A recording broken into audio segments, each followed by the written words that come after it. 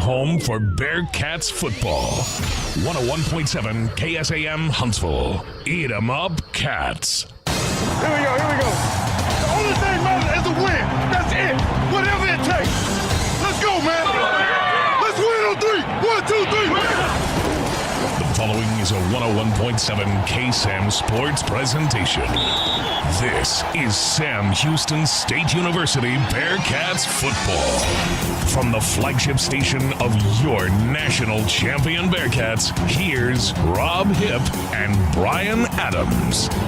All right, friends, here we go. Rob Hipp alongside the former Sam Houston Bearcat quarterback. It's Brian Adams. We are live in Houston, Texas, at the home of the Texans in NRG Stadium. It's the 95th annual Battle of the Piney Woods. Brian, of course, last year, COVID, this game did not happen. It's good to be back here in Houston, and we are set for a great contest today, just an hour or so south here in Houston. What a great afternoon for some big-time college football, right? I mean, you got SFA against Sam Houston. What a storied rivalry we have between these two teams. Goes back, what you said, so many years ago into the late 20s. I mean, these two teams it is a bitter rivalry. You can't say anything besides that. What a great atmosphere, Rob. We're here at NRG Stadium where the Houston Texans call home. We're 8 stories up in the air. I mean, it just doesn't get any better than this for a great afternoon for some college football. Well, weather, don't have to worry about it. We're inside. I know there was a little bit of rain on the drive in here from Huntsville a little bit earlier today, but we are here, and it is going to get loud here before too long. Time now at 3:30 p.m. The kickoff is scheduled for right at 4 p.m. Bearcats and Stephen F. Austin, both of them out there on the field right now. Of course, there's multiple levels here at NRG Stadium, about 3 to 4 levels or so. As you talked about, we're 8 stories up.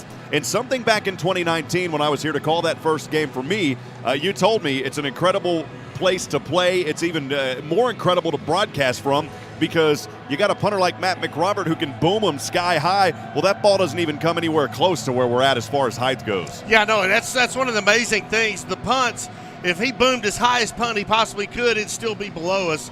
To give you an idea how high in the air we are, I remember my first game as a sideline reporter standing out on the 50 in the middle of the field with the captains for the coin toss and just taking a second and looking around at this enormous facility and how beautiful it is.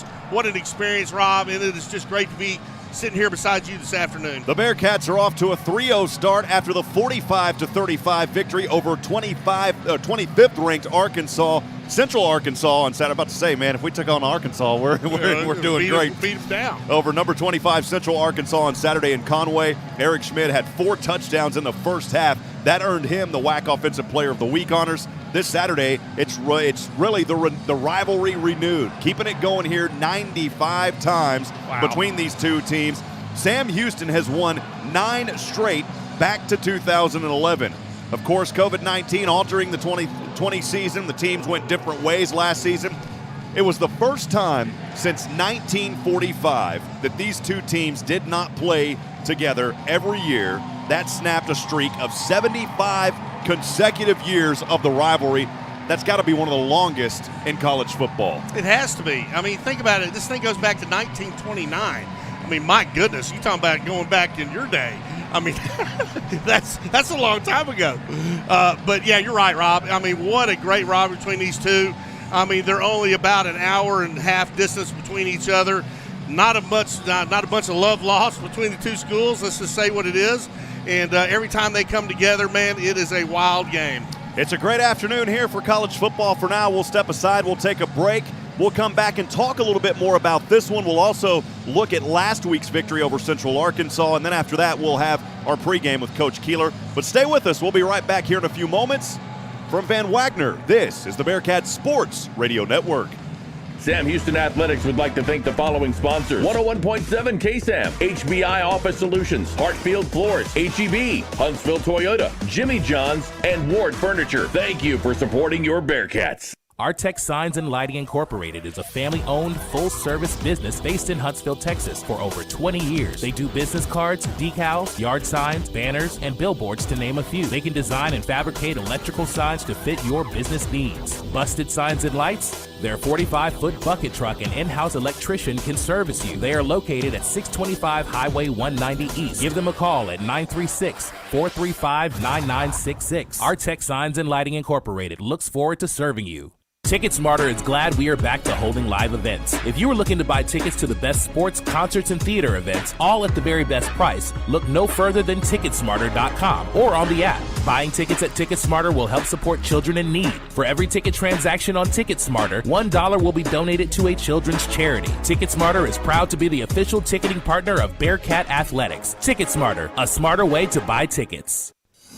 Hometown proud, Bearcat strong. Back to the game on 101.7 KSAM.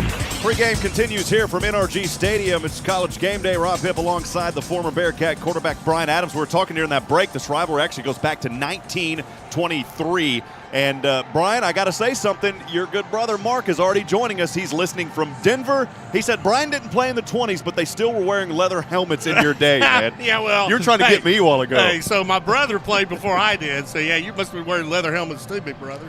Well, let's talk a little bit just briefly here as we look back at that victory over Central Arkansas. It was on the road. It was a day for you and I, Brian, that saw almost 26 hours straight to where we didn't get to bed. We came in, drove up, and came back.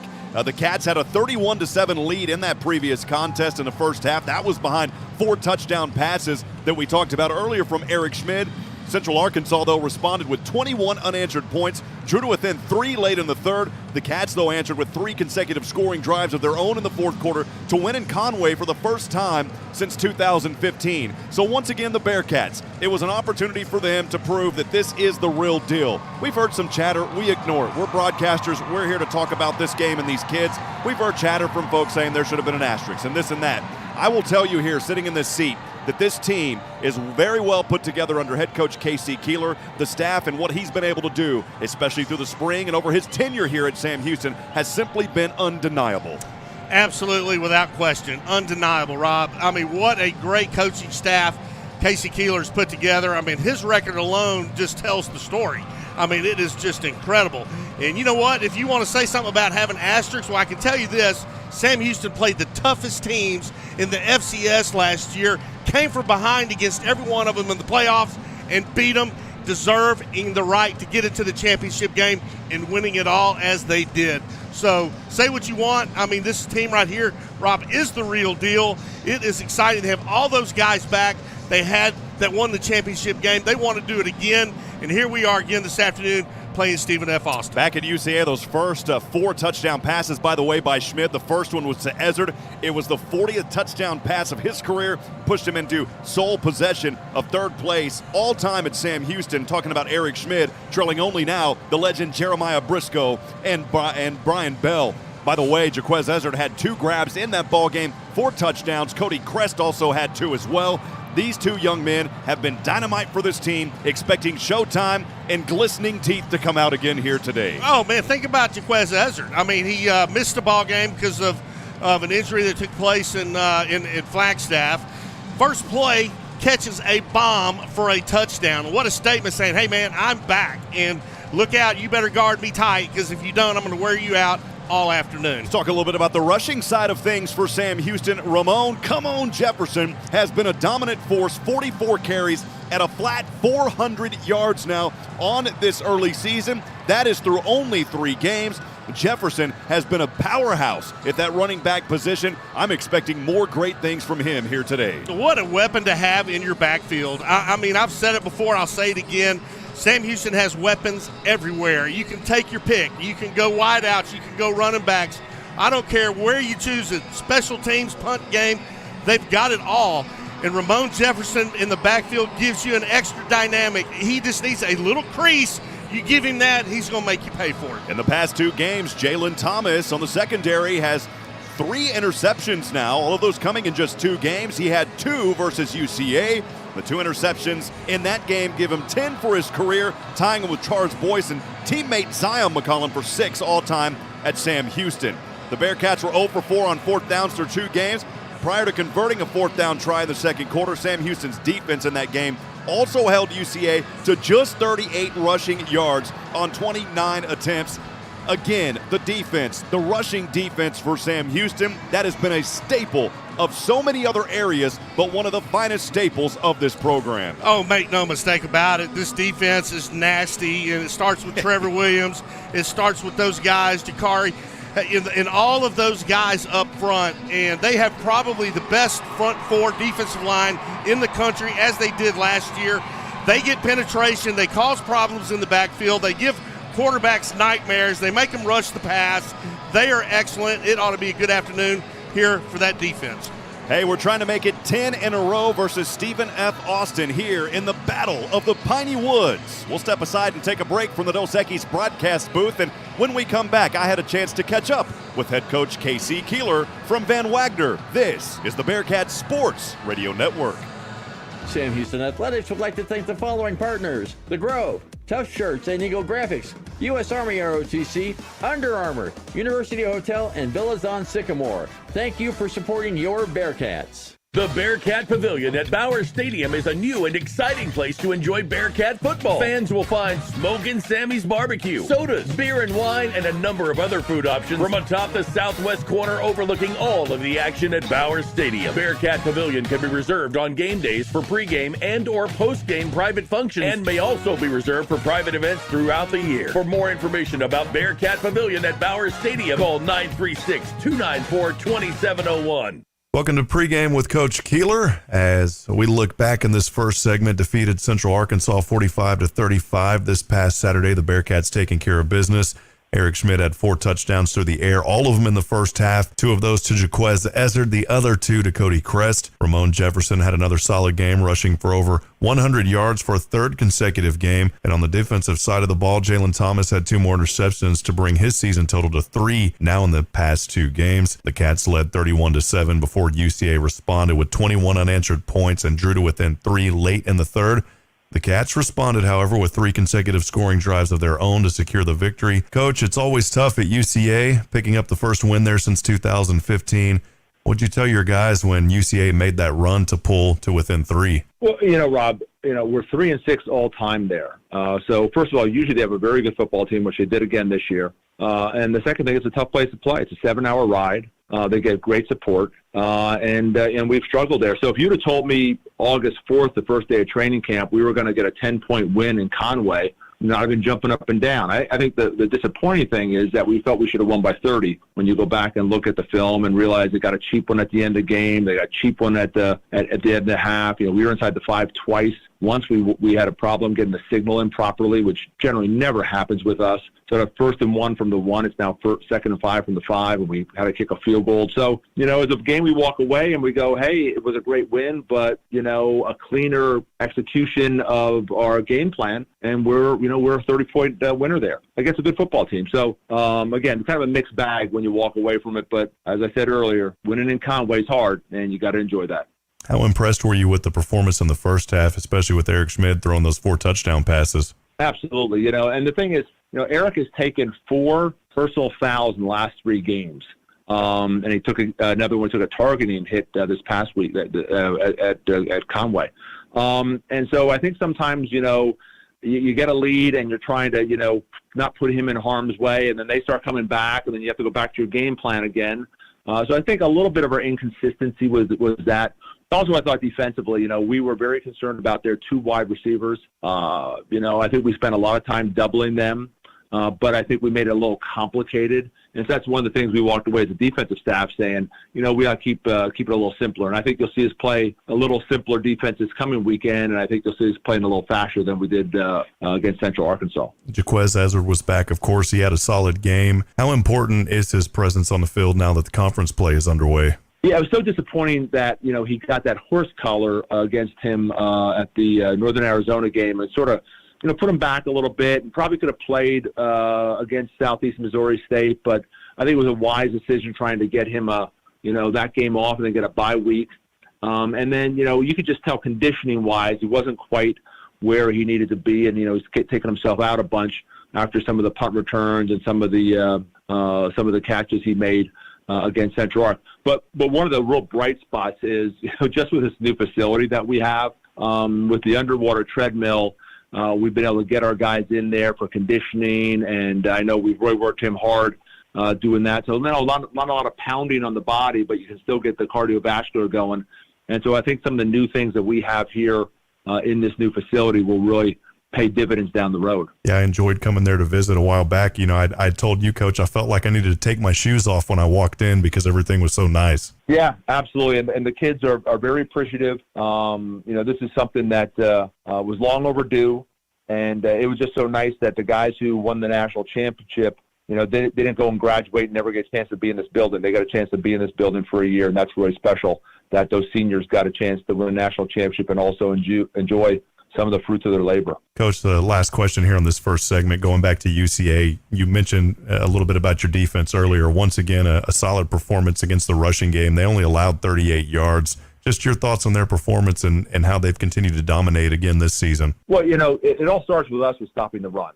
We had a problem back in 2018 with stopping the run. We made a commitment then that everything's going to start with stopping the run. And we have. Again, I thought, we were playing some pretty good defense. I think we had to play some young guys. Braden Clopton was out for the game, and so he's one of those real bright guys who's making all the calls in the back end. And I think with some of the doubling we were doing, I think we made some mistakes, and that hurt us a little bit. But, we have a really good defense. They play really fast, and we're going to be challenged against a very much improved SFA team coming up this weekend. This wraps up the first segment. When we come back, we'll look ahead to today's WAC conference matchup. It's the Battle of the Piney Woods versus Stephen F. Austin. From Van Wagner, this is the Bearcat Sports Radio Network. The Bearcat Pavilion at Bowers Stadium is a new and exciting place to enjoy Bearcat football. Fans will find Smokin' Sammy's Barbecue, sodas, beer and wine, and a number of other food options from atop the southwest corner overlooking all of the action at Bowers Stadium. Bearcat Pavilion can be reserved on game days for pregame and or postgame private functions and may also be reserved for private events throughout the year. For more information about Bearcat Pavilion at Bowers Stadium, call 936-294-2701. Sam Houston Athletics would like to thank the following partners: Charlie's Used Cars, Domino's Pizza, Haven at Inn, Dr. Walt Lowe, Smoothie King, and Mike's Hard Lemonade. Thank you for supporting your Bearcats. Welcome back to the Pregame Coaches Show with head coach K.C. Keeler as we look ahead to today's matchup versus SFA Lumberjacks at NRG Stadium in the Battle of the Piney Woods. The Lumberjacks are 3-1 after routing Division II startup Lincoln University 61-13 last Saturday. Sam Houston and SFA didn't meet last year in the annual rivalry game due to COVID-19, and the Cats secured their 9th win in a row in 2019 battle with a 31-20 victory. Coach, as always, it's a fun one here in this historic rivalry, one of the oldest in the state of Texas and the FCS. The Cats trying to make it 10 wins in a row. SFA is showing some promise this year after nearly defeating Texas Tech in non-conference play earlier. Just what's the mindset heading into this great matchup? Well, this is one of those games, Rob, no matter how good we are, no matter how good they are, if you take the records and you sort of throw them out the window because it's such a rivalry game. There's such emotion in this game. And players will play at a very high level or they'll get distracted and, worry about things that aren't football related. So this is a mixed bag when you play this kind of game. SFA is dramatically improved. I thought they had a heck of a game against Texas Tech. Without maybe a call in the last drive in the fourth quarter, they might have won that ball game. So I think they feel pretty good about where they are. I know this every year we've played them, except for maybe one, we've had a pretty good contest down at NRG Stadium. So I think you're going to see two pretty evenly matched teams. And in a rivalry game, and there's going to be a lot of emotion. I think it'll be a great crowd, and we're excited about it. On the Jack side of the ball, as I ask every week, positions to keep an eye out for. Yeah, I really like their quarterback. I think he's a real steady player. I like their wide receiver. I think their offensive line is getting better every single week. They're big kids, So I think on that side of the ball, they're making some strides. I think the one thing that's hurt them is some injuries at the running back spot. I love their defensive line. I think their defensive scheme is really good. They're very aggressive. This will probably be the most aggressive team that will play defensively. And I know we have a great respect for, how their players play and what their coaching staff has done to get them to this point. Coach, first of final two questions, keys to victory in this matchup. Yeah, it's the same old thing. We got to play clean. We're up 31-7, and we really struggled in the third quarter playing clean. I think that really hurt us. And we took a little bit of a step backwards last week against Central Arc. And our players know that, and especially in a rivalry game, you can't turn the ball over. And if SFA's defense specializes in anything, it's in turnovers. They've done a phenomenal job. I think they're one of the top teams in the country in creating turnovers, and that's kind of what they're built on. So I think we got to play clean. We play clean, we're going to be fine. Final question, just wanted to ask you, we've talked about this rivalry game for many years, and for you as a coach and your players, what does it mean to you? Well, it's so cool. It's like a second homecoming. And I always explain to the players, when you play in a homecoming game, you're not only playing for yourself and for your family and the fans, you're playing for everyone who's ever played before you. All those guys who wore the orange before you, that's who you're playing for. And this is a homecoming game. We're going to have probably close to 30,000 down at NRG Stadium. From all indications, almost all of our tailgate spots are already sold, which is really impressive. So, you'll be playing for yourself because you always do, and for your teammates and everyone in the program. But this is one of those games where you're very conscious of playing for all the guys who wore those colors before. The 95th rivalry game coming up. It could be one of the largest attended games in history of these two teams. We'll have it for you in just a little bit. This wraps up the Bearcats pregame coaches show with head coach K.C. Keeler.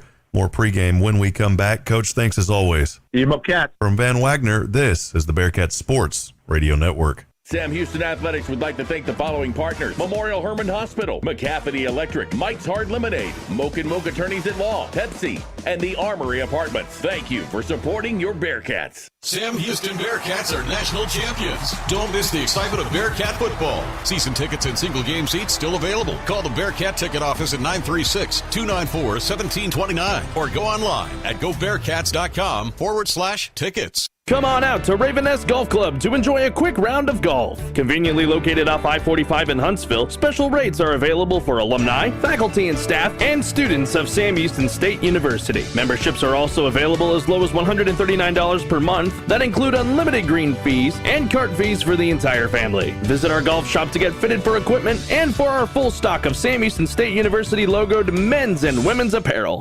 At H-E-B, we know that game day is about more than the game itself. The taste of victory is unparalleled, but so is the taste of H-E-B jalapeno poppers hot off the grill. Seeing the best players in their prime is truly something to behold. So is an H-E-B Prime 1 burger that you grilled to perfection. For low prices on all the things that make game day great and delicious, visit H-E-B, your official game day headquarters, or use the My H-E-B app to order curbside and start prepping for game day right away. Know what pairs well with a national championship? A winning tailgate. Show your Bearcat pride when tailgating with only the best. For over 44 years, Talent Sausage has been treating our customers like family. You're sure to score a touchdown when grilling up our signature smoked sausage. Voted Best Butcher for 2021, Talent offers a full-service meat case, home-cooked barbecue in our deli, and aisles of grocery necessities. Make the short drive to stock up at Talent Sausage, located at 3736 Highway 19 in Riverside. Shop local, eat 'em up, Cats. So I'm here with Clint Mack from Wiesner of Huntsville. What would you say to someone who has never been to Wiesner of Huntsville? Come try the experience for yourself. We do things different here. We're a very relational business. We're not a transactional business, and we want to make you feel like you're part of our family. Is there a Wiesner difference or a Wiesner experience? There is. It'd be honesty and integrity. We've stood by that, and we are going to continue that in a world that doesn't necessarily live by those rules. Well, you've heard from Clint Mack at Wiesner of Huntsville, and if you haven't tried Wiesner of Huntsville, go do so. You'll be glad you did. You might know that State Farm agent Diana K. Barnes has great service. She is your good neighbor after all. Did you know State Farm has surprisingly great rates too? Yep. Along with good neighbor service, State Farm agent Diana K. Barnes has surprisingly great rates for everyone in Huntsville and Walker County. So call State Farm agent Diana K. Barnes at 936-295-2686 for your surprisingly great rates today. Like a good neighbor, State Farm is there. Hi, this is Will Smith, and I'm proud of our family business, but I'm also proud to have been a member of the 2001 to 2004 Sam Houston Bearcat football teams. Being a team member is like being part of a family. We celebrate wins, hard work, and doing our best. At Sam Houston Memorial Funeral Home, we understand life is about celebration, and we are the hometown experts in celebrating life. Eat 'em up, Cats. For the best customer service and best deal on your new Ford, head to Bill Fick Ford in Huntsville, your No Bull headquarters. Thinking something sporty and great on gas? Check out the 2022 Ford Explorers and Expeditions. Don't see what you want on the lot? You can still get a No Bull deal on a special order with the assistance of your sales associate, or just go to BillFickFord.com. Click Order Here and design your new Ford today. Built for you, by you. Bill Fick Ford, I-45 South in Huntsville. Hometown proud, Bearcat strong. Back to the game on 101.7 KSAM. All right, friends, back at it here live from the Dos Equis broadcast booth. Rob Hipp alongside Brian Adams, the former Bearcat quarterback, as we're about 10 minutes to go before the 95th annual Battle of the Piney Woods gets underway here at NRG Stadium in Houston, Texas. The last time the Bearcats faced these Lumberjacks, it was 2019 on October the 5th. The Cats in that contest forced 6 turnovers, scored twice in the final 7 minutes to win over Stephen F. Austin for the 9th straight time. The Lumberjacks took a 20-17 lead in the fourth quarter. It was a 28-yard kick by Eli Jones, but the Cats answered on the next drive with a 45-yard touchdown pass from Ty Brock to Nathan Stewart. That put him back up for good. Donovan Williams also had 127 yards in that game. Of course, all 3 of those players no longer at Sam Houston, so the Bearcats will rely heavily on their powerful offense and that defense that has done so well over the past several years. Yeah, they've done a great job over the past several years, Rob, and, they've had a high-powered offense since, Jeremiah Briscoe, and they haven't let up since. Eric Schmidt comes in, just picks up right where Briscoe left off, just setting records left and right. The wide receivers, same thing. Jaquez Ezzard, we call him Showtime for a reason. The guy's unreal. He's got moves that'll just blow your mind, and great hands. And Ife Day, same thing. They got weapons everywhere, but then you talk about that defensive side. Everybody says defense wins championships. Well, you know what? I have to tend to agree, even though I was always an offensive guy. But our defense for Sam Houston, man, is the strongest and nastiest defense in all of FCS, in my opinion. And, Rob, we're going to see them attack SFA every snap of the ball here in just a little bit. The Hight video is up on the big screens here at Reliance Stadium. The Bearcat crowd continuing to file in. As we said earlier, this may be one of the largest crowds. You go back to 2016, that was the largest crowd with 27,411 in it then. And, Brian, I think we may be getting close to that here. Of course, you don't ever fill up the top 2 levels, but the bottom bowl, you said you've seen it as big, about 80%. That was probably back in 2016. Well, you know what? It's they'll fill this bottom bowl up. There'll be a pretty good crowd here today. As you just said, Rob, probably one of the biggest in a long time. And, man, folks, it gets loud. Rob and I are up 8 stories high. We have the window open. We've got the best seat in the house, and it gets so loud. We love it. Bring the noise. Let's have some fun, and let's watch a great ball game here today. Well, they're showing the Hight video on the big screen. They're playing that national championship touchdown to Ife Adei. Let's keep it rocking and rolling here in Houston, Texas. We'll go over the starting lineups for the Stephen F. Austin Lumberjacks, starting with a 6'4", 190-pound junior at quarterback out of North Richland Hills, Texas. It's the quarterback, Trey Self. As the Bearcats run onto the field right now, we'll go over their jerseys and everything here in just a few moments. Cats with the KATS logo, flags, 4 of them, running across from right to left across the Battle of the Piney Woods over to the left side of the end zone. We'll continue the starting lineup here. Again, the quarterback, Trey Self, for the Lumberjacks. The running back, it's a 5'11", 205-pound redshirt freshman out of Arlington, Texas, Trajan Henderson. He's 19 of 58 yards here so far this season, 3 touchdowns. The tight end, it's a 6'3", 245-pound freshman out of Longview, Keyshawn Williams. 3 wide receivers, the 6'2", 190-pound junior, Jeremiah Miller. A wide receiver, 5'9", 170 sophomore out of Dallas, Texas, Xavier Gibson. And the other wide receiver is Quatavian Borders, a 6'2", 180-pound junior out of St. Augustine, Texas. That front line, the senior will start him at left tackle, 6'7", 275-pound Zach Ingram. At left guard, it's a 6'4", 285-pound sophomore from Lavernia, Texas, Keegan Holm. At center, a 6'4", 235-pound sophomore out of Hallsville, Texas, Clint Laping. At right guard, 6'3", 325-pound freshman, it is Justice Guillory. And at right tackle, a 6'7", 310-pound junior out of Mobile, Alabama, Taryn Robinson. On the flip side for the defense, we'll quickly go over these. Starting with the left defensive end, 6'3", 245-pound sophomore Ahmad Murray. Defensive tackle, 6'3", 307-pound junior Rashad Nichols. A 6', 290-pound junior at defensive tackle, it's Dennis Osagade. And at right defensive end, 6'6", 210-pound junior out of England, Arkansas, BJ Thompson. A couple of linebackers in here. It's a 5'11", 228 sophomore Brevin Randall. At linebacker, 6'1", 224-pound senior Burt Morris. A 6'1", 190-pound sophomore nickel Jatarius Evans. And at cornerback, a 5'10", 180 sophomore Willie Roberts. And then that secondary, a 5'10", 192-pound sophomore Takai Lloyd. At free safety, 6'1", 176-pound freshman Jeremiah Walker. And then at 6'1", 185 sophomore cornerback Miles Brooks. This is a Stephen F. Austin team, as Coach Keeler alluded to, can create turnovers. That's what we're going to have to watch out for this afternoon. We'll step aside. We'll take a brief break. When we come back, we'll go over the Sam Houston Bearcats starting lineup and kickoff. Stay with us from Van Wagner. This is the Bearcats Sports Radio Network.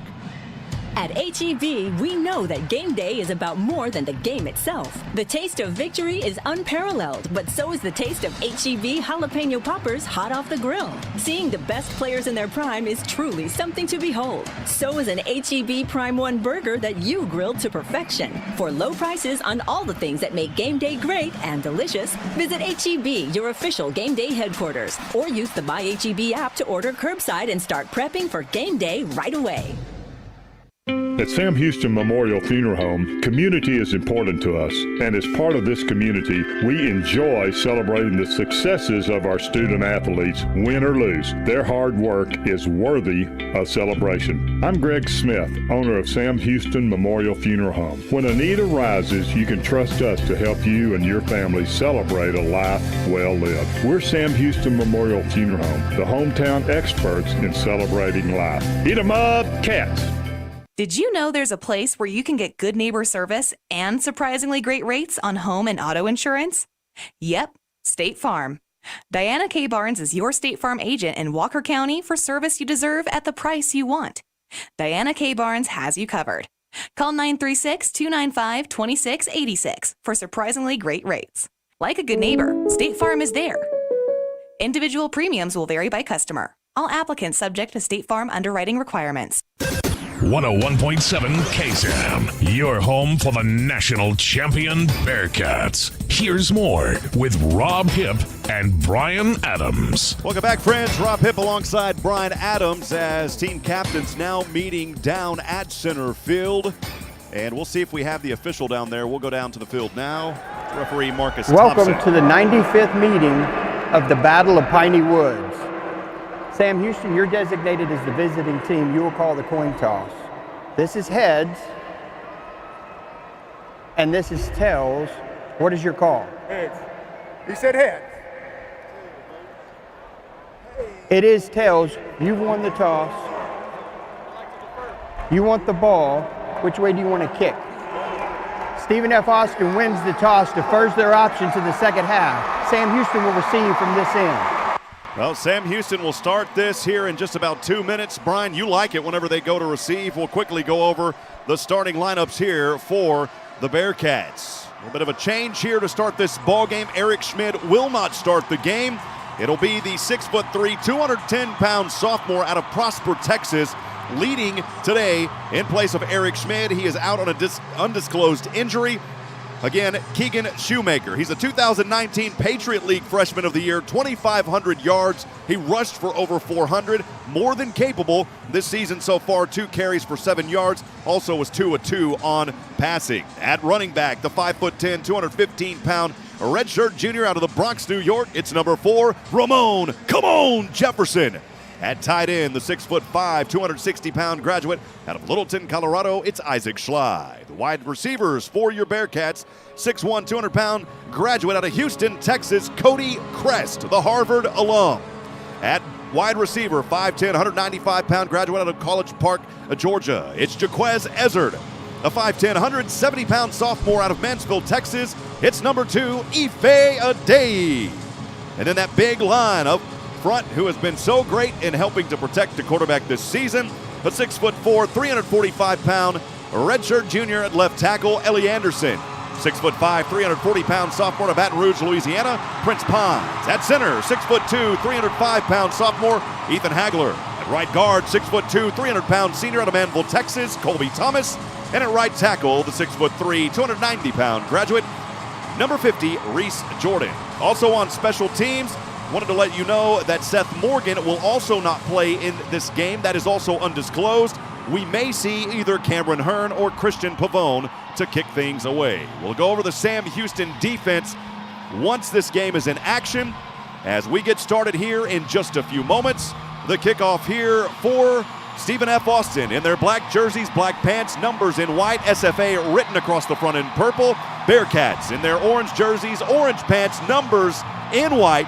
The helmet, that bright orange, Bearcat orange. Here is the kick from SFA, right toe to leather, and we are underway here in Houston, Texas. And Brian, that kick goes out of bounds. It's an illegal procedure and great field position to start things here for Sam Houston. Well, Keegan Shoemaker's going to get his first opportunity to lead the Bearcats. Free kick out of bounds, kicking team. The ball will be placed at the 35-yard line. First down, Sam Houston. Shoemaker's going to get his first opportunity to lead the Bearcats, and he's going to have good field position, Rob, to start this ball game out. And you're right, I do love it when we get to receive the football, because if we can punch it in on that first drive, it puts the pressure on, and it is on from there. Bearcats will start this ball game, the 95th annual Battle of the Piney Woods. They had it lined up at the 25. They finally saw it and said, hey, we better put it up there on the 35. So Sam Houston will start first here, moving from right to left at NRG from their own 35-yard line on the right hash mark. Keegan Shoemaker is in at quarterback, as we said earlier. We will not see Eric Schmidt in this ball game. Shoemaker will stand in the gun again on the right side. 2 receivers up to the right, 2 down to the left. As we get things started here, just underway, Shoemaker shotgun over center. His first pass, a completion to the 45. A great catch there and a beautiful pass thrown to Cody Crest as he is starting his domination early here in this ball game. Well, Shoemaker is 6'3", 200, tall quarterback, stands tall in the pocket, and that's what you like to see, a completion on his very first attempt to Cody Crest. Well, it was ruled back a little bit here. It was a 7-yard grab, 2nd down and 3 from the 42. Shoemaker left side to Ezzard. Ezzard trying to shake and bake, pushed across the 50. It's a first down for the Bearcats in Lumberjack territory. I like the fact they're getting Jaquez Ezzard into this game early. As we said, that guy's got more talent than you can possibly imagine. Get him going early, and he will make some huge plays for you. Ramon Jefferson will come off the field, and now in at running back for Sam Houston, it is Kyron Action Jackson on a 1st down and 10 from the 47 of SFA. Shoemaker pass right side. Oh, baby, this one is caught. A flag flies. Cody Crest doing a little wiggle work of his own. There is a flag, though, back there, and that may be a hold. Well, that's in the general area of holding, but yet the referees are talking about it. Personal foul, chop block, number 16 and 26, offense. 15-yard penalty from the previous spot. First down. Boy, that was Isaac Sly and Kyron Jackson with the chop blocks, and despite that penalty, and again, Coach talked about one of the keys to victory is just playing clean. Of course, not limiting, watching your turnovers, but playing clean. Also, just being disciplined. Got to watch out on the penalties. That's going to set them way back here. You know, we've seen a lot of these penalties here recently with chop blocks, and again, these refs are trying to do everything they can to protect these players by calling those kind of flags. It's 1st and 25, now backed up. The Cats to their own 38. Shoemaker, left hash mark, handoff to the left side. A little bit of room here on the run is Ramon Jefferson, and Jefferson able to bring it up to his own 47 or 48-yard line. So a good run there by Jefferson will bring up 2nd down and long for Sam Houston. Yeah, it was a good run. He comes up to the left side. He got some good blocking from his big left tackle. and that springed him open to pick up some of those lost yards due to that penalty. Ezzard down to the left, 2 receivers up top to the right, 2 down to the left. Adai will join Ezzard. It's 2nd down and 15 from the 48 on their own side. Moving from right to left, no score. Shoemaker, good protection, left side, wide open, is Ife Adai at the 40-yard line. He's close back to that first down marker. Ife Adai has been a force and already starting some play here. 10 grabs for 133 yards and a touchdown. He averages over 13 a grab. What a great guy Ife Adai is, too. I met him after the Central Arkansas game. Had about a nice 5-minute visit with him. Just a wonderful guy, great athlete, down to earth, and super talented. It's a Meyer onto the field now. Tight formation here for the Bearcats as Shoemaker has 2 backs to his right side. Ramon Jefferson, the one farthest back to his right. Ezzard to the left. Handoff goes to Jefferson. And this one is, boy, did we get a timeout? Stephen F. Austin may have called a timeout before this one got underway. Well, that indication is Stephen F. Austin. Timeout, Stephen F. Austin. They're first. It's 30 seconds. So since it's a 30-second timeout, we'll go ahead and keep it here. I want to thank our friends at HEB. No store does more than my HEB. Also, Ticket Smarter. Nothing beats the power and excitement of live events like TicketSmarter.com. Download the app today. 12:42 remaining on the Miller Time game clock here in the first quarter. 3rd down and 2. Sam Houston has it on the Lumberjack 39. Brian, right out of the gate, I like what I'm seeing from Keegan Shoemaker, who's in for Eric Schmid today. Oh, me too. Make no mistake about it, Rob. He's standing there like a veteran quarterback. He's 6'3". He's much taller than Eric Schmid. He runs as good as Eric Schmid does. He's younger. He doesn't have quite the experience Eric has. Hey, this kid's full of confidence, standing tall in the pocket, and so far in the beginning of this ball game has hit his targets, doing well. 3 for 3, 30 yards to start this ball game for the sophomore out of Prosper, Texas. Here we go. It is 3rd down and a short 2 for Sam Houston on the left hash mark. 1 receiver split to either side. Ezzard down to the left. I believe it is Cody Crest up top to the right. Jefferson, the running back. Shoemaker in the gun at the 44 on that left hash mark.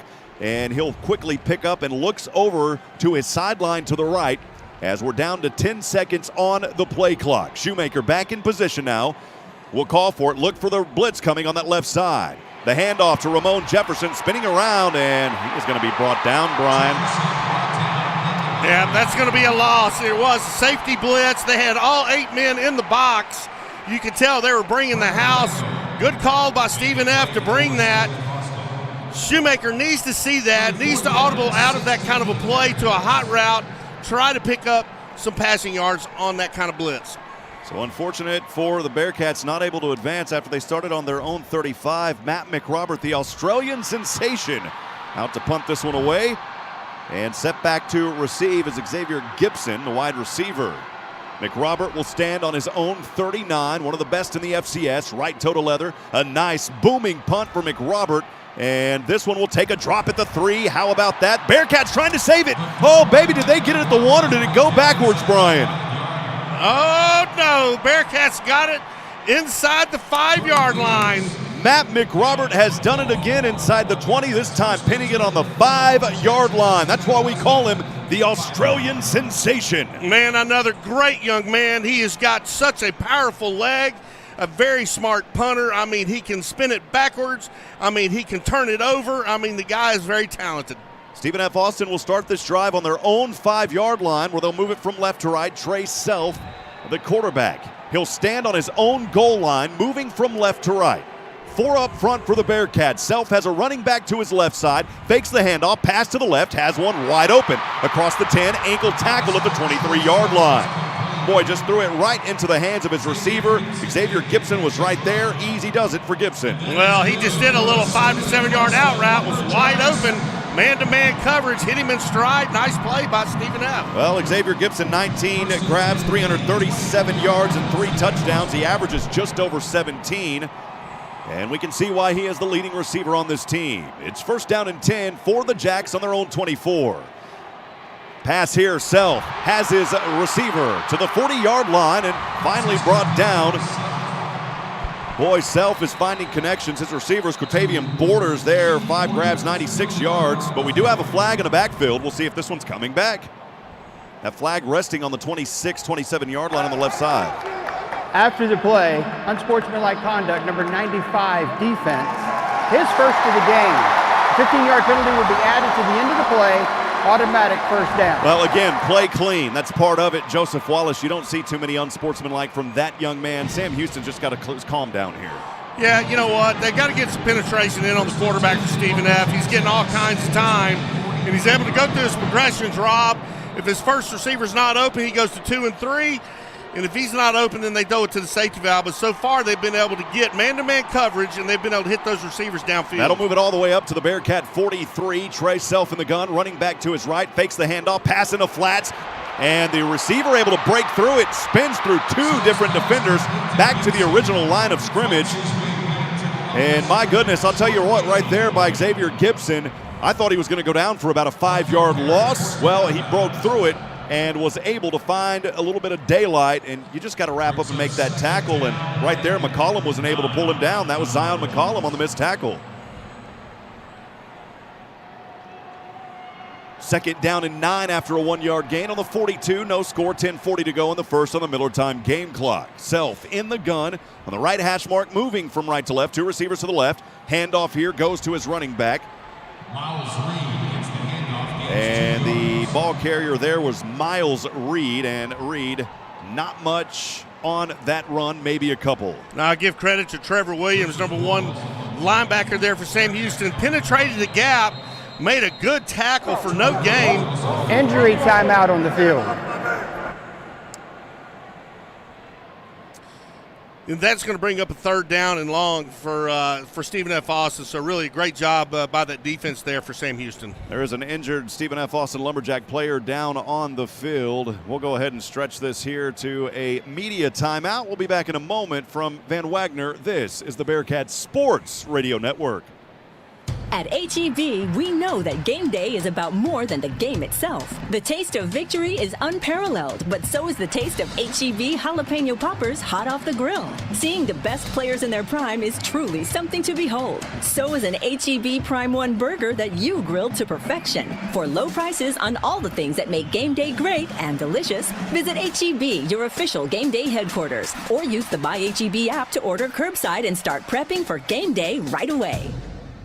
You might know that State Farm agent Diana K. Barnes has great service. She is your good neighbor after all.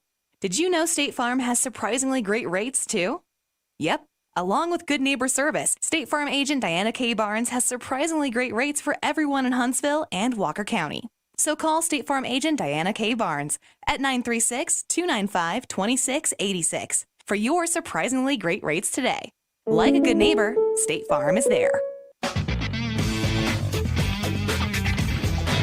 Welcome back, friends. Rob Hipp alongside Brian Adams for the Dos Equis broadcast booth. Justice Guillory was the injured Lumberjack player, the right guard. It's a pretty big frame, 6'3", 325-pound freshman. Had to be helped off the field. Looked like he was favoring his right ankle. He wasn't putting any pressure on. That's a big blow because that is their starting right guard. And that's a big guy, and he's a young guy, too. I mean, you're talking 6'3", 340, and he's a freshman. My goodness, he is a monster. A lot of friends joining us. That Bearcat fan text line is now open. Feel free to text us. Let us know where you're listening from and who you're cheering on. Whether it's Sam Houston or Stephen F. Austin, we'll try to get to those throughout the broadcast. We always want to make this interactive. Again, the Bearcat fan text line is open. Text us at 512-522-9105. Again, it's 512-522-9105. And reminding you, don't text and drive. Data and text messaging rates may apply. So we said right now, 10-14 remaining in the first on the Miller time game clock. No score. Sam Houston had the ball to start things after they lost the coin toss. The Lumberjacks deferred. Sam Houston started on their own 35, but the drive stalled in Jack territory. They had to punt. A lot of that brought on by a penalty. Stephen F. Austin, they started this drive all the way on their own 5, now resting on the Bearcat 40. It's 3rd down and 7 for this Bearcat defense, and that's a false start. Going to set them back 5. Yep, sure enough. 74, offense, 5-yard penalty. It's 3rd down. Well, that's a good thing because you're going 3rd and 7, now 3rd down and 12, and that will move the ball back. We'll see if it is where they'll put this one down at, Brian. I think they're going to put it at the 45-yard line of Sam Houston. Yeah, big break there for the Sam Houston defense to push them back. 3rd and 12, big third down here for Sam coming up right now. Trey Self in the gun, 2 receivers to either side. Steps back on the right hash mark to the 50. Moves through a defender, now he wants to tuck and run. 40, right side, 35, out of bounds. He was close to the first down. I think he got it, Brian. He did. He got the first down at the 28-yard line. What a great effort. I mean, he stepped up in the pocket. Nobody open downfield, takes it upon himself, picks up the first down, and Stephen F. Austin is on the march. He actually got it at the 32-yard line. Remember, this Lumberjack team was one that almost defeated FBS Texas Tech. Then, of course, Texas Tech was destroyed by the Longhorns a week later, so I don't know how much you can put into that, Brian. It is an FBS team, though. First down and 10 from the Bearcat 32. No score, 9:22 on the Miller Time game clock. Self steps back, pressure in his face. Left side, this one out of the reach and incomplete at the 10-yard line. He had a good step, Xavier Gibson, not able to haul that one in. It was just out of his reach. And a great job by the Bearcat defense bringing pressure on Self. They showed a little bit of a blitz coming in. Boy, they did. I tell you what, Joseph Wallace says, man, I may have gotten a penalty a while ago, but I am fixing to pound you, and he did. Self went down hard, overthrew his wide receiver. Nice play, Sam Houston defense. He said, I got a penalty. I'm going to give you a penalty. All right, Brian, that's enough. 2nd down and 9 here. 2nd and 10, they'll call it. From the 32, pass over in the flats. It's over to the left corner. It's incomplete. Boy, we're up so high here that you got to really pay attention. Everything a lot smaller down there on the field, and it's incomplete to the left side.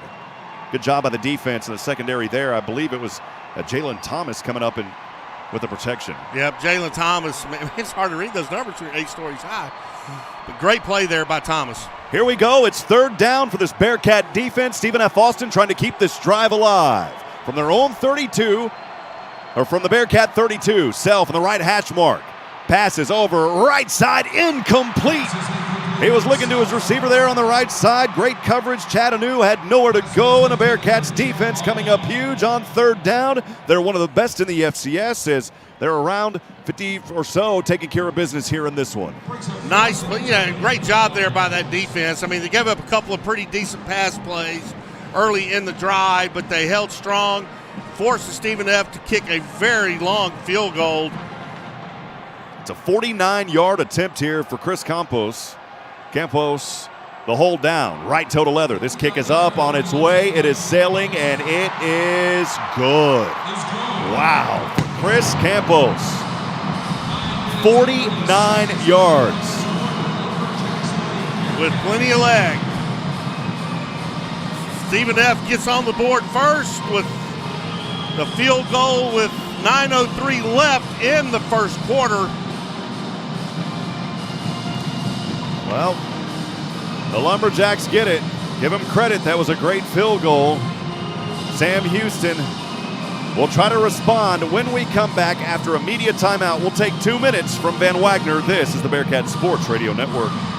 Ticket Smarter is glad we are back to holding live events. If you are looking to buy tickets to the best sports, concerts, and theater events, all at the very best price, look no further than Ticketsmarter.com or on the app. Buying tickets at TicketSmarter will help support children in need. For every ticket transaction on TicketSmarter, $1 will be donated to a children's charity. TicketSmarter is proud to be the official ticketing partner of Bearcat Athletics. TicketSmarter, a smarter way to buy tickets. Come on out to Raven Nest Golf Club to enjoy a quick round of golf. Conveniently located off I-45 in Huntsville, special rates are available for alumni, faculty and staff, and students of Sam Houston State University. Memberships are also available as low as $139 per month that include unlimited green fees and cart fees for the entire family. Visit our golf shop to get fitted for equipment and for our full stock of Sam Houston State University logoed men's and women's apparel. For the best customer service and best deal on your new Ford, head to Bill Fick Ford in Huntsville, your No Bull headquarters. Thinking something sporty and great on gas? Check out the 2022 Ford Explorers and Expeditions. Don't see what you want on the lot? You can still get a No Bull deal on a special order with the assistance of your sales associate, or just go to BillFickFord.com. Click order here and design your new Ford today. Built for you, by you. Bill Fick Ford, I-45 South in Huntsville.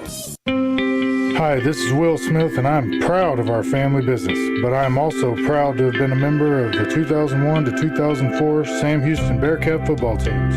Being a team member is like being part of a family. We celebrate wins, hard work, and doing our best. At Sam Houston Memorial Funeral Home, we understand life is about celebration, and we are the hometown experts in celebrating life. Eat 'em up, Cats! Welcome back, friends. Rob Hipp alongside Brian Adams with the Dos Equis broadcast booth.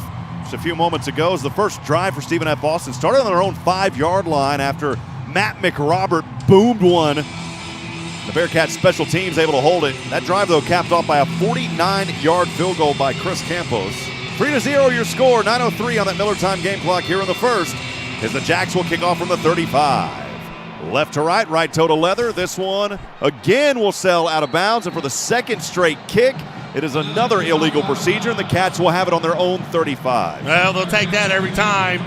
Somehow Stephen F. Austin guy needs to keep the ball in play, but Sam Houston's offense will Free take kick it. out of bounds, kicking team. The ball be placed at the 35-yard line. First down, Sam Houston. Well, since 2007, the winner of the Battle of the Piney Woods has earned a 21-pound solid cedar trophy. It displays replica pistols attached to a tombstone. That's what these guys are playing for. The logos from both universities are engraved on the handles of the pistols above the nameplates, and the displays outcomes of the contest for the next 2 decades. We'll get back into it here. The Bearcats moving from right to left on the right hash mark. 2 receivers down to the left, Adei and Jaquez Ezzard, one up top to the right. It's Keegan Shoemaker, the quarterback, in the gun, fakes the handoff, pass right side, looking up. This one, it's dropped at the 40. It's a rare drop by Cody Crest. He would have had the first down and a little bit more. It was a beautifully thrown pass by Shoemaker, but good coverage on the play there by Willie Roberts, the cornerback. Yeah, Cody Crest runs a go route on the far sideline, and he is Mr. Automatic, catches everything. But that one right there at the last minute, Stephen F. was able to knock it away, but Shoemaker threw a good ball. 2nd and 10, Bearcats on the 35, trailing 3-0, 8:58 to go here in the first. The pitch goes over to the right side of the running back, and looks like out there now is Noah Smith, and Noah Smith with a short gain. Actually, they're going to give him a pretty healthy gain. I thought it was short at first. 6 yards on that carry to the right side for Noah Smith as he'll head back out of the game, and Ramon Jefferson checking back in. Well, there goes that talent we talk about, Rob, in the backfield. Ramon Jefferson, Noah Smith are both very talented and complement each other very well. It'll bring up 3rd down and 4. Bearcats trying to convert here from their own 41. 8:23 to go on the Miller time game clock. Jefferson to the right of Shoemaker on the right hash. Pressure coming from the left side. Shoemaker able to work out of it. Beautiful block. Shoemaker taken off to the races, and he's got the first down across the 45. Boy, he got a block. It may have been Jefferson back there that gave Shoemaker the advantage to get that first down. That was Ramon Jefferson on that block. He was in motion. They had a safety blitz on. He picked it up, knocked him down. Shoemaker rolls out to the right, guides his blocker, picks up the first down. Great run. Ball now on the 47 on the Sam Houston side. 1st and 10, right side. Shoemaker again, great protection, wide open over center. Has his receiver. It is caught at the 30-yard line. That one into the hands of Isaac Schley. Pretty fly for the Schley guy. Well, Schley's running a deep post route. Shoemaker has all day to throw the football. Give credit to that big O-line for Sam Houston. He connects, big first down, Sam Houston. Ife Adei heads over to the sideline as he ran off 2 receivers. Actually a tight formation here. 2 receivers up to the right. Jaquez Ezzard hurrying to get off the field. He is out of there now. And 1 wide receiver. It's Brennan Tibbs to the right side. And Trapper Panel, is that who we're seeing in there? Is quarterback now. And Sam Houston will call a timeout. So they're trying to do a little trick here. I was expecting to see a little Trapper Panel in this ball game as he lines up 3rd in the depth chart. Timeout, Sam Houston, their first. It's 30 seconds. Sam Houston will take their first timeout. We're going to keep it right here, but Trapper Panel, of course, he had that big 75-yard run a couple of games ago for a touchdown. He can run. He's mobile. Well, he's very mobile, Rob, and he's very tall. I mean, he's 6'3", just like Shoemaker, and Schmidt, he's 6'1". So these 2 quarterbacks that are playing today have some height, and so far, I mean, you see they've got the patience and the protection needed to do a good job stepping back for quarterbacks who haven't played much. Well, Shoemaker at 6'3", And the 210-pound sophomore, of course, he is in today for Eric Schmid, who is out for undisclosed reasons. And this Bearcat team, though, looking strong here. And that's something we talked about as we were learning things before kickoff, is that Shoemaker can size up with Eric Schmid. And so they're not having to change the game plan today because of that. Correct, yes. It'll bring up first down and 10 from the 30-yard line. Shoemaker, right side. Cody Crest has it to the 25, angling his way out of bounds on the right side. Oh, baby, it's Cody Crest, and the Bearcats coming alive here on their second possession. What a nice pass and catch. They're in zone defense. Stephen F. Austin. Crest does his curl route, sits down, finds the open spot. Shoemaker hits him for a nice pass play. Bearcats threatening the red zone at the 22, 7:03 on the Miller time game clock, second down and 2, trailing 3-0. Shoemaker in the gun, Jefferson to his right. Shoemaker looks to the left side, Ezzard, he drops it. Boy, diamond hands.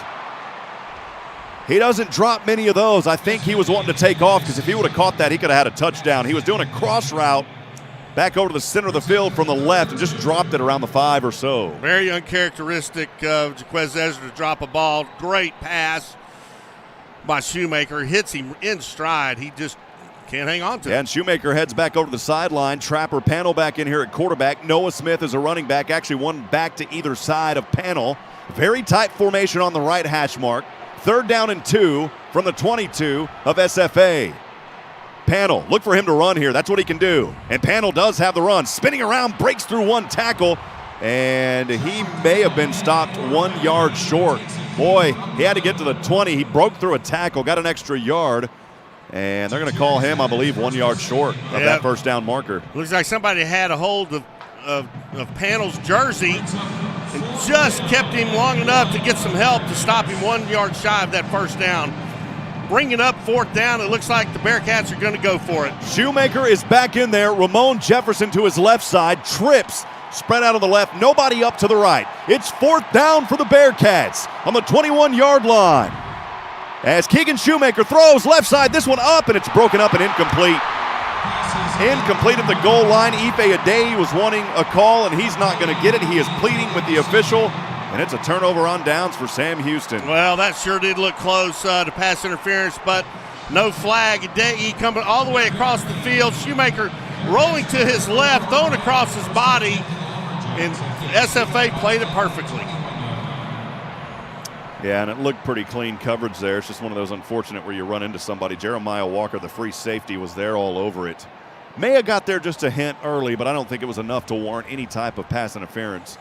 And unfortunately for Sam Houston, a turnover on down, so they have came up short on their first 2 possessions. 6:21 remaining on the Miller time game clock here in the first, trailing 3-0. It's the second possession for Stephen F. Austin. The Jacks will start this drive on their own 21. This one is tipped at the line, and it's incomplete. A big offensive body came up, or the defensive body came up there, knocked it down. That's your buddy, the double nickel, Brian. Oh, Jahari K. I'm telling you, from his defensive end spot, he is nasty, and he loves to bat those balls down at the line of scrimmage. Boy, did he ever knock that one down. The officials here whistle this for just a moment. They're going to move the ball. It's resting on the left hash mark. 5:17 to go here on the Miller time game clock, or actually 6:17. Stephen F. Austin leading 3-0. 53 yards so far. They've rushed for 15, passed for 38. And this time, the quarterback just having to throw it down as he was chased, and that pressure there on Self again. And that time, it was the big 99 coming up there. Was that 99 or 98, Brian? That was 99. It's Cameron Washington. Yeah, Cameron Washington, the defensive lineman, bringing a little bit of pressure there. Yeah, he did. He got penetration right up the middle. The pass was legal. There was an eligible receiver in the area. It's third down. They were looking to see if it was intentional grounding, but there was a receiver in the areas. If you just heard the referee Marcus Thompson say. Well, you can hear the Bearcat crowd not agreeing with that call. It'll bring up third down and a long 10. Bearcats trying to hold him here as Stephen F. Austin trying to convert, leading 3-0. 6:12 to go on the Miller time game clock. Trey Self, the quarterback, standing in the gun, ball on the left hash mark, moving from left to right, trips down to the right, one receiver tight to the left. Self, the protection's there, now it breaks down. Self, he had to flip this one down, and he goes down again, and once again it is Washington. They say that the ball popped out. They're going to let him run with this one, Brian. And he almost got it up to a first down. What a lucky turn of events for Stephen F. Austin. My goodness. That looked like he was trying to throw the ball. Well, they originally say it's a fumble. It was actually Jahari K coming in there. Yeah, that he was throwing it, Brian. He was throwing it. The ruling on the field is an incomplete. incomplete pass. Yep. It's fourth down. That's the right call. Boy, you could see it up here. Of course, you're listening on the radio. You can't see it, but we saw it on a replay screen, and he threw that ball. It was clearly out of his hands, not a fumble. Well, he had, again, on the second play in a row, penetration by that front four defense, and Best is doing everything he can to get rid of the ball. Boy, the lower bowl here is almost completely filled. There is more orange here than I see of purple. Bearcat faithful have came out in numbers here at NRG. Boy, they have. I love to see all that orange. Sam Houston's going to get the ball back in really good territory here momentarily. Max Quick set to punt this one away. One back to receive for Sam Houston. And it is Jaquez Ezzard. Showtime can do it. And they know better than to try to boom one right to him. But Ezzard will have an opportunity here to the right side, 40. Ezzard to the 50, to the right side. Still a little bit of daylight with 2 to beat. Now up to the 40-yard line of the Lumberjacks. That's what Jaquez Ezzard does. What a return by Showtime Ezzard. Boy, he is dangerous, isn't he? I mean, 1 or 2 cuts, and he can be gone. What a great return by that young man. Bearcats have the ball on the SFA side of the field. Sam Houston has it for the 3rd time this afternoon, trailing 3-0, 6:21 remaining on the Miller Time game clock here in the first. As Shoemaker will lead them back on from the right hash mark, just on the top of the Battle of the Piney Woods logo on the Lumberjack 42. Shoemaker will change things up a bit, running back to his left side. 2 receivers down to the left. It's Noah Smith, the back. Shoemaker passes right side, just out of the reach of Cody Crest, and it's incomplete on the right side around the 30. Well, that's one of those kind of passes where those guys haven't had a lot of playing time together. That's kind of a timing pattern where you throw the ball behind the receiver and the defender never knows it's coming, but those guys haven't played a lot together, and that takes a lot of timing to get that pass down. Noah Smith back over to the far sideline on the right side as Ramon Jefferson back into the ball game. Chandler Harvin, the receiver, down to the left here as he's on the field. 2 receivers up top to the right. 2nd and 10 from the 42 of the Jacks. Handoff Jefferson, ping-ponging, plinkoing his way forward. And Ramon, come on, Jefferson, picking up 8 or 9 yards to the right side in between the numbers and the sideline. Nice run there by Jefferson in between the guard tackle. And, man, he gets hit and he keeps those legs moving. They teach that in football 101 when you're a little kid, and he still picks up extra yards. Harvin back to the sideline. Jaquez Ezzard back there as a receiver to the left. 2 running backs grouped up to the right side of Keegan Shoemaker. It's 3rd and 2 from the 34. Shoemaker has to throw this one away. Boy, that thing got dropped a little bit there, and luckily he picked it up and just had to throw it away. And we'll see what Sam Houston does here. They're kind of flirting with that no man's land. The pass is legal. The quarterback was outside the tackle box, and the pass went beyond the line of scrimmage. It's 4th down. Yeah, that snap, Brian, I think it went off of one of those running backs from the center. It just looked like it chipped off of his elbow, and it dropped to the ground. Luckily, it bounced right to Shoemaker. So they're going to go for it here, the Bearcats, on 4th down and 2. They weren't able to convert on the last possession. We'll see if they can do it here from the Lumberjack 34. Shoemaker stepping back, looking to pass. Throws this one over, right side, incomplete. Incomplete at the 20.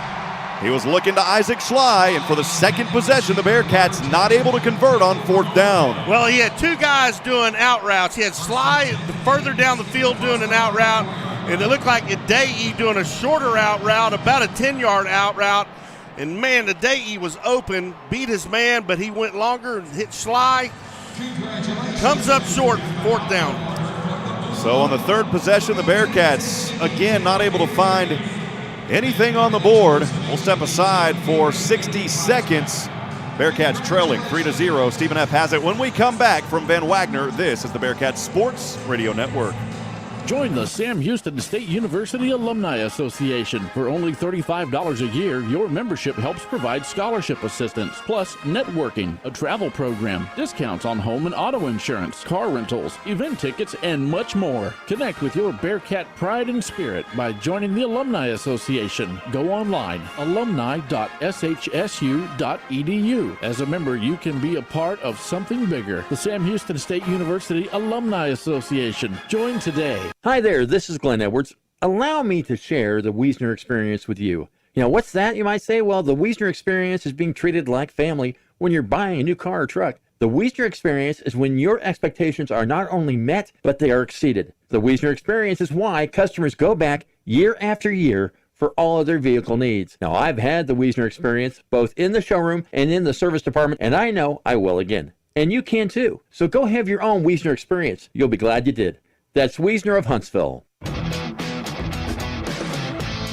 Back at it from the Dos Equis broadcast booth. Rob Hipp alongside the former Bearcat quarterback Brian Adams. 3-0. Stephen F. Austin leading with 4:58 remaining on the Miller Time game clock here in the first. And the Lumberjacks will start here in decent field position. Sam Houston, they had great field position starting from around the Stephen F. 40 after Ezzard's punt return. But again, on fourth down, now 0 for 2. They weren't able to convert for a second straight possession on fourth down. Yeah, what they're needing to do is extend the drives. I mean, they're putting themselves in kind of a bind, making it 3rd and long, and then they get 4th down and short, and they're not able to convert. Somehow they have to extend the drives. Somebody has to step up and make some plays. Give Shoemaker just a little bit more time to throw the football. Let him settle down a little bit, and Bearcats will be just fine. They keep showing. I mean, there's nothing they can really do here, but they keep showing on our TV screen several replays. There's no flag thrown, but there could have been a hold out there on Stephen F. Austin's defense. It also looked like one of the Lumberjacks may have came across the line. So, you know, Bearcats, unfortunately, they're not able to get anything on that end. And the Lumberjacks will start it here, 1st and 10 from their own 34, moving from left to right. 3 up front for the Cats. Pass over here by Self to his receiver at the 44-yard line. Just threw that dart right to Simmons, and he was able to haul it in for a, well, yeah, that was enough for a first down. Yeah, a little 5 to 7 yard post pattern there by Simmons, and Self just hits him right in the numbers. 4:47 to go and ticking down on that Miller Time game clock here in the first down and 10 from the 44-yard line. The Jacks on their own side, now in between the hash marks. Self, the quarterback, running back to the left. As Sam Houston showing 4 up front with 1 on the left corner threatening. Here's a handoff. No, a pass. It was a fake handoff. Flag is down in the backfield. Xavier Gibson, the wide receiver, had the grab for about 8 or 9 yards, but there is a flag resting in the backfield. Around the 42-yard line, the officials are talking this one over. Illegal formation, offense, more than 4 players in the backfield. 5-yard penalty, it's first down. That's where that flag was thrown right there, and Gibson may have been one of those that was in that illegal formation. Yeah, big break there for Sam Houston. That was a simple little pass out in the flats, and they picked up some pretty good yards on that. Zion McCollum on the coverage, so Sam Houston's going to get a break right there. First down and 15 after the 5-yard penalty. Backs up Stephen F. to the 39. Self in the gun, running back to his left. Ball favoring the left hash mark. 2 receivers down to the right. Self will keep it here on the option. To the left side, runs forward. Finally had to go out of bounds as he was chased around the 46-yard line. A gain of a few there brings up 2nd down and long.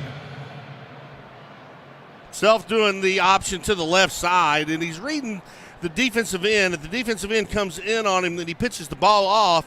The defensive end did not come in. He kept it, picked up a couple of 3 yards on the play. Not a bad little run there by Self. Yeah, Jaquarian Turner was the running back. We have seen 4 different backs here, by the way, for Stephen F. Austin so far in this ball game. So we'll get back into it here. It is 2nd down and 7 from the 47. Incomplete pass here on the left side. It was intended for Turner there on the left side, who lined up as a running back in the previous play. So 3rd down and 7 we are. Sam Houston defense trying to hold them. Stephen F. Austin only 1 for 4 or 1 for 3 today. This is an area that the Bearcats are very good at on 3rd down defense. Yeah, they really are. This is a critical 3rd down for Stephen F. to convert here. Self has a back behind him, 2 receivers to the right, 1 up top to the left on 3rd down and 7 from his own 47, leading 3-0, 3:38 to go here in the first. Self will now rotate that back over to his left side. The handoff will go to the back as he found a gap across the 50 and stopped short of the 1st down, though. It looked like he had a little bit more daylight into Bearcat territory around the 49 or the 48. It was a good run by Turner, but he could not find that last little bit of daylight to get the 1st down. He stopped about 2 yards short. Yeah, well, Self and that offense is still out there. Looks like they're going to go for it. Yeah, and I'll tell you who had that 1st down saving tackle was Markel Perry. He came from behind, just grabbed him at the ankles and said, "You're not going to get the 1st down on my watch, buddy." They're going to go for it here on 4th down and 2. It's the first time today that Stephen F. Austin trying to go for it on 4th on the Bearcat 48. Self in the gun, tight formation, 1 receiver to the right. Self will hand off to his back. Oh, I think he may have been stopped. We'll see if he gives him the forward progress. Brian, I think if he got it, he just barely got it. I think he's short. They brought in 92 Sean Mustin for Sam Houston, ran it right at him, and I think he stuffed him. Well, we'll see if they bring the chains out, if they look at this one. It was very close, and you just mentioned old Sean Mustin coming up. And they're still talking about this thing and trying to I don't know if they're going to go to a review here, Brian. I think they're fixing to bring the chains out. Yeah, they'll bring the chains. I said, you got to bring the chains out. It was very close. Boy, they ran it right at big number 92. He just checked into the game, Mustin, and Mustin just looked like he stood him up. So here comes the chains. We'll see. It may be very close. As they are getting the chain set, they're pulling it tight. Oh, it's short by an inch. How about that? Oh, the Bearcat defense coming up huge for the Bearcats. They will get their offense back onto the field. Sean Mustin says, "Run it at me again, and I'll do the same thing." Nice play by the big guy.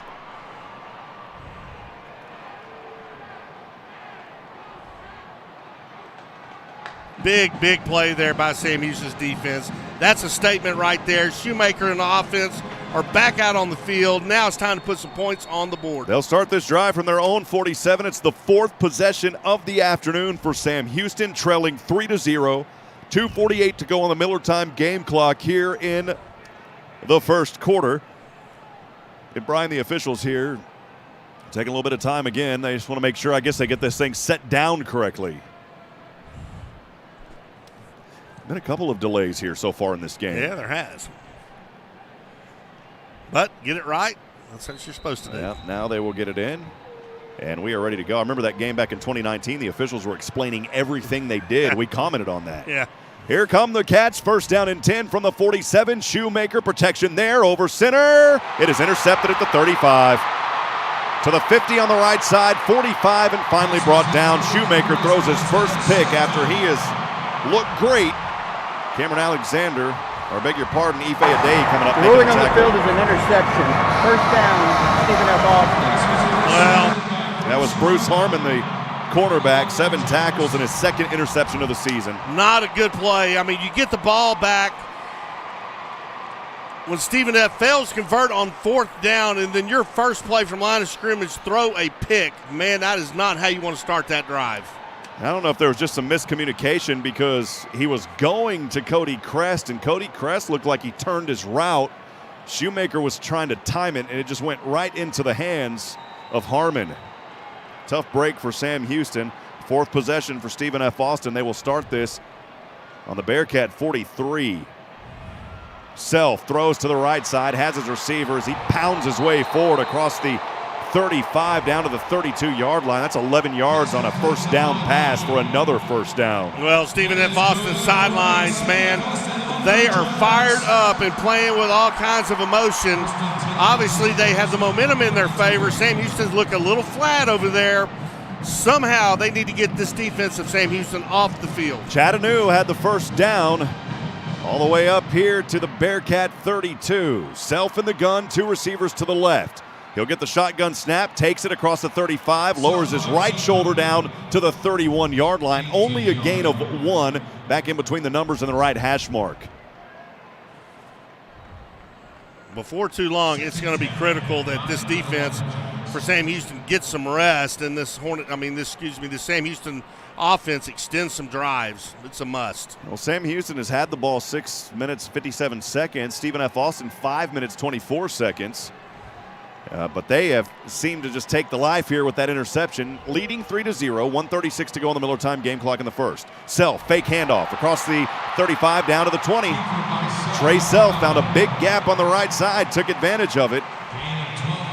Nice play by Self. Quarterback for Stephen F. Austin has a wide receiver in motion, fakes the handoff, a nice fake, rides him, pulls the ball, takes it up the middle, picks up a first down. Isaiah Downs was there to wrap him up and make the tackle. Got a little bit of help on the play by Trevor Williams.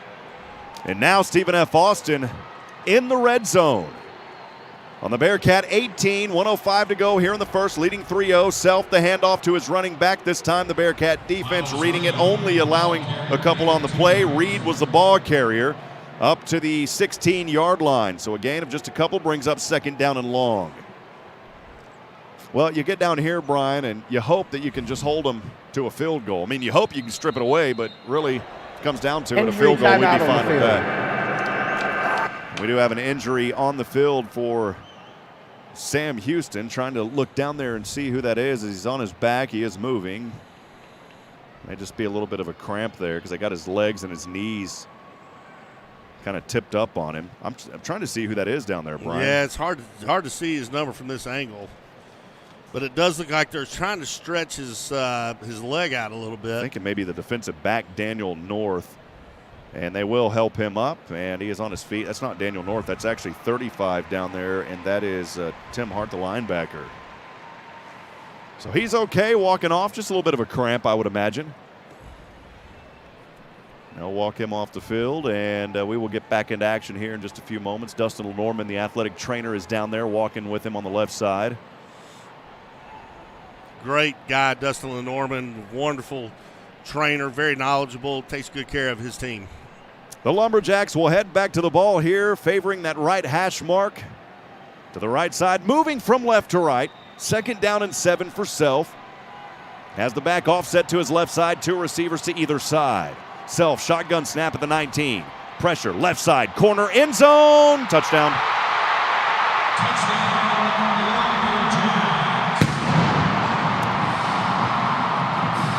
18 yards to Xavier Gibson. Yeah, number 13, Isaiah Downs on the single coverage. Ball goes right over the top of Downs and into the Stephen F. Austin receiver's hands.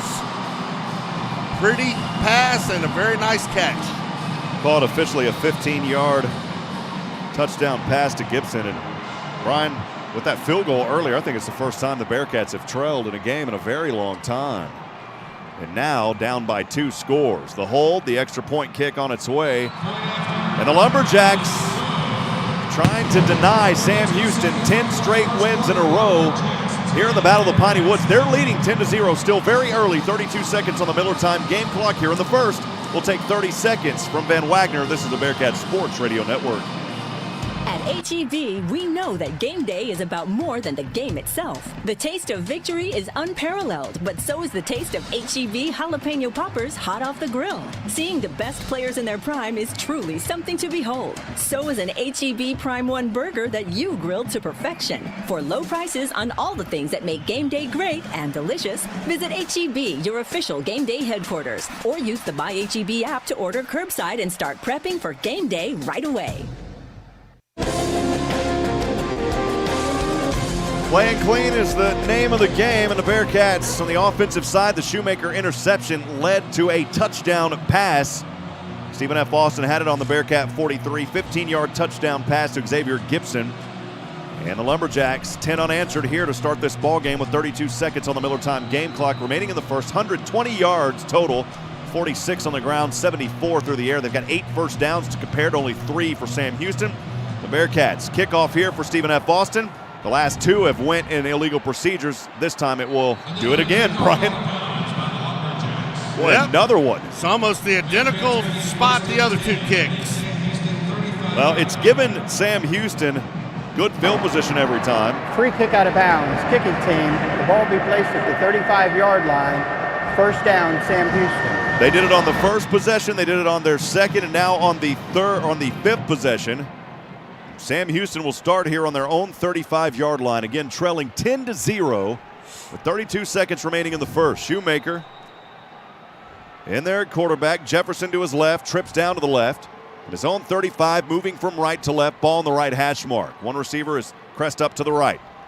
Hand off Jefferson, and Jefferson plowing his way forward up to the 40-yard line. Nice run by Ramon Jefferson. Just a handoff up the middle, fights for extra yards. Nice pickup. Looks like he picks up about 5 yards on that carry. You know what? Stephen F. Austin understands Shoemaker hasn't played a whole lot, so that is why they are bringing multiple blitzers in on these plays to try to rattle the young man. 2nd and 5 from the Bearcats on their own 40. Shoemaker right hash mark claps for Jefferson. Oh, acrobatic move as he leapt over a defender across the 50-yard line. Looked like he was going to be stopped after a gain of a couple, and Jefferson hopped and skipped his way across the 50. That is the end of the first quarter. Timeout on the field. What a great run by Jefferson. I mean, he takes the ball, linebacker's coming down at his ankles. Jefferson leaps up over the top of him, picks up the first down. What a great run. Well, that'll end the first quarter. 10 points unanswered by Stephen F. Austin. They shut out the Bearcats in that first frame, 10-0. We'll step aside. We will take 1 minute. We'll be back in a moment from Van Wagner. This is the Bearcats Sports Radio Network. TicketSmarter is glad we are back to holding live events. If you are looking to buy tickets to the best sports, concerts, and theater events, all at the very best price, look no further than TicketSmarter.com or on the app. Buying tickets at TicketSmarter will help support children in need. For every ticket transaction on TicketSmarter, $1 will be donated to a children's charity. TicketSmarter is proud to be the official ticketing partner of Bearcat Athletics. TicketSmarter, a smarter way to buy tickets. For the best customer service and best deal on your new Ford, head to Bill Fick Ford in Huntsville, your No Bull headquarters. Thinking something sporty and great on gas? Check out the 2022 Ford Explorers and Expeditions. Don't see what you want on the lot? You can still get a No Bull deal on a special order with the assistance of your sales associate, or just go to BillFickFord.com. Click order here and design your new Ford today. Built for you, by you. Bill Fick Ford, I-45 South in Huntsville. Back live from the Dos Equis broadcast booth. Second quarter action about to get underway here in just a few moments. For Sam Houston, though, in that first quarter of play, 99 yards, 61 through the air, 38 on the ground, 2 penalties, 29 yards. Some of those penalties pretty big for Sam Houston as they took momentum, but really the biggest play was that Shoemaker interception as he was looking to Cody Kress. Cody took a different turn, and that interception led to 7 points for Stephen F. Austin. For the Lumberjacks, 120 total yards, 74 through the air, 46 on the ground, 2 penalties, 10 yards. They had 8 first downs compared to only 4 for Sam Houston. Both teams 1 for 4 in that third down area. 0 for 1 on fourth downs for SFA. The Bearcats went for it twice on fourth down. 0 for 2. 10-0, Lumberjacks leading after 1. Yep, so Shoemaker's going to get another opportunity to come out, and, they got the ball marked on the 50-yard line. It is crucial, Rob, on this drive. They've got to put some points on the board. That is just a must. You can't let Stephen F. Austin carry this momentum into the second quarter for too long without you putting points on the board. I want to wish David Engstad happy 51 years joining us. Oh, man. Happy birthday, David. In the booth, we had David on a little bit earlier, I believe at halftime, back on that game versus SEMO. So Good to have you, David, and happy birthday, my friend. Andrew Reichert joining us. Dave Morrell saying get her done catch. Cheryl Nichols chiming in. Appreciate everybody joining us today. Dave Morrell again, as we mentioned earlier. The Bearcats here will try to come out and see if they can keep things rolling here and put some points on the board. This drive looking good after Ramon Jefferson just a few moments ago hurdling a defender. and able to run it into SFA territory. I think they actually marked it right at the 50. So that's how we'll get things started in the second quarter. On a 1st down and 10 for Sam Houston, right at the half-century mark in between the SFA and Sam Houston logo. Of course, on the quarter, the possession will now go from left to right. Shoemaker, a handoff here to the left side as running back is Zach Herbacik. And Herbacik he may have lost a yard or two. Yeah, it looks like Herbacik's going to be a couple yards short of the original line of scrimmage. Yeah, Herbacik lost about a yard or two on that play. It'll bring up 2nd down and 11 here for Sam Houston. Somehow the Shoemaker needs to stretch the field. He needs to get a pass downfield, kind of get his confidence back, move the Cats, move the chains. 2nd and 11, Bearcats on their own 49. Jefferson back in there as the running back. The handoff to Jefferson, not able to find a gap there, and another loss of yards on the play. He was trying to go back behind Ellie Anderson on the right side through that left tackle and wasn't able to find anything. Well, what happens is when you're not effective throwing the ball downfield, you bring all those guys, your linemen and your linebackers crash in, and they're doing a good job of it, and they're keeping the Bearcats from moving the ball whatsoever. They have got to start passing the ball and moving it downfield. Sam Houston here, 3rd down and a critical 12 yards, trying to convert, backed up on their own 48. Shoemaker will roll to the left side, threw it, and it's incomplete. He had a defender right in his face, threw it off the numbers of the chest, and Sam Houston will have to punt this one away again. See, Rob, right there on that play, they knew it was 3rd and 12, and they knew they had to throw the football. You had 2 safeties back deep, and then you had 9 guys up on the line ready to blitz, and they got to Shoemaker before he could release that football. Yeah, Shoemaker just threw it right into the numbers there, and talk about credit given on that play. Stephen F. Austin's defensive end, Mark Smith, came up there and threw it right into him. Luckily, that wasn't a pick. McRobert, the Australian sensation, another booming, beautiful punt. Kick. This one will settle inside the 5, and it will bounce. Bearcats trying to toss it back, and oh man, were they going to give him that, Brian, or is it a touchback? Touchback. Wow. I thought for a moment back there that there was some acrobatics in play. Really on the field as the ball broke the plane of the goal line. That was real close. The play is a touchback. They said it broke the plane, and what I was trying to describe up here is it went over. Bearcats were back there as it went into the back, was able to pick it up in the air and throw it back, and they thought, man, they had some sort of an acrobatic play, but that's not going to be the case. Yeah, Matt McRobert, what a great guy. He was certainly wanting that, but nope, the referees are going to call it a touchback. Stephen F. gets it on their 20-yard line. Lumberjacks moving from right to left, ball on the right hash mark.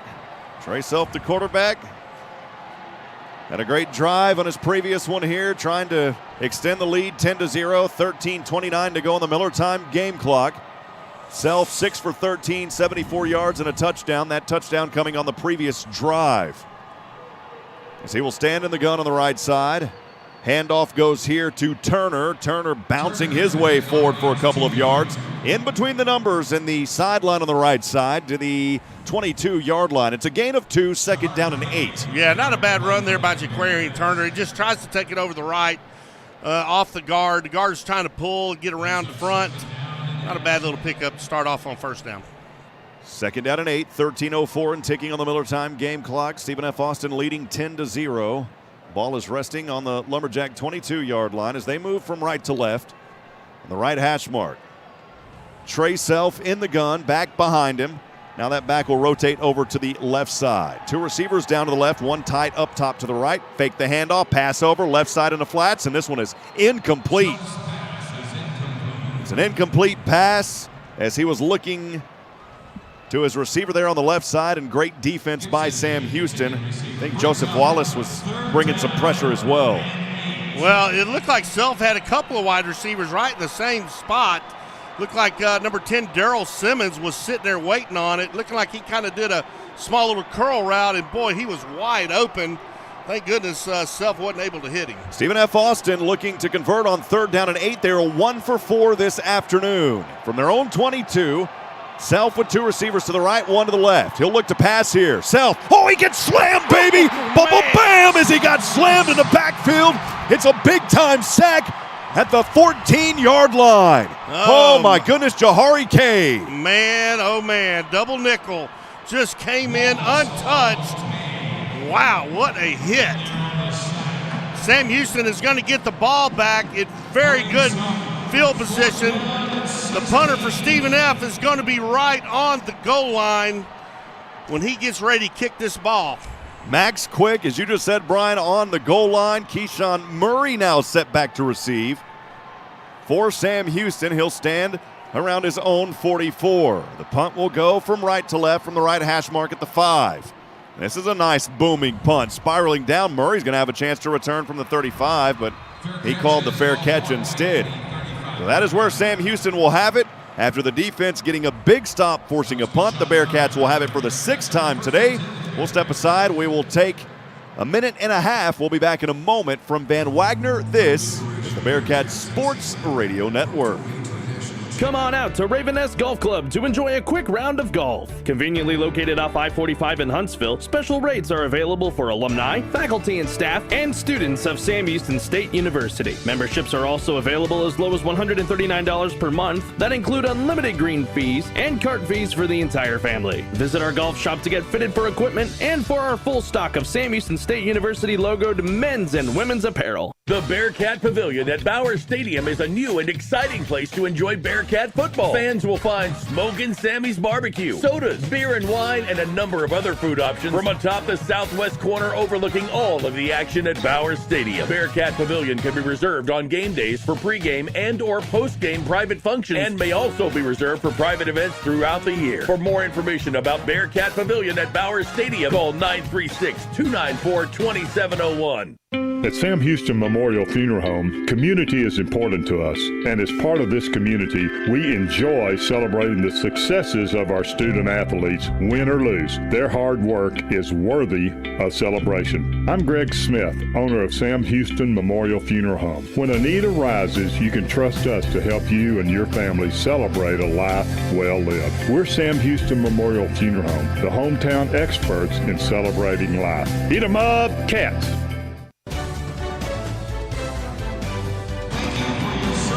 Welcome back, friends. Rob Hipp alongside Brian Adams as some of our military servicemen are being honored now down on the field here at NRG around the 10-yard line. We want to say a special thank you to everyone who is serving our country. No matter what branch you're in, we sincerely appreciate your service and selfless sacrifice to our country. Brian, 10-0, the score, 12:09 to go on the Miller Time game clock. Bearcats have it for the 6th time. From their own 35-yard line. We'll see if they can put some points on the board. They really need to here on this drive. Yeah, they do. This is important. You know, they're going to get the ball in pretty decent field position after that punt by Stephen F.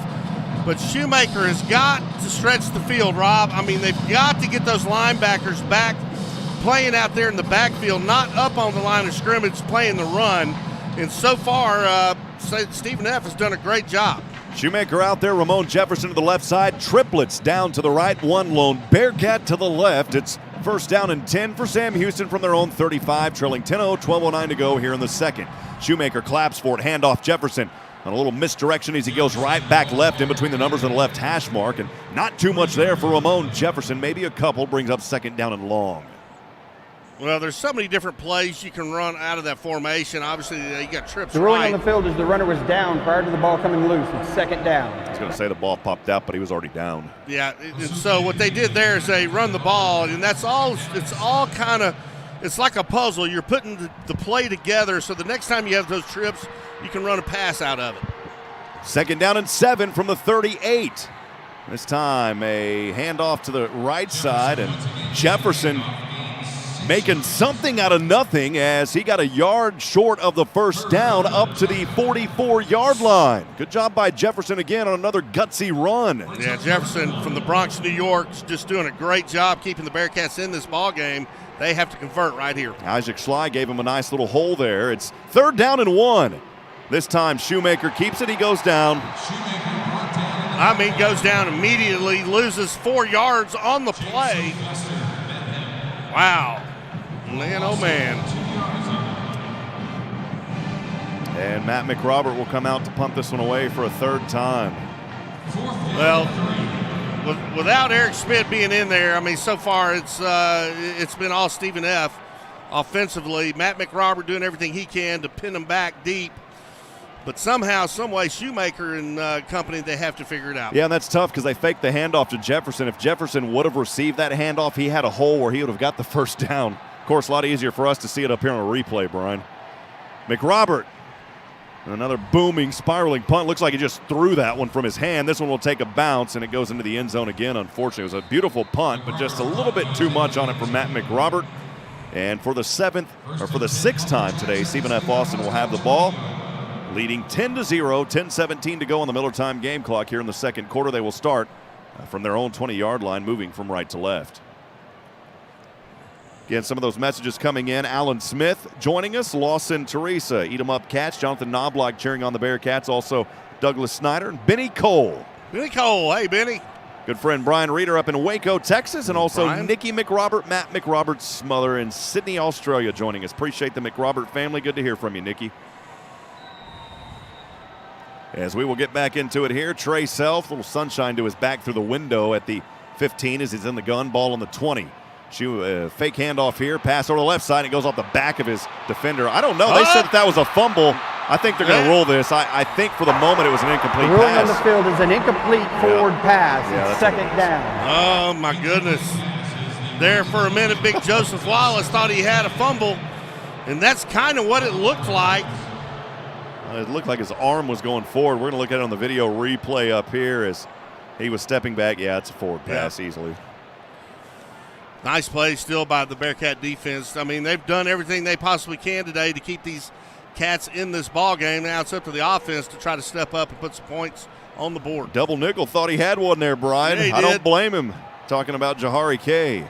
So after the incomplete pass, it's second down and 10. Jacks remain on the 20. Two receivers spread wide to the left. Fake handoff, pass over right side. This one is caught at the 25, breaks through one defender, still on his feet, and finally brought down by a host of Cats. Boy, baby, bring the whole Cat pack on that one. And a little bit of a gain there on that reception by Xavier Gibson. I think they're going to give him maybe 5 yards. You know what? I like that, though, by the Bearcat defense. You know, you got 6 guys running to the ball to make the tackle. That is playing football right there. That is hustling. That right there makes defensive coaches very happy. It'll bring up third down and 5 for the Lumberjacks. Bearcat defense trying to hold them.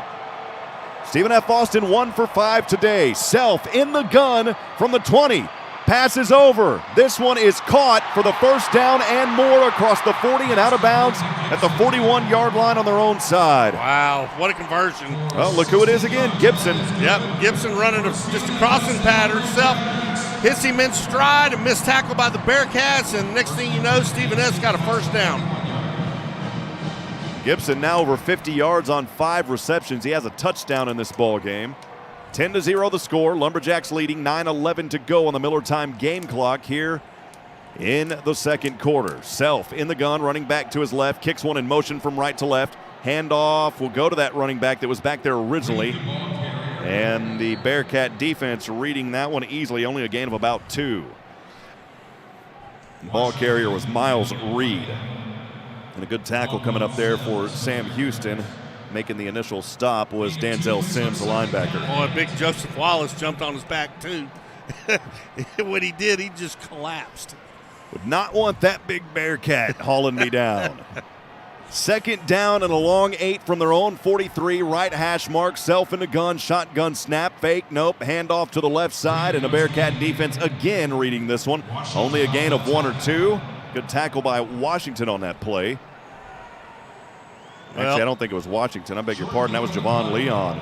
Javon Leon. Well, now it's a very crucial down for the Bearcats. It's looks like third and 7 with 8:05 remaining in the first half. It is critical they stop them here and get the ball back into Shoemaker's hands. Yeah, Markel Perry ran over to the sideline. The Bearcats here will have 4 up front.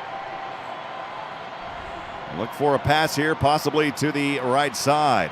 That's what Self was looking. Now back to the left side. So he has a receiver across the 50.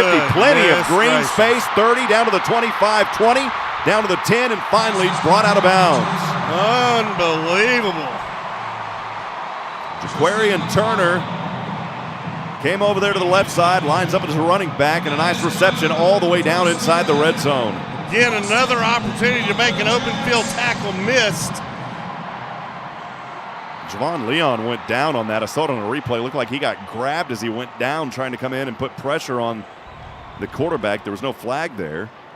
And that inside the red zone now to the 10-yard line. Stephen F. Austin trying to take a commanding victory or lead currently at 10-0, 7:14 to go on the 10-yard line of the Cats. Self, nobody back there.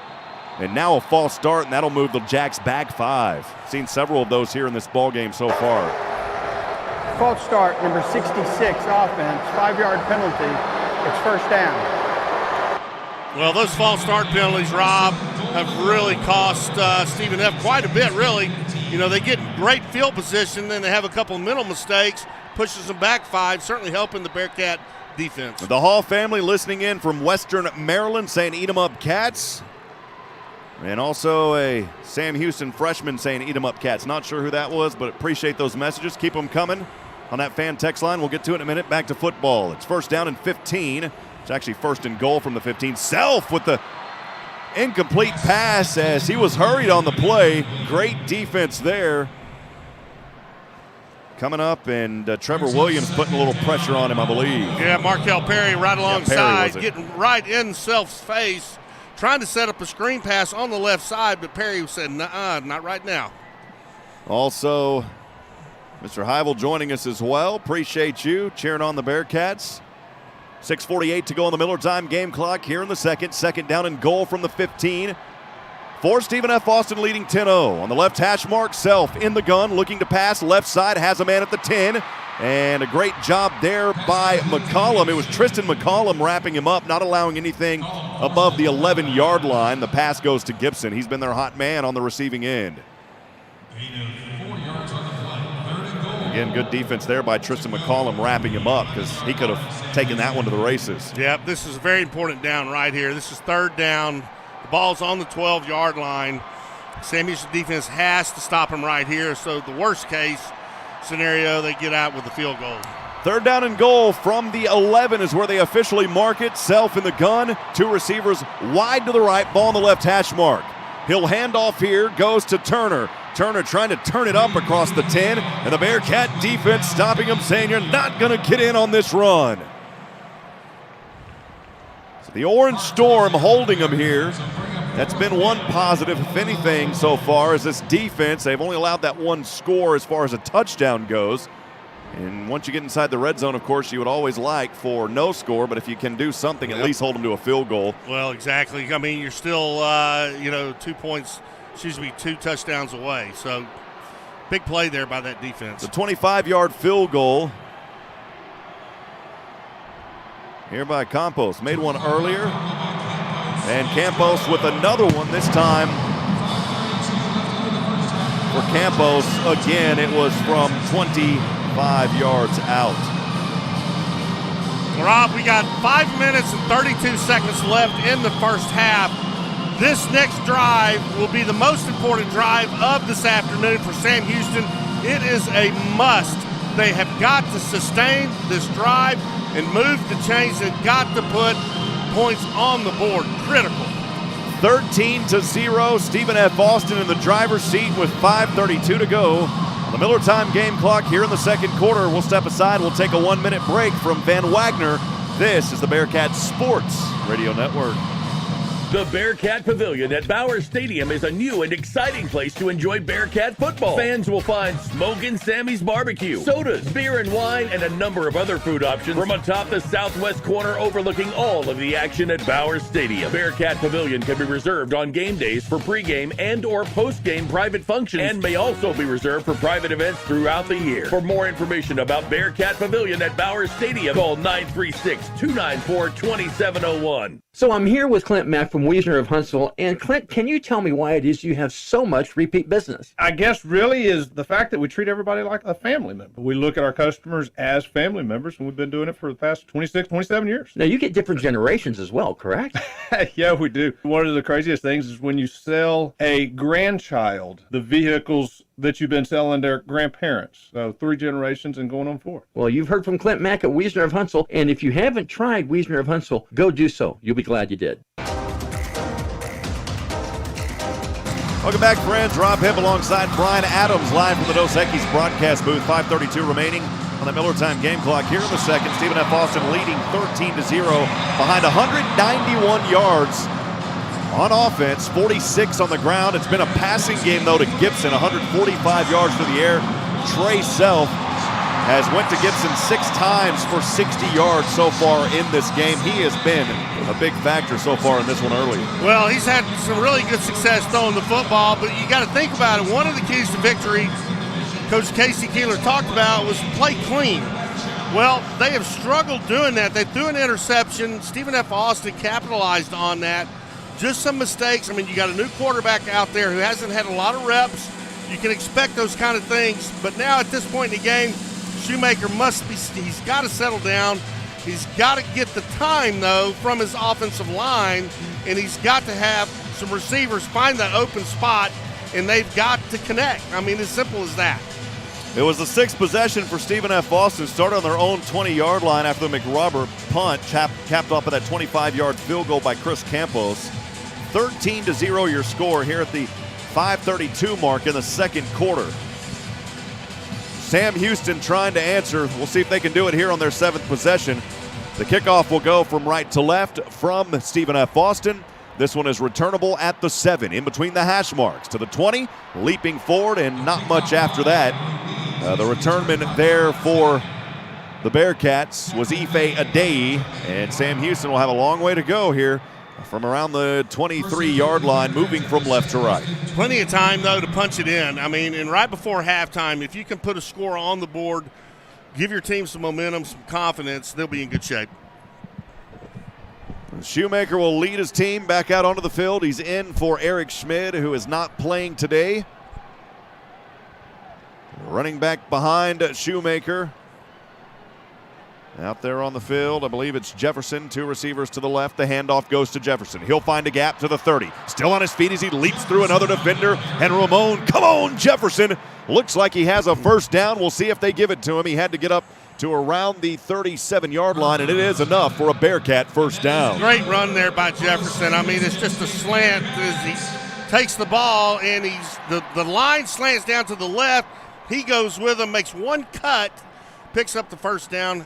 Great run. Jefferson over 40 yards now and 9 carries. Remember, he averages over 100 a game. Here's Shoemaker, 1st and 10 from the 33. Rotates hit as he throws this one.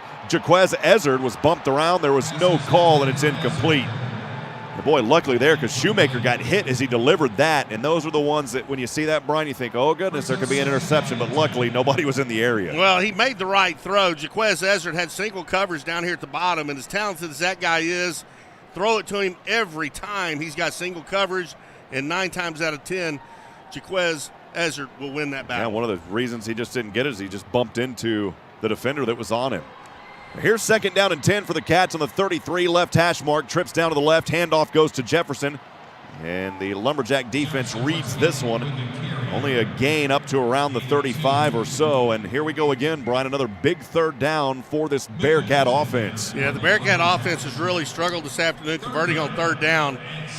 And that's one of the key factors in a ball game is winning those 3rd down conversions. Sam Houston really needs to convert right here. It's a Bearcat team that normally converts more than 50%. They are only 1 for 6 today. Let's go 2 for 7 here. It's 3rd and 7 from the 36. On the left hash, and a whistle before this one got started. I don't see a flag down there, Brian. Let's see what the referee says. The previous play is under review for potential targeting. Oh, okay. I didn't happen to see that. Well, I didn't either, but well, at this point, we'll take it. Yeah, we will. If that's against Stephen F. Austin, which it would be, that'd be a big, big break there for Sam. So referee Marcus Thompson will head over to the replay booth. We're trying to take a look here on a replay to see if there's anything that we can see as far as a targeting. You know, we've watched a lot of football games, and Rob, we've called a lot of games, and that's one of the penalties referees are calling. It seems to me like a little bit more often, you know, these targeting calls. And, man, it is such a tough thing for a player. I mean, you're flying around 100 miles an hour, not intending to hurt somebody, but you're just playing, and you stick your hat in there like that, and, man alive, they're going to call it. Well, the targeting rule takes aim at an opponent for the purposes of attacking with forcible contact that goes beyond making a legal tackle or a legal block. And as we saw that on the replay on Jefferson, he was already on his way down, and that defender jarred right into him, led with the crown of his helmet. Right in his chest, upper chest, yeah. And that is what they'll look for. A lot of times when you see that head going forward, the crown of the helmet, that will always flag that call if the officials see it. So they are reviewing this right now. And the party in question may have been Takai Lloyd that led with his helmet. Coach Keeler also talking things over with the field judge. And again, referee is still down there looking this one over. And you know what? That's just good officiating. Make sure that we're playing a good, solid, safe game. And they're going to take some time to look at this one. Many different angles. Well, it's an important call because if the young man is guilty of targeting, well, he gets ejected out of the game. So, yeah, it's important to get it right. And so the headset comes off of referee Marcus Thompson. Here's the call. After review, personal foul, targeting, leading with the crown of the helmet. Number 9, defense. The 15-yard penalty will be added to the end of the play. Automatic first down. Number 9 is disqualified. Yeah, and Brian, that's what I saw in the replay, and that's exactly what I was talking about. When you lead with the crown of your helmet, that is almost always going to be a targeting call now because that's the rule. Well, that's the rules. Plus, they're trying to keep these players safer. I mean, it's such a violent game as it is. That play obviously was targeting. I'm glad to see it called. You don't want that to happen to anybody. And, I don't know if Sky Lloyd, that's just one of those unfortunate ones. It's not like he was down there trying to do something on purpose. He was just trying to make a hard play, and that's what happens. For the Bearcats, good opportunity here. First down and 10 from their own 49 after the targeting call. Handoff Jefferson left side, spinning around, and he is slammed to the ground after a 1-yard gain in between the numbers on the left side and the sidelines. Ramon Jefferson goes to the left, picks up a yard on first down. So you got 2nd and 9. Man, I'd love to see them stretch the field. Cody Crest, I mean, he's been Mr. Automatic all year long. Has hardly been targeted tonight. Shoemaker in the gun. Blitz coming, 2nd and 9 from the 48. He'll keep it here to the left side, down to the 45, still on his feet, 40, 35, 30. Oh, mama, what a run by Keegan Shoemaker. Nice play by Shoemaker. He rolls back in a play-action motion, looks downfield, nobody's open, finds a gap, takes off running. As we said prior to the game, he can run just like Eric Schmidt, picks up the first down. Biggest play of the afternoon for that young man. And he got it all the way up to the Lumberjack 32-yard line, found the gap. It's first down and 10 for Sam Houston from the Jack 32 on the left hash. One receiver is Ezzard to the right. Shoemaker one-on-one. Here's the pass to Ezzard. Leaps up. Oh, baby, he's got the grab and the touchdown, but there's a flag at the 20. As it stands right now, 32 yards to Ezzard. Oh, man. They're going to call that offensive. Ineligible receiver downfield, number 75. Unbelievable. 5-yard penalty from the previous spot. Man. First down. You have got to be kidding me. Oh, my goodness. Listen to the crowd. They are not happy. Boy, Ezzard, you mentioned earlier when it's one-on-one Ezzard, you will take that 9 times out of 10. I don't see where the ineligible receiver was. Whoa, man. Jaquez Ezzard, one-on-one, wins the battle, catches the ball in the end zone, and they throw a flag for ineligible. Oh, my goodness. And Keeler's giving the judge down there an earful. It's first down and 15. Shoemaker, this time to Chandler Harvin. He is drilled. Between the numbers, he picked up about 6, though, up to the 29. Wow. Yeah, boy, Harvin was just absolutely drilled on that play, but he did pick up, they're going to say officially 5. So 2nd down and 10 for Sam Houston, trailing 13-0, 2:43 to go on the Miller time game clock here in the second on the Lumberjack 32. Got to get up to the 22 for the first down. Shoemaker empty backfield in the flat to the left side. This one will go to his receiver, spinning around, gutting forward up near the, we'll call it to the 34-yard line. A good catch and run after there by Ife Ade. Bring up third down and manageable here for Sam Houston. Yes, much more manageable than it's been previously. I mean, instead of 3rd and 10 or 3rd and 12, I mean, it's 3rd and 4, something the Bearcats certainly can convert. Ezzard is not on the field on this play. 2 receivers down to the right, 1 to the left, running back to Shoemaker's or left side. 3rd down and 4 from the 25 of the Jacks. As the Jacks are stacked up top, Shoemaker empty backfield, left side. This one turning around, catch at the 10, down to the 5-yard line. Oh, mama, what a play by Cody Crest, and the Bearcats with some life here. What a great pass by Shoemaker. That's that one we talked about earlier where he throws it behind Crest. The defender never sees it. Crest makes a great catch like he's done all year long. First down, Sam Houston. And Brian, the one area of sunshine was right there in Cody Crest's face. It's the one and only area of sunshine in this entire facility that's coming through the window. And he made that grab. It's first down and goal for the Bearcats from the 5-yard line, trailing 13-0, 1:36 to go. And we've got a timeout by the Lumberjacks. Timeout, Stephen F. Austin, their second timeout on the field. We'll take it with them for 30 seconds. Stay with us, friends. From Van Wagner, this is the Bearcat Sports Radio Network. At HEB, we know that game day is about more than the game itself. The taste of victory is unparalleled, but so is the taste of HEB jalapeno poppers hot off the grill. Seeing the best players in their prime is truly something to behold. So is an HEB Prime 1 burger that you grilled to perfection. For low prices on all the things that make game day great and delicious, visit HEB, your official game day headquarters, or use the Buy HEB app to order curbside and start prepping for game day right away.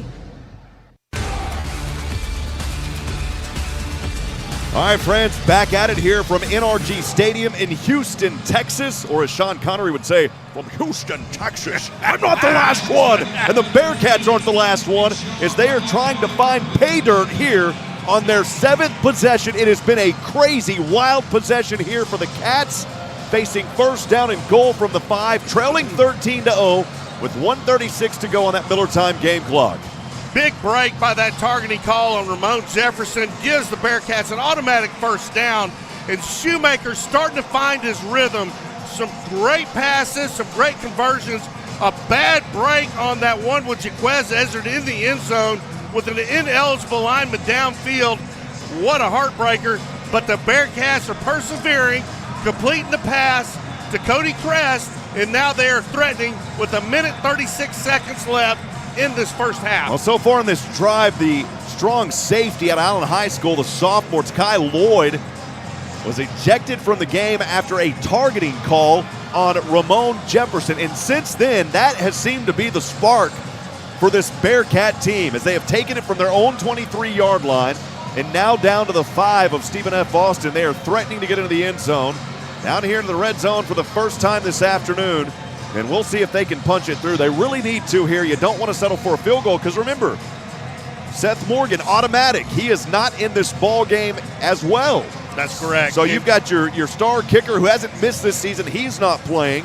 So it's either Christian Pavone or Cameron Hearn that would kick field goals. Yeah, it's punch it in. I mean, the field goal is great and all, but right now you need a touchdown. Here we go. First down and goal as Keegan Shoemaker, the quarterback for the Cats, in there. Tight formation on the left hash mark. Handoff goes. No, it's a pass. It's showtime, Ezzard, baby, and he's got the touchdown. The first one of the ball game goes to Jaquez. Showtime, Ezzard for 5 yards. Jaquez Ezzard said, all right, you take that first one away from me. I'll just get another one and put points on the board, and he did. That was a pass out in the flats. Jaquez Ezzard wide open, catches the ball, turns it upfield, touchdown. Bearcats needed it, they got it, and here is Cameron Hearn for the extra point try, the heart and soul of the team. Ryan Humphreys with the hold. Bearcats trying to put it to 7. Here's the kick on its way, and it bounces off the right upright. Wow. Well, Cameron Hearn is not your regular point after kicker or field goal kicker. And man alive, that right there was a big point. We sure needed it. Well, we talked about it earlier. The good news is it's still only a touchdown game, 13-6. Bearcats trail with 1:32 remaining here on the Miller time game clock in the first half. But the Bearcats now 170 total yards. That drive, a crazy drive. Yeah. But it was the targeting penalty on the defense to Kai Lloyd that I really felt put the motion to the Bearcats on that drive. Yeah, I do too. You know what? And that just kind of right there stopped the momentum Stephen F. Austin had going for her. You can see the crowd's got back into this ball game. Give Shoemaker some credit, and it'll give him some confidence as this game progresses. Cameron Hearn set to kick this one away from left to right. 1:32 remaining on the Miller time game clock here in the second quarter. Right toe to leather. This kick sailing on the right side, and it's returnable at the 1-yard line to the 5. Left hash mark 20, 25, 30.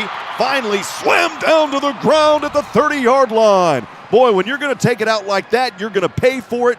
And I think that may have been, boy, was that Cito Moscato? I believe that was Cito Moscato on that play. Nice tackle by that young man. Oh, we call him Challenger, baby, because that's what he drives. And Challenger there with a nice slam. Nice open field tackle there by Cito. It'll bring up the 7th possession for the Lumberjacks, leading by a touchdown, 13-6. 1:25 to go on the Miller time game clock from their own 29-yard line. Handoff up the middle across the 35. A healthy run of about 7 to the 36-yard line. Well, another thing that sustained drive gave was the defense a chance to rest. I mean, they have been out on this field a majority of the first half, but they got a good rest while the offense finally put points on the board, so they ought to be fresh out there right before we go into halftime. Miles Reed, the ball carrier on that previous run, 6 carries for 16 yards. So far, Trey Self, the leading rusher, also the quarterback, 5 carries, 27 yards so far. So that defense has been holding the rushing game again. It'll bring up 2nd down and 3. Self, the handoff goes to Reed. This time, you're not going to do it against the Orange Storm. Back to the original line of scrimmage. No gain on the play. Double nickel Jahari K in on that stop along with a couple other Bearcats. You can see them. They're playing some fired up football now with 28 seconds left in the first half. Man, oh man, that Orange Storm defense has come alive. It's 3rd down and 3 for the Jacks so far on 3rd down. They are 3 of 8 here this afternoon. And they're going to let this clock run all the way down. And we'll see if they just decide to say, hey, we're done with the quarter. Let's go into the locker room. We're down to 7 seconds and ticking on the Miller time game clock. And that's what they're going to do, Brian. They're just going to let it run down. They're going to get the ball back, by the way. They won the toss and defer. That is the end of the first half. Timeout on the field. So at the end of the first half, it's Stephen F. Austin 13. The Bearcats able to punch it in after a crazy possession just a few moments ago. We'll step aside and take a break. When we come back, halftime coming up. Don't go anywhere. It's been an exciting one so far here at NRG in Houston. The Battle of the Piney Woods will continue the story and the halftime show coming up. Stay with us on the Bearcats Sports Radio Network. Sam Houston Athletics would like to thank the following partners: The Grove, Tough Shirts and Eagle Graphics, U.S. Army ROTC, Under Armour, University Hotel, and Villas on Sycamore. Thank you for supporting your Bearcats. Artex Signs and Lighting Incorporated is a family-owned, full-service business based in Huntsville, Texas for over 20 years. They do business cards, decals, yard signs, banners, and billboards, to name a few. They can design and fabricate electrical signs to fit your business needs. Busted signs and lights? Their 45-foot bucket truck and in-house electrician can service you. They are located at 625 Highway 190 East. Give them a call at 936-435-9966. Artex Signs and Lighting Incorporated looks forward to serving you. The Bearcat Pavilion at Bowers Stadium is a new and exciting place to enjoy Bearcat football. Fans will find Smokin' Sammy's Barbecue, sodas, beer and wine, and a number of other food options from atop the southwest corner overlooking all of the action at Bowers Stadium. Bearcat Pavilion can be reserved on game days for pregame and or postgame private functions and may also be reserved for private events throughout the year. For more information about Bearcat Pavilion at Bowers Stadium, call 936-294-2701. At HEB, we know that game day is about more than the game itself. The taste of victory is unparalleled, but so is the taste of HEB jalapeno poppers hot off the grill. Seeing the best players in their prime is truly something to behold. So is an HEB Prime 1 burger that you grilled to perfection. For low prices on all the things that make game day great and delicious, visit HEB, your official game day headquarters, or use the Buy HEB app to order curbside and start prepping for game day right away. Come on out to Raven Nest Golf Club to enjoy a quick round of golf. Conveniently located off I-45 in Huntsville, special rates are available for alumni, faculty and staff, and students of Sam Houston State University. Memberships are also available as low as $139 per month that include unlimited green fees and cart fees for the entire family. Visit our golf shop to get fitted for equipment and for our full stock of Sam Houston State University logoed men's and women's apparel. Know what pairs well with the national championship? A winning tailgate. Show your Bearcat pride when tailgating with only the best. For over 44 years, Talent Sausage has been treating our customers like family. You're sure to score a touchdown when grilling up our signature smoked sausage. Voted Best Butcher for 2021, Talent offers a full-service meat case, home-cooked barbecue in our deli, and aisles of grocery necessities. Make the short drive to stock up at Talent Sausage, located at 3736 Highway 19 in Riverside. Shop local, eat 'em up cats. So I'm here with Clint Mack from Wiesner of Huntsville. What would you say to someone who has never been to Wiesner of Huntsville? Come try the experience for yourself. We do things different here. We're a very relational business. We're not a transactional business, and we want to make you feel like you're part of our family. Is there a Wiesner difference or a Wiesner experience? There is. It'd be honesty and integrity. We've stood by that, and we are going to continue that in a world that doesn't necessarily live by those rules. Well, you've heard from Clint Mack at Wiesner of Huntsville, and if you haven't tried Wiesner of Huntsville, go do so. You'll be glad you did. At Sam Houston Memorial Funeral Home, community is important to us, and as part of this community, we enjoy celebrating the successes of our student athletes, win or lose. Their hard work is worthy of celebration. I'm Greg Smith, owner of Sam Houston Memorial Funeral Home. When a need arises, you can trust us to help you and your family celebrate a life well lived. We're Sam Houston Memorial Funeral Home, the hometown experts in celebrating life. Eat 'em up, cats. Did you know there's a place where you can get good neighbor service and surprisingly great rates on home and auto insurance? Yep, State Farm. Diana K. Barnes is your State Farm agent in Walker County for service you deserve at the price you want. Diana K. Barnes has you covered. Call 936-295-2686 for surprisingly great rates. Like a good neighbor, State Farm is there. Individual premiums will vary by customer. All applicants subject to State Farm underwriting requirements. For the best customer service and best deal on your new Ford, head to Bill Fick Ford in Huntsville, your No Bull headquarters. Thinking something sporty and great on gas? Check out the 2022 Ford Explorers and Expeditions. Don't see what you want on the lot? You can still get a No Bull deal on a special order with the assistance of your sales associate, or just go to BillFickFord.com. Click order here and design your new Ford today. Built for you, by you. Bill Fick Ford, I-45 South in Huntsville. There's more to a game than just the players on the field and the fans in the stands. Assistant coaches, interns, trainers, equipment managers, operations directors, the public address announcers, band members, and many others all play an important role to help make kickoff possible. These are their stories. This is Behind the Bearcats. Rob Hipp here with Behind the Bearcats today, talking to Jason Barfield, the Associate Athletic Director of Media Relations, someone that's a 2000 Sam Houston graduate, been with the athletic department since 2005. Jason, good to have you, man. That's a long time. It's a very long time. Does it feel like it? It does.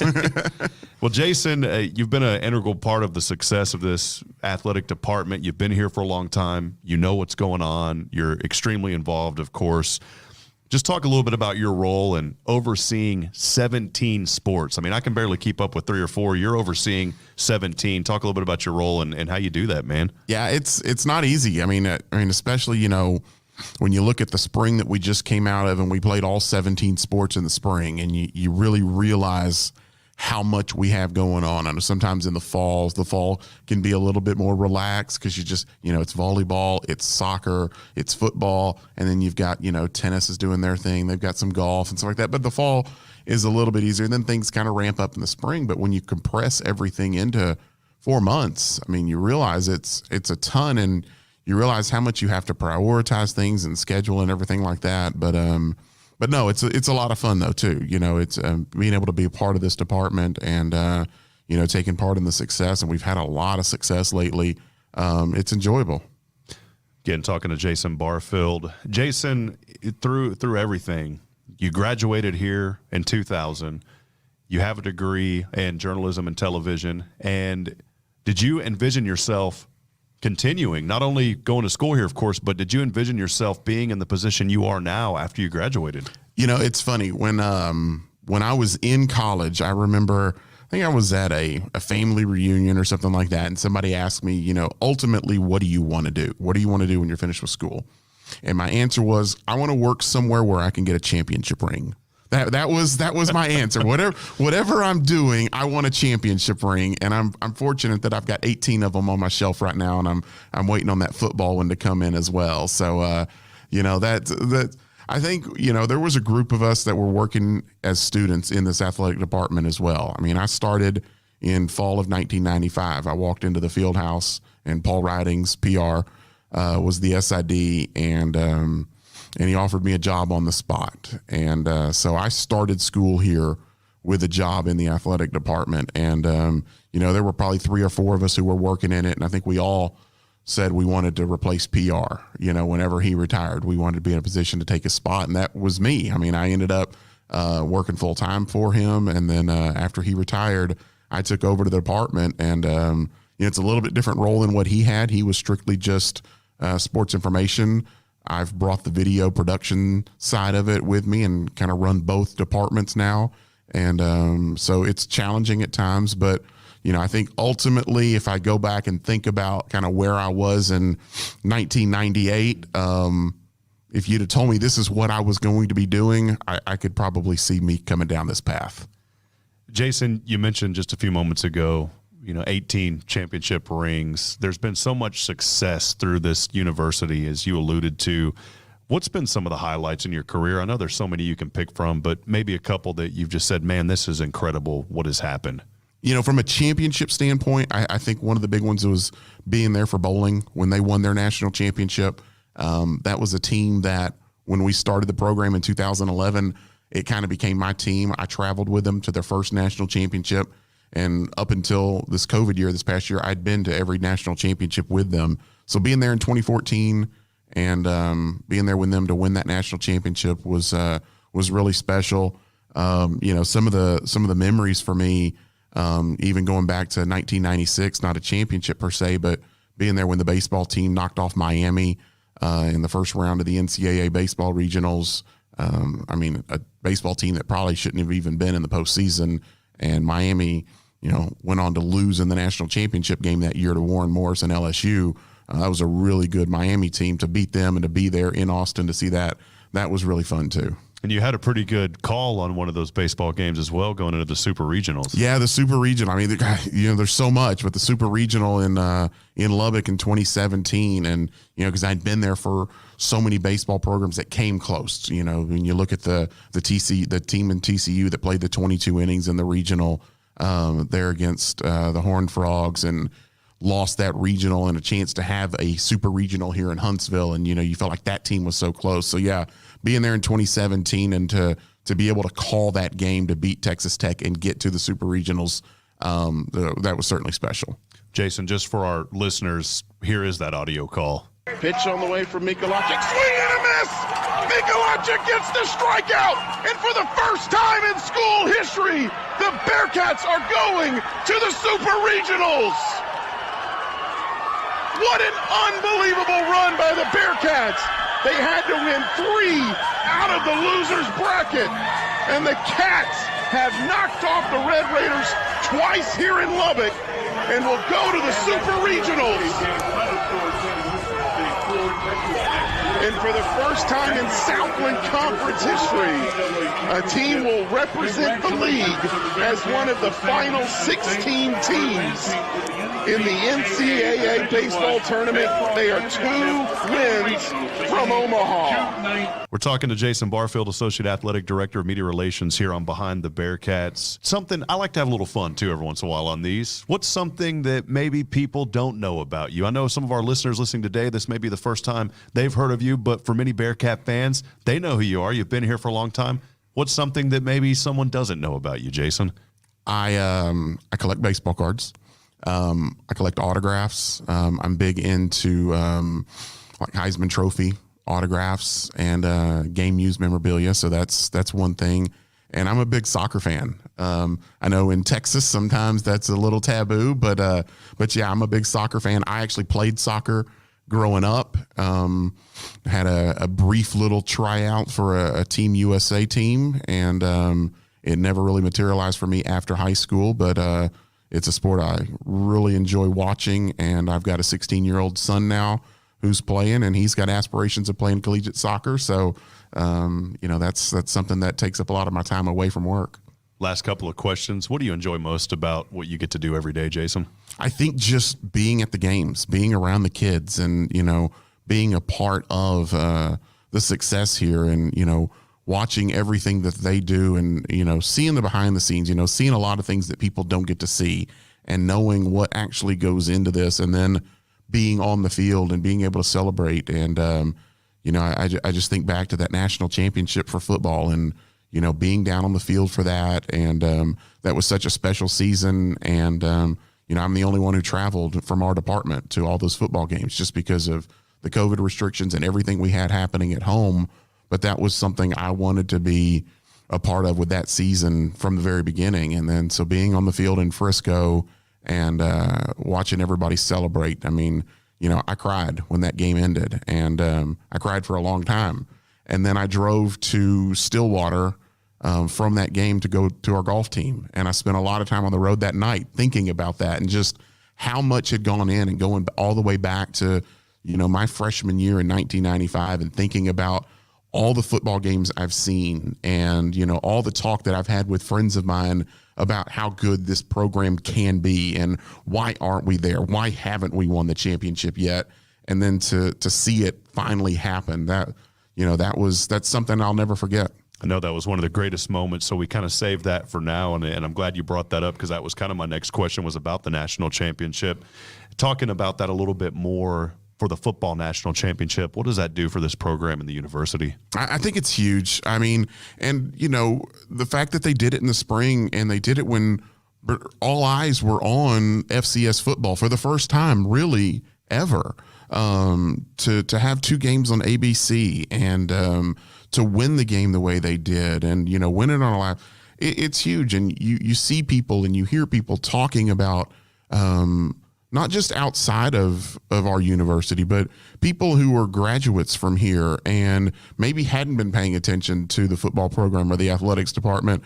They got their degree, they moved on, and now all of a sudden they were like, wait a minute, this is fun, and so I think just on the whole, inside the department, outside the university, with our own alumni base, I think it's huge to be able to take that step and win that ultimate prize.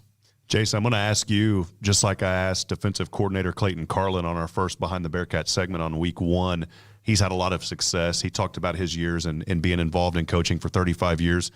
You've had a lot of success in the position that you're in and what you've seen with the school.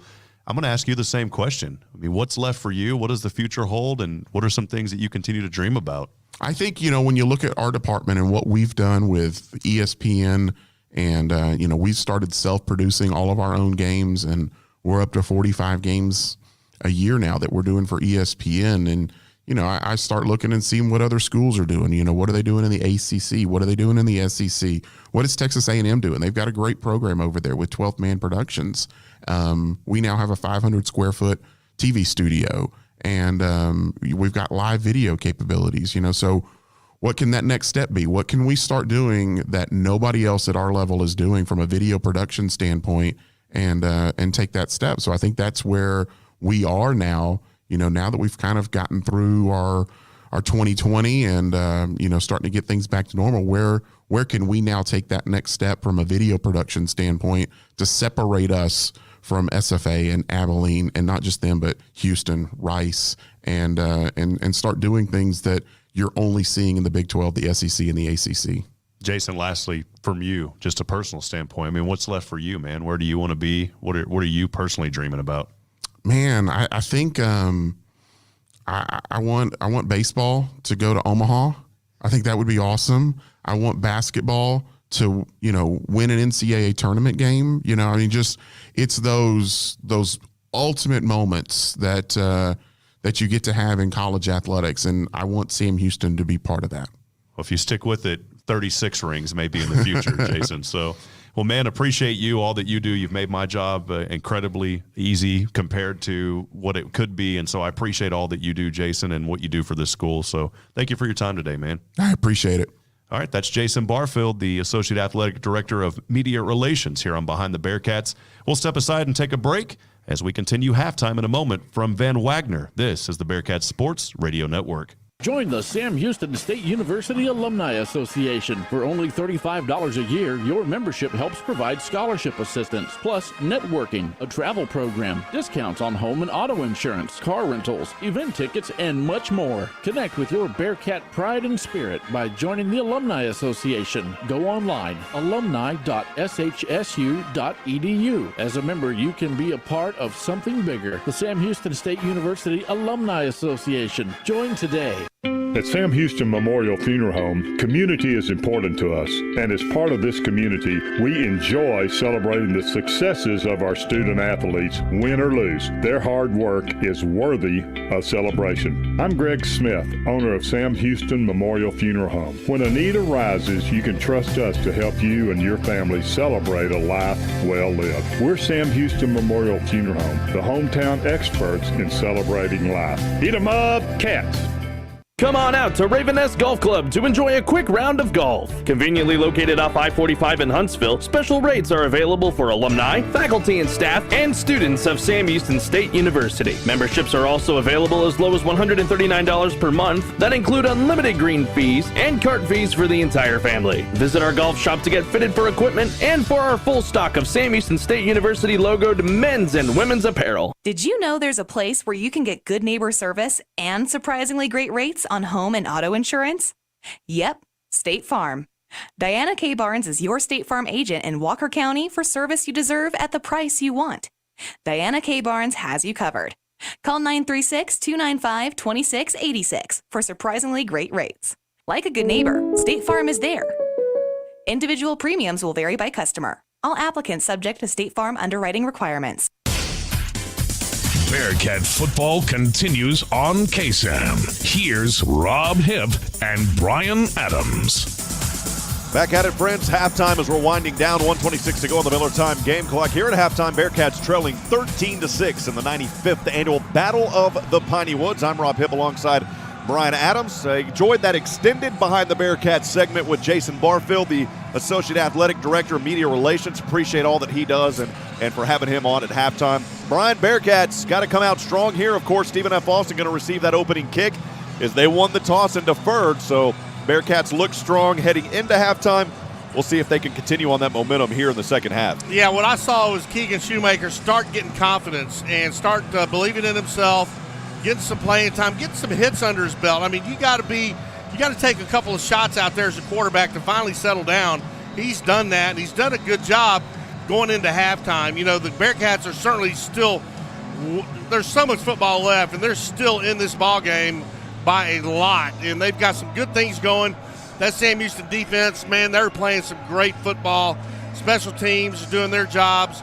You know, Sam Houston's looking good going into half, coming out here for the second half, Rob. Stephen F. Austin, 198 yards in that first half, 145 of those through the air, only 53 on the ground. Well, that's where Sam Houston's defense excels. 4 penalties, 30 yards. They had 10 first downs, 3 of 8 on third down, 35 total plays. They had the ball a little bit longer than Sam Houston, 15 minutes and 8 seconds. For the Bearcats, 170 total yards in the first half, 98 through the air. Of course, Keegan Shoemaker, the quarterback, in for Eric Schmidt today, 72 on the ground, 3 penalties, 34 yards, 8 first downs. They were only 2 of 7 on third down, where they're normally over 50%. Ramon Jefferson, 11 carries, 47 yards. He'll try to make it 4 games in a row over 100 yards. We're getting started here in the third quarter. Cameron Hearn from right to left. The right toe to leather powers this one back, and it'll drop into the end zone and over the head of the returnman. And that is where Stephen F. Austin will have it. The first possession of this second half, the 8th of the night. They've got the lead 13-6 starting from their own 25.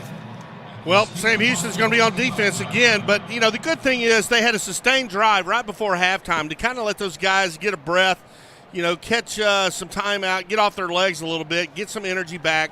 I expect the Sam Houston defense to be swarming all over the place like they did right before half. I mean, there was gang tackling going on, people swarming to the football. I expect we'll see the same thing right here. Trey Self, 10 of 20, 145 yards in the first half and a touchdown. And here he goes from his own 25. He'll take the snap to the right side of the keeper. Nowhere to go there. And a great tackle on that play by Trevor Williams. It's a loss of a couple, so a great job by that Bearcat defense to get things started here. Yeah, that's the way you want to start out. It's second. You're dropping for a yard loss, and you bring up 2nd and 11. Just keep the pressure on Self. I mean, keep him scrambling. Get in his face, make it difficult on him. Wide receivers, cover him up, and then get the offense back on the ball. 2nd and 11 for the Jacks on the right side, and a flag and a whistle here and a false start. False start, number 52, offense. 5-yard penalty with 2nd down. Well, that's Jacob Farrell, the left tackle of sophomore Oklahoman. He's a tall dude, 6'8", 325, the sophomore. And when he starts rocking, there ain't no stopping, man. 6'8", 324. Come on, man. Yeah. Unbelievable. Well, to bring up 2nd down and a long 16 now, 14-16 to go on the Miller time game clock. Here in the third, just underway, 13-6. Stephen F. leading. Self here, he's chased from behind, has to throw it away. The pressure was brought back there, Brian, by the favorite number that you like to say. Double nickel. Jahari K saying it's not okay around me, baby. Well, that's what we just talked about. Get in Self's face. Throw him off his game. Knock him off stride. Do what they just did. did. The pass was legal. The quarterback was outside the tackle box. The pass went beyond the line of scrimmage. 3rd down. Yeah, and K brought him back. And you think when K went in there, he said, you better watch yourself. Jahari K, man, he has been just coming on as of late. Had an outstanding year last year. Man, he is fun to watch. It's 3rd down and long here. Make it 3rd and 16. From the 19, handoff to the running back. He has nowhere to go, only a gain of a few on the left side. And the Bearcat defense with another big stop. Joseph Wallace and teammates down there on Miles Reed. They'll force an opening punt. That is the way you want to start this 3rd quarter. Oh, my goodness. Look who's back deep to receive the punt for the Bearcats. Oh, boy. Jaquez Ezzard. I love your excitement, Brian, back here. You know what Brian said? Oh, boy, something big's probably cooking. If they punt it to Jaquez Ezzard, it is going to be a big mistake on their part. Ezzard setting around his own 35. The punt will happen from around the 10. The snap is back, left, right toe to leather. It is an opportunity here for Ezzard at the 30. On the left side, Ezzard finding through a gap to the 40. Right side, Ezzard 50, 45. Ezzard still on his feet to the 40. He goes all the way down to the 35. There he is again. It's showtime. Jaquez Ezzard. Oh, boy, we just said it. If you punt it to Jaquez Ezzard, you're going to pay for it, and you certainly did. How about that for the Bearcats and Jaquez? Showtime Ezzard. I mean, he is absolutely a game changer by himself. And, man, he has already punched a touchdown in and, man, had 2 great returns so far tonight. Well, the punt return, the Bearcats will have it for the 8th time tonight. They will start this in excellent field position on the Stephen F. Austin. Boy, they're going to have that on the SFA 34-yard line. We'll take it. Shoemaker will stand in the gun. 1 back to his left, 2 receivers to the left, 1 to the right as a handoff. Ramon, come on, Jefferson across the 30 as he lowers his left shoulder and powers his way forward for a gain on the play of about 4 or 5. We'll call it 4 here from the booth. Boy, Ramon Jefferson is such a tough and punishing runner. He takes that ball, lowers his shoulder, plows into the linebacker. He flies off, picks up another couple of yards. 12 carries, 51 yards on the evening for Ramon Jefferson. 2 receivers to either side. It's 2nd down and 6 from the Lumberjack 30. Shoemaker chased from behind, and he is slammed down at the 40. Oh, man, what a sack there on that play. B.J. Thompson, he's not playing around. Goodness gracious, that took him all the way back to the 40-yard line. I mean, 41. It almost like he knew the snap count. Yeah, and he got around there on that play. He was able to easily get around I think it was Ellie Anderson. Boy, the left tackle didn't even touch him. Well, now it's going to be 3rd and 15 from the 39 of Stephen F. Austin. Shoemaker in the gun, 2 receivers to the right, 2 to the left. He'll step back looking to pass here. Protection breaking down, and on a second consecutive play, he goes down on a sack. Oh, man. And this time it's Roberts coming up as he holds his hands high into the air. Willie Roberts with the sack, and Matt McRobert will have to punt this one away. Well, when you get a great return like you got from Jaquez Ezzard and you can't convert on it, then you got to figure out is there something wrong. Xavier Gibson, who's had a solid first half on the receiving end, set back to receive this punt from the Australian sensation. Standing around his own 40-yard line, snap back. Here is the punt on its way. Another booming punt, the fair catch called for at the 7. So that's a beautiful punt by Matt McRobert. Great punt there by Matt McRobert. That's one of those end-over ends that he does so well. I mean, he is an excellent punter and pins Stephen F. Austin way back on their own end. 9th possession coming up for the Lumberjacks. 11:13 to go on the Miller time game clock. Jacks leading 13-6 here in the 3rd. We'll step aside for a minute and a half. Stay with us. From Van Wagner, this is the Bearcats Sports Radio Network. At H-E-B, we know that game day is about more than the game itself. The taste of victory is unparalleled, but so is the taste of H-E-B jalapeno poppers hot off the grill. Seeing the best players in their prime is truly something to behold. So is an H-E-B Prime 1 burger that you grilled to perfection. For low prices on all the things that make game day great and delicious, visit H-E-B, your official game day headquarters, or use the My H-E-B app to order curbside and start prepping for game day right away. Enjoy the fast-paced action of Bearcat soccer at historic Pritchett Field. Tickets are $5. Call 936-294-1729 or go online at gobearcats.com/tickets to secure your tickets today. Artex Signs and Lighting Incorporated is a family-owned, full-service business based in Huntsville, Texas for over 20 years. They do business cards, decals, yard signs, banners, and billboards to name a few. They can design and fabricate electrical signs to fit your business needs. Busted signs and lights? Their 45-foot bucket truck and in-house electrician can service you. They are located at 625 Highway 190 East. Give them a call at 936-435-9966. Artex Signs and Lighting Incorporated looks forward to serving you. It's loud here at NRG Stadium. Friends, Rob Hipp alongside the former Bearcat quarterback, Brian Adams in the house, 13-6. Stephen F. Austin with the lead. Jaquez Ezzard's big return turned into nothing, unfortunately, for the offense. They had to punt it away. And now Stephen F. Austin will try to build on this one-touchdown lead.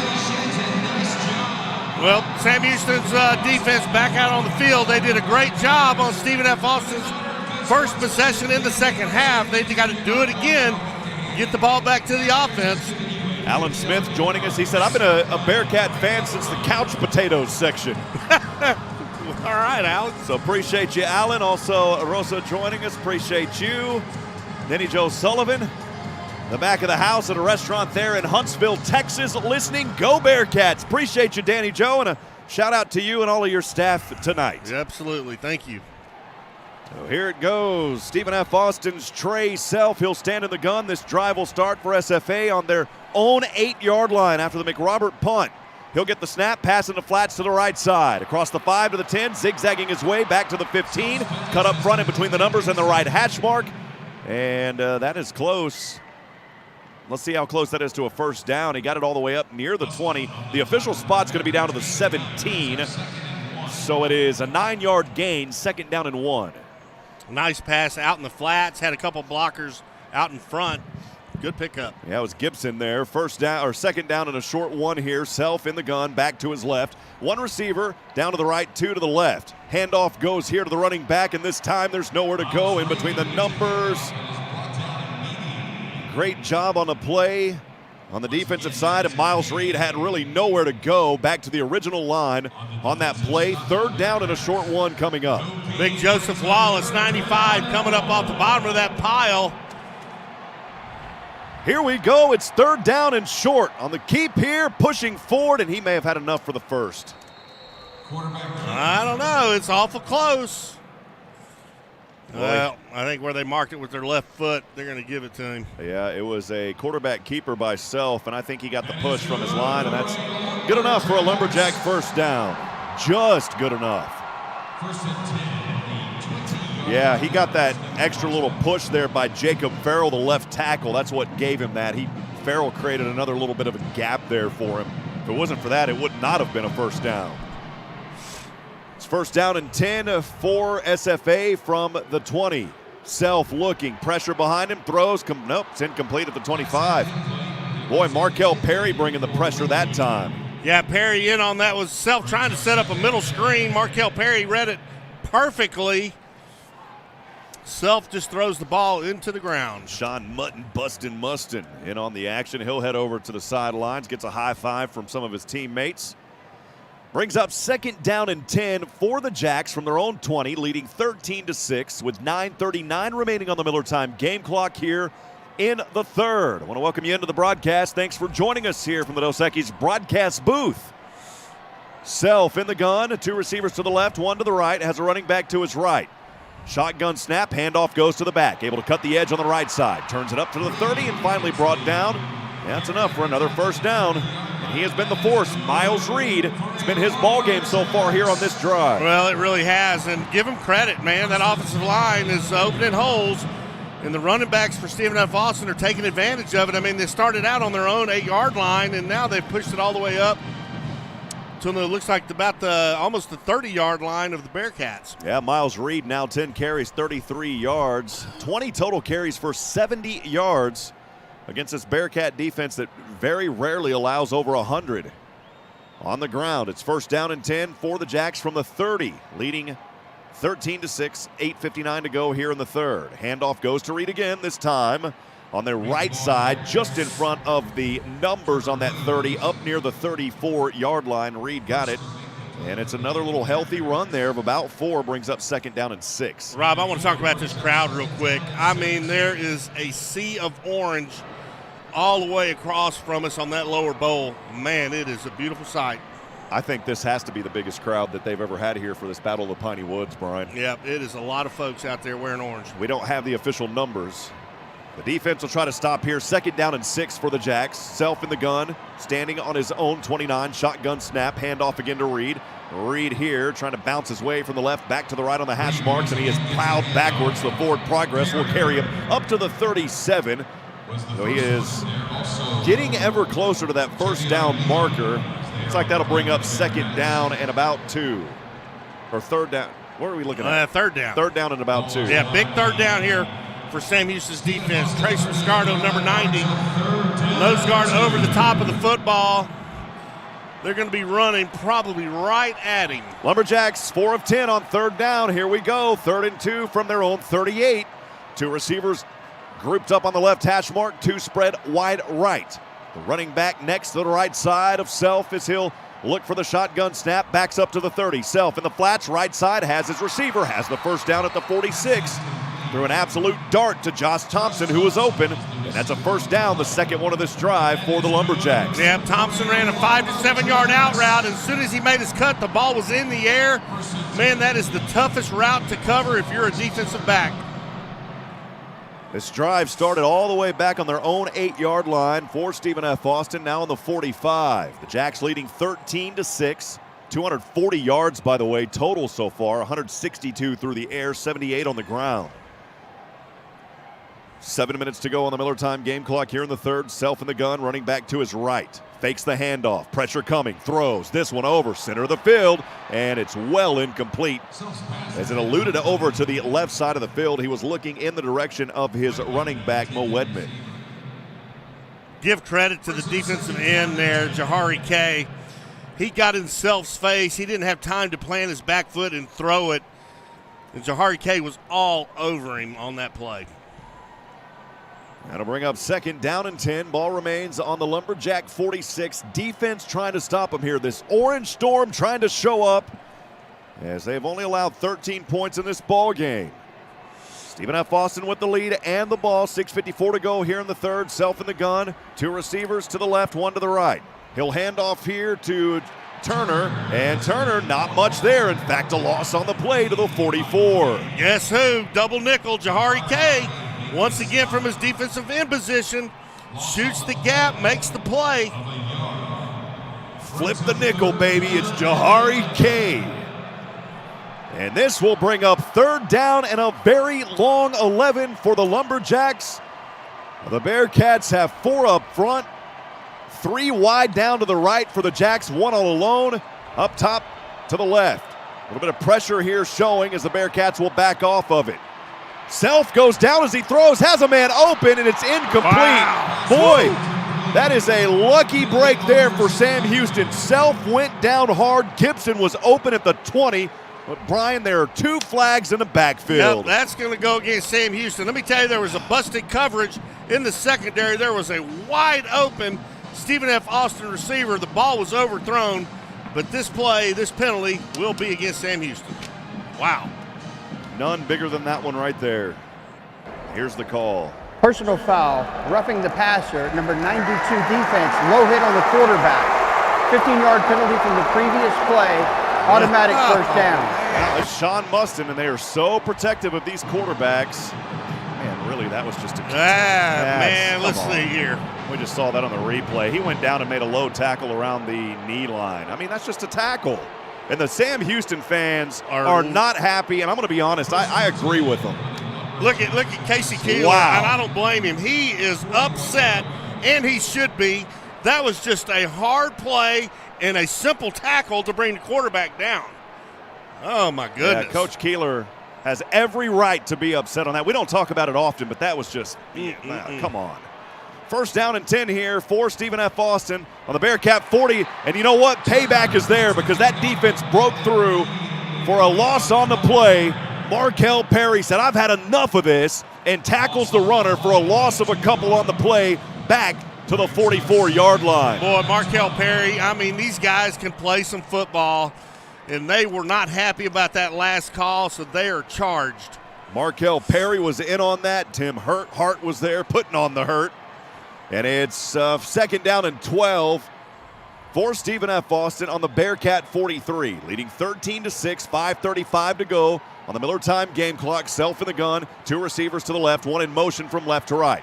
Fake the handoff. Self backs up to the 45. Now rotates right 50, 45, down to the 40, and finally he's brought out of bounds. A gain on the play, well short of the first down, up to the Bearcat 37. And once again, look who's coming up there with another big hit. This time for Sam Houston, it's Tim Hart. Injury timeout on the field. And we do have an injured player. It's an injured Bearcat down there around the 45-yard line. That's 94, Javon Leon. You hate to see that. We'll go ahead and take 30 seconds. We'll be back in a moment from Van Wagner. This is the Bearcat Sports Radio Network. Ticket Smarter is glad we are back to holding live events. If you are looking to buy tickets to the best sports, concerts, and theater events, all at the very best price, look no further than Ticketsmarter.com or on the app. Buying tickets at Ticketsmarter will help support children in need. For every ticket transaction on Ticketsmarter, $1 will be donated to a children's charity. Ticketsmarter is proud to be the official ticketing partner of Bearcat Athletics. Ticketsmarter, a smarter way to buy tickets.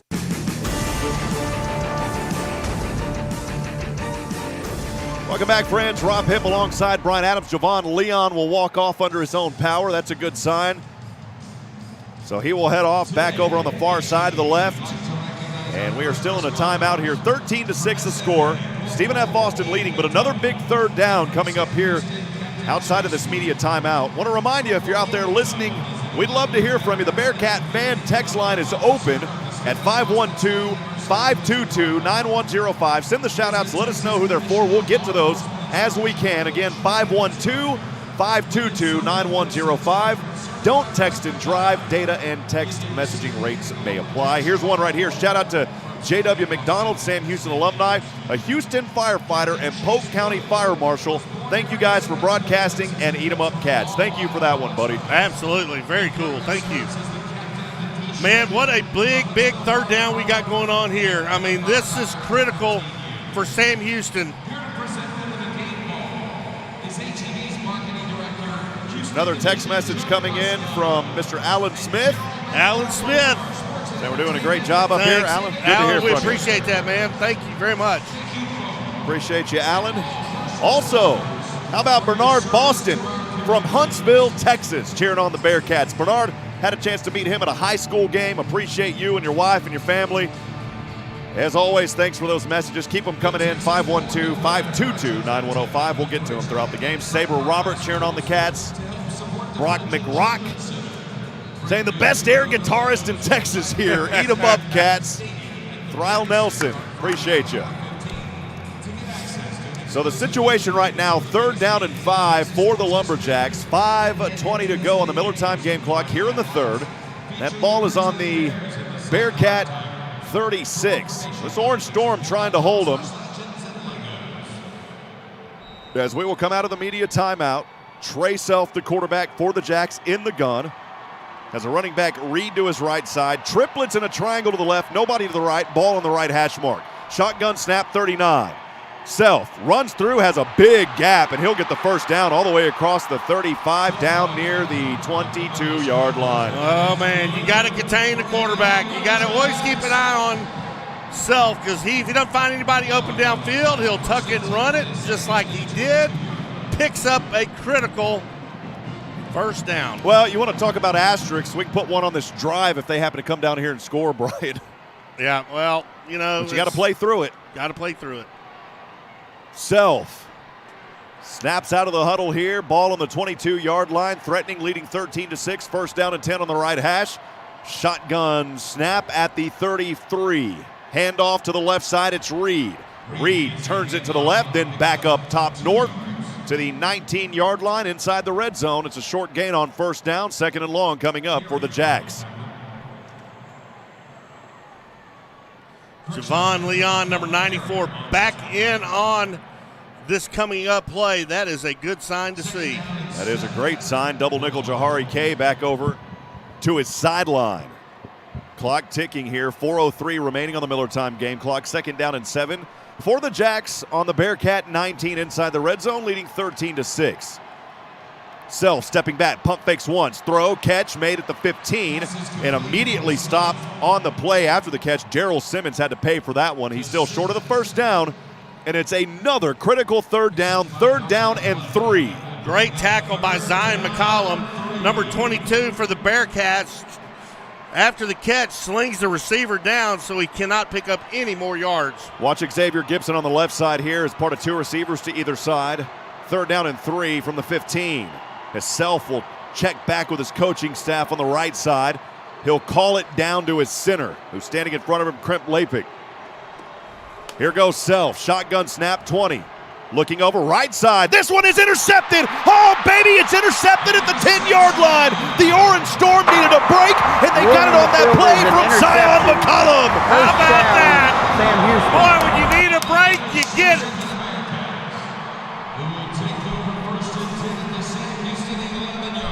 Well, as the old adage goes, the ball don't lie. The Bearcats with an interception. Zion McCollum, it was thrown low. McCollum dived down, and the Bearcats have the ball back, baby. Boy, what a huge, huge break there for the Bearcats. Wow. McCollum, of course, the twin brothers. Zion McCollum with the interception. His brother Tristan McCollum, and the Bearcats have it here for the 9th time. They will start this drive going from right to left, and now we got a false start. Number 6, offense. 5-yard penalty. It's first down.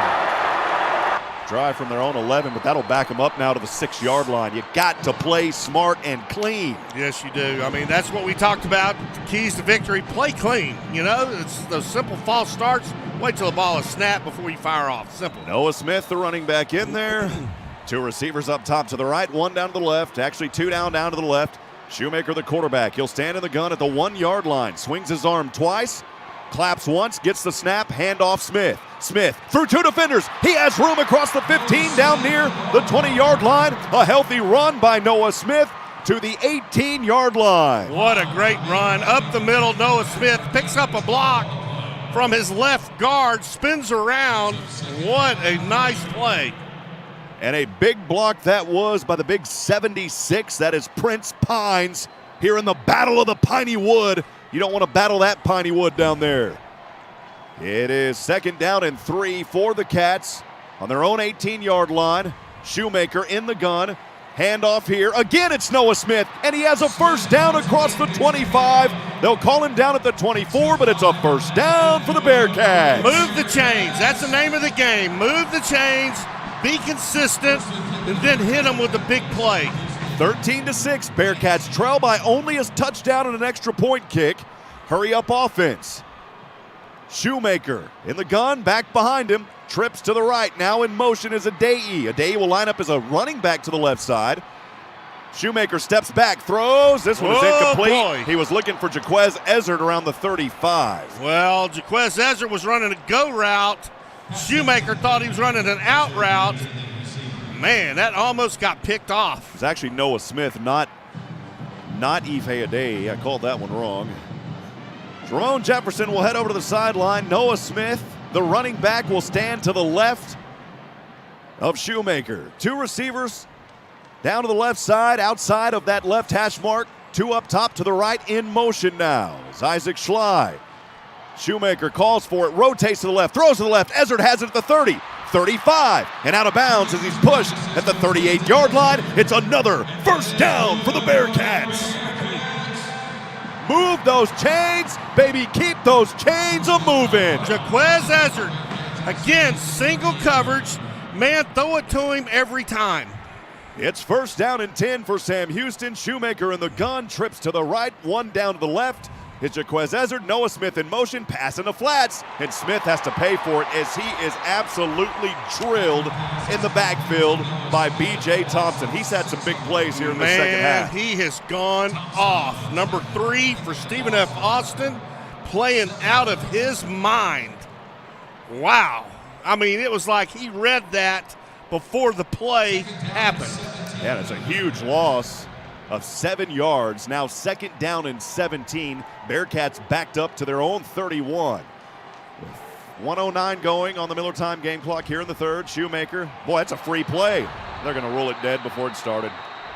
I thought for sure it was going to be a free play. We'll see who it's on. It looked like that right side jumped through early. Offside, number 3, defense. Oh, boy. Unabated to the quarterback. Yeah. 5-yard penalty. It's 2nd down. That's B.J. Thompson. I've called his name several times, but the deal is you got to stop that one because that could have been a big hit on Shoemaker. Yep. Those are the types when you're unabated to the quarterback, you whistle it dead. Yep, no doubt about it. And that's he is just trying to anticipate the snap count. That's 6'6", 210 pounds coming at you. It doesn't sound like a lot, but a pretty tall young man. 2nd down and 12 from the 36. Bearcats moving from right to left. 2 receivers to the right. Pass over left side. This one caught at the 40. And the catch is made there by Isaac Schley. Still short of the first down. They've got to get it up to the 47 or 48-yard line. So a very critical 3rd down for Sam Houston. We'll call it 3rd down and 8. Big 3rd down right here for Shoemaker and this offensive squad. Bearcats will bring Brennan Tibbs back in. They're only 2 of 8 from 3rd down. Trips to the right on the right hash. 2 receivers down to the left. Jefferson, one of them. Jefferson will now line up on the right side. Shoemaker, empty backfield. This one over his head. Shoemaker fumbles it again, and it's picked up. Good night. You have got to fall on the ball. He does not. He tries to pick it up, and the Lumberjacks recover it at the 9-yard line. Oh, boy. Boy, you talking about wheels coming off on that play. Snap the ball over the quarterback's head. He runs back, tries to scoop it up instead of fall on it. And Stephen F. Austin gets the ball on the Sam Houston 9-yard line. Goodness. 10th possession for Stephen F. Austin coming up here, and they will have unbelievable field position on the Sam Houston 9. So an interception by the Bearcats does not lead to much. And here is Self in the gun. His team leading 13-6. 8 seconds to go. Pass in, over 5. Bouncing his way, extends, touchdown. Touchdown on the play.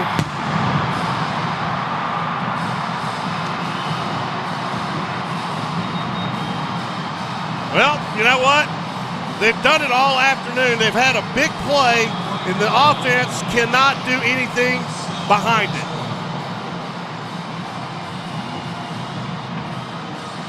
And that right there was the biggest one of the afternoon. Because that makes it a two-possession game, 19-6. 9 yards by Reichel in for the score. Here is the extra point kick try, easily through the uprights and good. Stephen F. Austin leading 20-6 with 3 seconds remaining on the Miller Time game clock here in the Battle of the Piney Woods. We'll step aside for a media timeout, 2 minutes. From Van Wagner, this is the Bearcat Sports Radio Network. Come on out to Raven Nest Golf Club to enjoy a quick round of golf. Conveniently located off I-45 in Huntsville, special rates are available for alumni, faculty and staff, and students of Sam Houston State University. Memberships are also available as low as $139 per month that include unlimited green fees and cart fees for the entire family. Visit our golf shop to get fitted for equipment and for our full stock of Sam Houston State University logoed men's and women's apparel.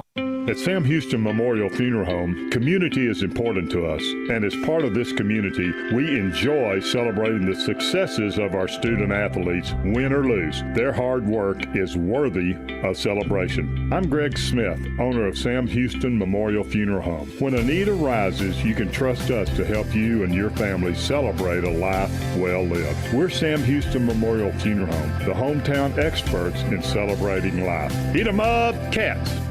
The Bearcat Pavilion at Bowers Stadium is a new and exciting place to enjoy Bearcat football. Fans will find Smokin' Sammy's Barbecue, sodas, beer and wine, and a number of other food options from atop the southwest corner overlooking all of the action at Bowers Stadium. Bearcat Pavilion can be reserved on game days for pregame and or postgame private functions and may also be reserved for private events throughout the year. For more information about Bearcat Pavilion at Bowers Stadium, call 936-294-2701. Know what pairs well with the National Championship? A winning tailgate. Show your Bearcat pride when tailgating with only the best. For over 44 years, Talent Sausage has been treating our customers like family. You're sure to score a touchdown when grilling up our signature smoked sausage. Voted Best Butcher for 2021, Talent offers a full-service meat case, home-cooked barbecue in our deli, and aisles of grocery necessities. Make the short drive to stock up at Talent Sausage, located at 3736 Highway 19 in Riverside. Shop local, eat 'em up cats.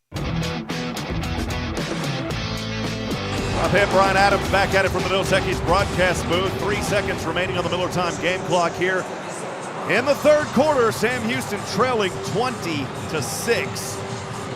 Trying to make it 10 wins in a row, but this is a much improved Stephen F. Austin Lumberjack team. I'll let you know, Stephen F. Austin had a 20-17 lead in the fourth quarter in this game back in 2019. The Cats came back, they won that game as they scored twice in the final 7 minutes. There's still a lot of football left. The defense is going to have to continue to try to stop them, and the offense, though, is going to have to come up with something here. Lumberjacks will kick this one away. They try to go for a little bit of an onside kick. It will sell, but the whistles blow early, and I wish they would have just let that one go through. The timeout. Prior to the kick, timeout, Stephen F. Austin, their first. It's 30 seconds. We'll keep it right here. It is what it is, Brian. 272 total yards for Stephen F. Austin, 97 rushing yards. So they're now 3 yards away from doing something that not many teams do to Sam Houston's defense, which is allowing 100 yards on the ground. Sam Houston only 160 yards in this game, 43 on the ground, 117 through the air. And looking down at Coach Keeler on the sideline as he is methodically thinking about this one and trying to figure out, what am I going to do to get these guys back into it? Well, you know, Stephen F. Austin understands Eric Schmidt is not playing in this game. They are absolutely teeing off on Keegan Shoemaker. They just trying to do everything they can to disrupt him, you know, anticipate the snap count, do all that kind of stuff. And, hey, man, give them credit. They've done it. Dylan Brown set to kick this one away for Stephen F. Austin. From the 35, we'll see if he does it again. It is another little short squib kick. This one will drop at the 22. And fielded around the 30 and finally rolled out of bounds on a play. Good field position here starting out for Sam Houston. That is the end of the third quarter. Timeout on the field. Rance McInnes will bring it up. We'll go ahead and take a media timeout for 2 minutes. We'll be back in a moment. The Bearcats will try to put a drive together and get back into this ball game, trailing 20-6 from Van Wagner. This is the Bearcats Sports Radio Network. At H-E-B, we know that game day is about more than the game itself. The taste of victory is unparalleled, but so is the taste of H-E-B jalapeno poppers hot off the grill. Seeing the best players in their prime is truly something to behold. So is an H-E-B Prime 1 burger that you grilled to perfection. For low prices on all the things that make game day great and delicious, visit H-E-B, your official game day headquarters, or use the Buy H-E-B app to order curbside and start prepping for game day right away. Artex Signs and Lighting Incorporated is a family-owned, full-service business based in Huntsville, Texas for over 20 years. They do business cards, decals, yard signs, banners, and billboards, to name a few. They can design and fabricate electrical signs to fit your business needs. Busted signs and lights? Their 45-foot bucket truck and in-house electrician can service you. They are located at 625 Highway 190 East. Give them a call at 936-435-9966. Artex Signs and Lighting Incorporated looks forward to serving you. All right, friends, back at it here. Fourth quarter about to get started. Rob Hipp, Brian Adams, the former Bearcat quarterback, up here in the Dos Equis broadcast booth. It's critical time now for Sam Houston, trailing 20-6 going into the fourth quarter. These Bearcats have not lost to Stephen F. Austin in the last 9 times. They have been victorious, trying to make it 10 in a row. The last loss for Sam Houston, by the way, was all the way back on November the 16th, 2019, in that 31-28 loss at Northwestern State at home. So we're going to try to avoid that here. I'm believing the Bearcats can put together something in this fourth and final frame. Well, the Bearcats are going to start taking a little bit more chances downfield. I mean, the time is not on their side.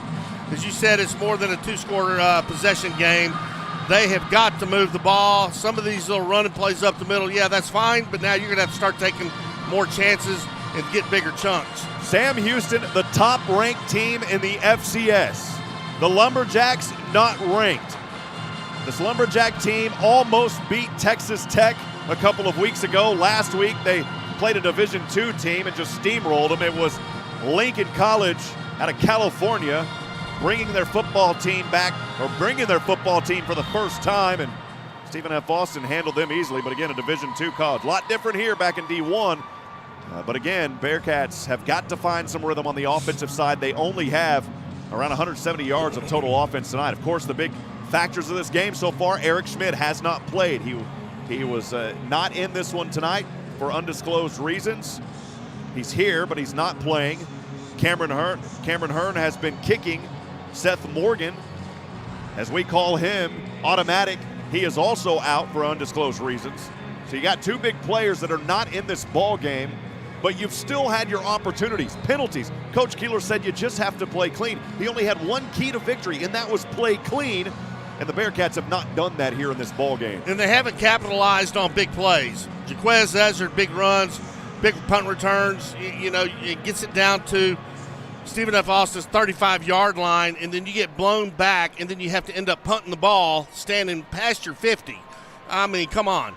So that has been one of the biggest things all afternoon, is they have not taken advantage of some golden opportunities. 10th possession, first one of the fourth quarter. Shoemaker will go from left to right from his own 30. Stepping back, flags fly. This may be a free play. Left side up, this one incomplete. Boy, there could have been a flag there as Jaquez Ezard had defender draped all over him. And we'll see what this call is. Offside, number 10, defense. Lined up in the neutral zone. 5-yard penalty. It's first down. So first down and 5 now. Yeah, it doesn't surprise me, Rob. They are going to be teeing off, trying to get in Shoemaker's face. They know he's got to take some chances, throw the ball downfield. They are going to be bringing safety blitzes, Mike blitzes, all kinds of different things, and they are going to be bringing them almost every play. It's first down and 5 from the 35. As we get back into action here, Shoemaker in the gun, 4 up front. 4-4 coming. Shoemaker steps back, shotgun, right side. Boy, that could have been intercepted as well. Boy, that was just a complete miscommunication between the quarterback and your wide receiver. One broke left and the quarterback threw it right. That's the second time that's happened between Shoemaker and Cody Crest. The communication breakdown is there because Cody Crest on another one. That was the one where he turned the opposite way, and it was intercepted earlier in this ball game. That's right. That's the miscommunication again. Incomplete pass brings up 2nd down and 5. Shoemaker in the gun, 2 receivers to the left. Look for a blitz coming. Handoff goes. That'll leave a little bit of an open middle here, and diving forward is Ramon Jefferson. Jefferson 1 yard short of the first down. Had to get to the 40, got to the 39. The most critical 3rd down of the night is right here for this Bearcat team. Injury timeout on the field. And we do have an injured Lumberjack down on the field. Trying to get a number there of who that young man is as they are working on him. We'll take 30 seconds. We'll be back in a moment from Van Wagner. This is the Bearcat Sports Radio Network. Ticket Smarter is glad we are back to holding live events. If you are looking to buy tickets to the best sports, concerts, and theater events, all at the very best price, look no further than Ticketsmarter.com or on the app. Buying tickets at TicketSmarter will help support children in need. For every ticket transaction on TicketSmarter, $1 will be donated to a children's charity. TicketSmarter is proud to be the official ticketing partner of Bearcat Athletics. TicketSmarter, a smarter way to buy tickets. Injured Lumberjack player on the play was the linebacker Brevin Randall, the 5'11", 228 sophomore. He was able to walk off under his own power. We've seen a lot of that tonight where these guys are going down, but they're able to walk off under their own. That's always a good sign. We don't want anybody to get injured. I think there's a lot of cramping going on. And we will get back into action here. 3rd down and a very critical one for Sam Houston. Ball is on their own 39-yard line. Jefferson out there is the running back. 1 receiver up top to the left, 2 down to the right. Shoemaker in the gun, stands on the 29. Blitz coming, handoff Jefferson, lowers his shoulder. I don't think he got there, Brian. I don't either. He's short. Wow. What do you do here? Well, you go for it. Yeah, I think you have to. I mean, it's 14 minutes left. Wow. And well. Punt unit coming on. I mean, that just, you're 1 yard shy of a first down. That's. They haven't been able to convert them, though. Yeah, well, you're right. That's kind of what it's been tonight. Yep, well. On those 3rd and shorts, I mean, the Bearcats on 3rd down, this has not been their night. They are 2 of 10, 20% for a team that is normally over 50%. McRobert will boom this one. Looks like it'll take a bounce into the end zone, and it does. Well, now it's up to your defense. Stephen F. Austin here will start on their own 20-yard line, leading 20-6. The defense has to make a stop. Has to. We'll go to a media timeout. We'll take 1 minute on this one. Stay with us, friends, as Stephen F. Austin will have it. When we come back, 13:42 remaining. The Miller Time game clock. We'll be back in a moment from Van Wagner. This is the Bearcat Sports Radio Network. Come on out to Raven Nest Golf Club to enjoy a quick round of golf. Conveniently located off I-45 in Huntsville, special rates are available for alumni, faculty and staff, and students of Sam Houston State University. Memberships are also available as low as $139 per month that include unlimited green fees and cart fees for the entire family. Visit our golf shop to get fitted for equipment and for our full stock of Sam Houston State University logoed men's and women's apparel. For the best customer service and best deal on your new Ford, head to Bill Fick Ford in Huntsville, your No Bull headquarters. Thinking something sporty and great on gas? Check out the 2022 Ford Explorers and Expeditions. Don't see what you want on the lot? You can still get a No Bull deal on a special order with the assistance of your sales associate, or just go to BillFickFord.com. Click order here and design your new Ford today. Built for you, by you. Bill Fick Ford, I-45 South in Huntsville. Back at it, friends. 13:42 on the Miller Time game clock here in the 4th quarter. Live from the Dos Equis broadcast booth at NRG Stadium in Houston, Texas. Rob Hipp, Brian Adams. The Lumberjacks leading 20-6 as they will have it here for the 11th time, starting on their own 20-yard line. Sam Houston has got to find a way to rip this one down. A pick 6 would be nice right about now. Yeah, I think you're going to see a lot of rushing the football by Stephen F. Austin, though. Eating some of that time up on the clock, trying to move the sticks. But the defense for Sam Houston somehow, some ways, got to get them 3 and out. Critical. Both teams meeting with their coaching staff as the Cats are grouped up. They were the designated away team, by the way. Over on their 30-yard line, just left from the WAC logo, and in front of us, way down 8 stories below, at the 25 are the Lumberjacks as they're meeting up. A score here by the Jacks would put them in really good shape. So the defense for Sam Houston has got to find a way to stop them. They've only allowed 97 yards on the ground. I say it's 97 yards on the rushing side. They barely allow over 100 per game. Here is Self in the gun, 1st and 10. Will hand off left side. His back has it, eludes one defender across the 20 to the 22. A 2-yard gain. They're one away from 100. Good stop there by this Orange Storm defense. Stephen F. trying to run the ball outside, have a man in motion, toss it to him. He tries to cut upfield. Bearcats read it pretty good and extend the play. Only allow him a couple of yards. Zion McCollum, the cornerback, down to our right. As the Bearcats have 4 up front, 2nd down and 7. They gave him 3. Self stepping back, looking, passing left side, low ankle, caught. Nope. Oh, no, they say it's incomplete. It was too low. And give credit coverage there to Tristan McCollum. Incomplete is the call. And now here's a very critical 3rd down and 7.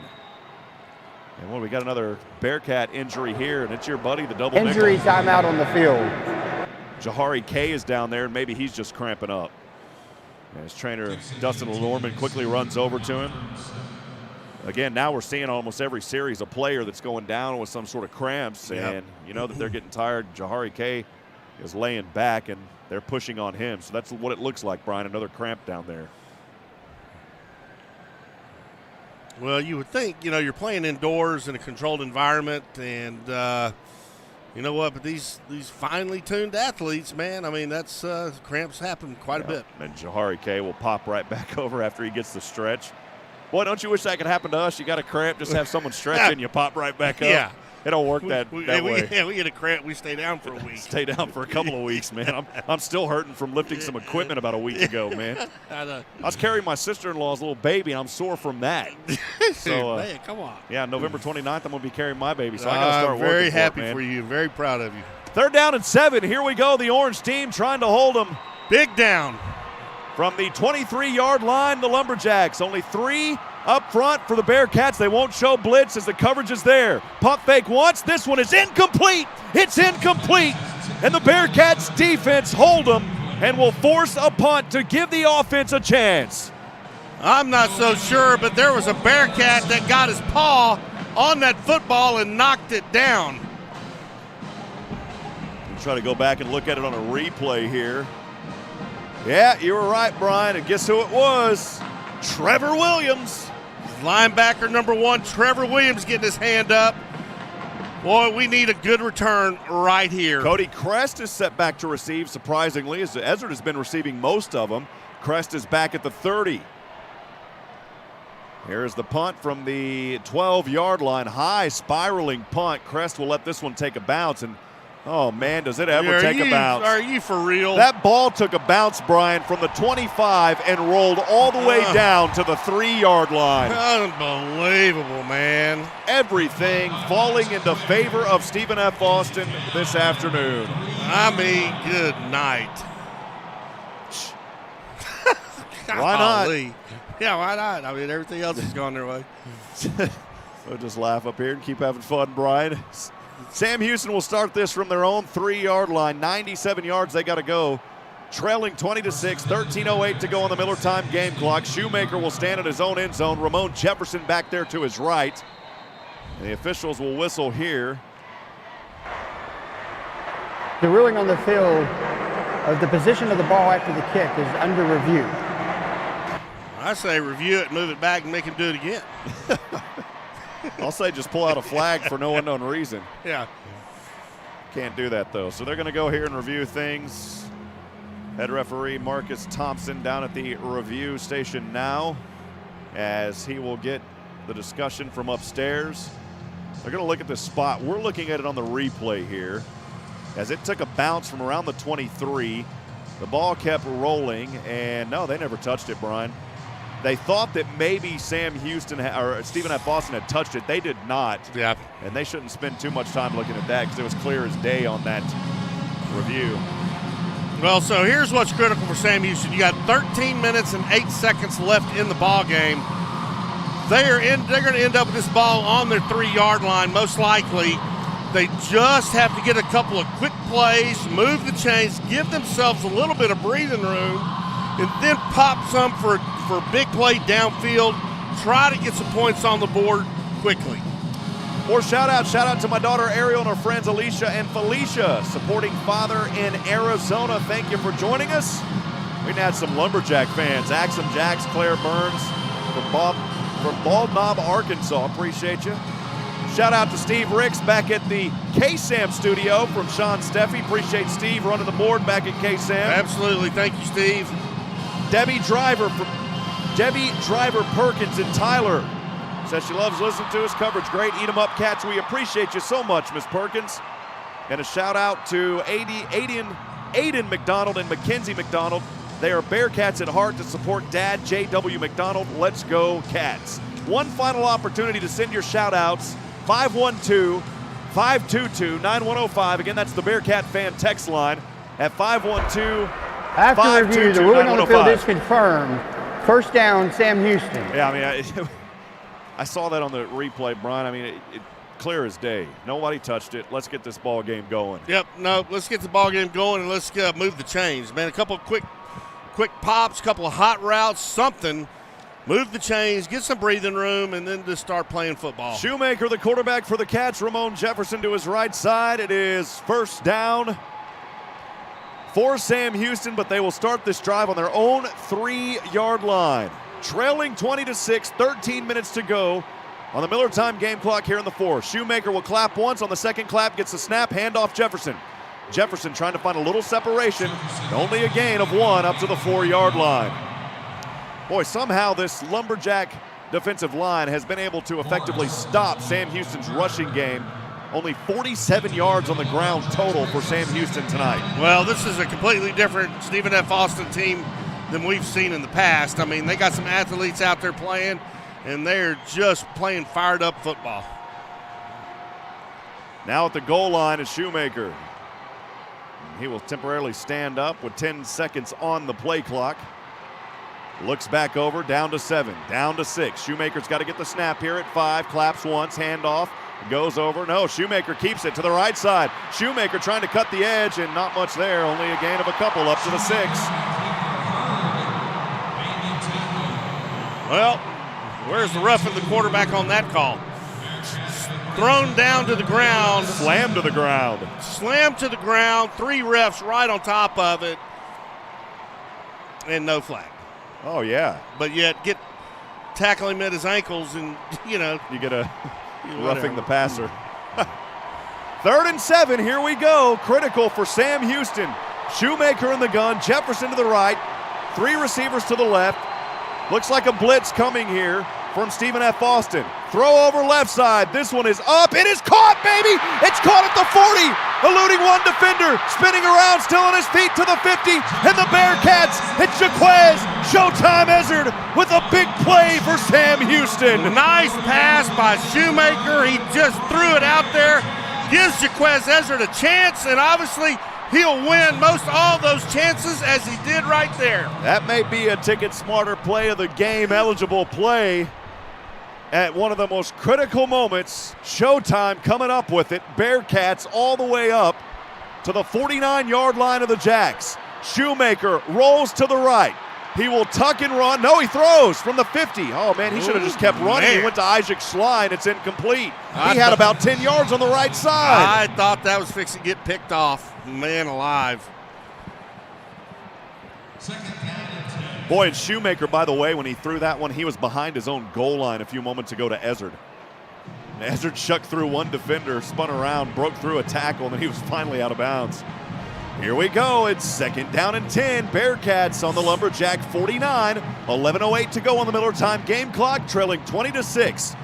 Shoemaker claps twice, low snap, has it in the gun, looking to pass, throws this one, caught, dagger, 40-yard line to Chandler Harvin. It's enough for a first down to the 38. Down here to the Stephen F. Austin sideline, they're in single coverage. Man, you need to look over here toward the bottom. These guys, Trips down to the right, one lone Bearcat to the left. It's first down and 10 from the 38 of the Jacks. Bearcats driving. Left hash mark. Shoemaker with 3 claps this time. Now on the 4th one, gets the snap. Trying to drive him off. Here's a pass over to the right side. And flags fly. Finally, Ife Adei will get an offensive play. He'll get a defensive pass interference against him. He has been draped over like a cheap suit all day, and finally, hopefully, we'll get that call. Well, you're right. They're talking about it. It's pretty. Prior to the pass, holding number 5 defense. Well, 10-yard penalty from the previous we'll take spot. that at least. Automatic first down. Big break for the Bearcats right there. I mean, Jaquez Ezzard, his just theatrics after the catch. Ife Adei getting held. It is time to punch it in. Let me take that back. Ife Adei didn't even get touched. Well, you're right. Yeah, sorry, Bearcat fans. Let me take that back. Adei didn't get touched at all. I was looking on the opposite end, Brian. 10:38 to go on the Miller Time game clock. I guess we're just trying to wish things into happening. 20-6 the score. Here come the Bearcats from the 28 of Stephen F. Austin. Shoemaker, shotgun, left corner. This one, there's a hold there and an interception. But they say it's incomplete, thankfully. Man, it looked like he had his hand on his shoulder the whole time, pulling on him. What's the replay? Yeah, Willie Roberts, I thought he almost had a pick there for a moment. We'll see. It was on chance. Yeah, he was holding his jersey. Exactly right. Wow. And Harvin still almost came up with a grab as it popped off his helmet. You have got to make these. Hey, held his jersey. I'd like to see Keeler's reaction on that one. Bearcat fans aren't happy. Got to play through it. Second down and 10 for Sam Houston on the 28 of Stephen F. Austin. Shoemaker handoff. The running game has been non-existent here. Golly. Really no gain. That's just going to run time off the clock. So now you're the situation you're in again is 3rd and 10.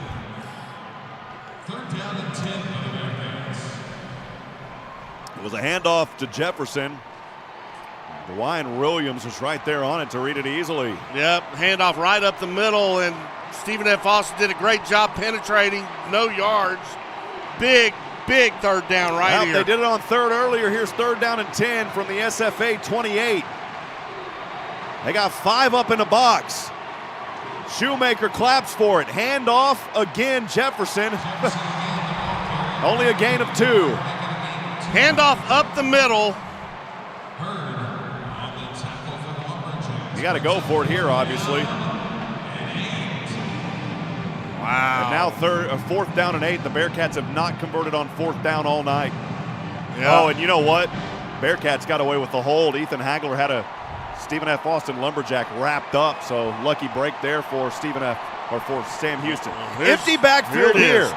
Empty backfield, trips to the right. Now 4 receivers, 1 to the left. Shoemaker will roll to the right. Looking, has one down open, throws it. This one is up, push off, caught. Oh, baby, it's a touchdown! You've got to be kidding me! To Ife Adei! Oh, mama, what a play!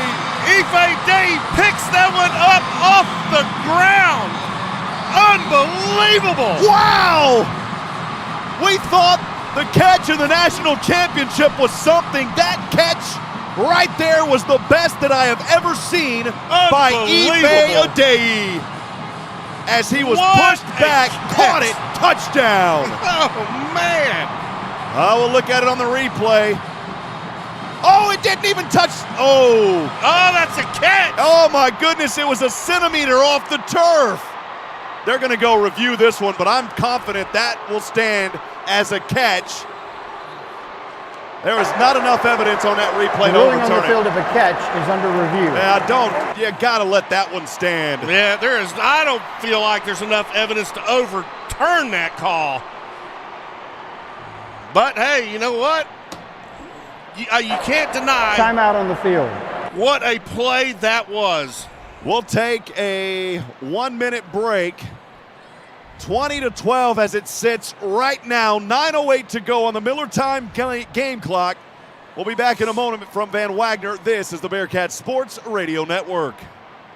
TicketSmarter is glad we are back to holding live events. If you are looking to buy tickets to the best sports, concerts, and theater events, all at the very best price, look no further than TicketSmarter.com or on the app. Buying tickets at TicketSmarter will help support children in need. For every ticket transaction on TicketSmarter, $1 will be donated to a children's charity. TicketSmarter is proud to be the official ticketing partner of Bearcat Athletics. TicketSmarter, a smarter way to buy tickets. So I'm here with Clint Mack from Wiesner of Huntsville. What would you say to someone who has never been to Wiesner of Huntsville? Come try the experience for yourself. We do things different here. We're a very relational business. We're not a transactional business, and we want to make you feel like you're part of our family. Is there a Wiesner difference or a Wiesner experience? There is. It'd be honesty and integrity. We've stood by that, and we are going to continue that in a world that doesn't necessarily live by those rules. Well, you've heard from Clint Mack at Wiesner of Huntsville, and if you haven't tried Wiesner of Huntsville, go do so. You'll be glad you did. Brian, it was a quick review. Here it is. After review, the ruling on the field of a touchdown is confirmed. Yes! Yes!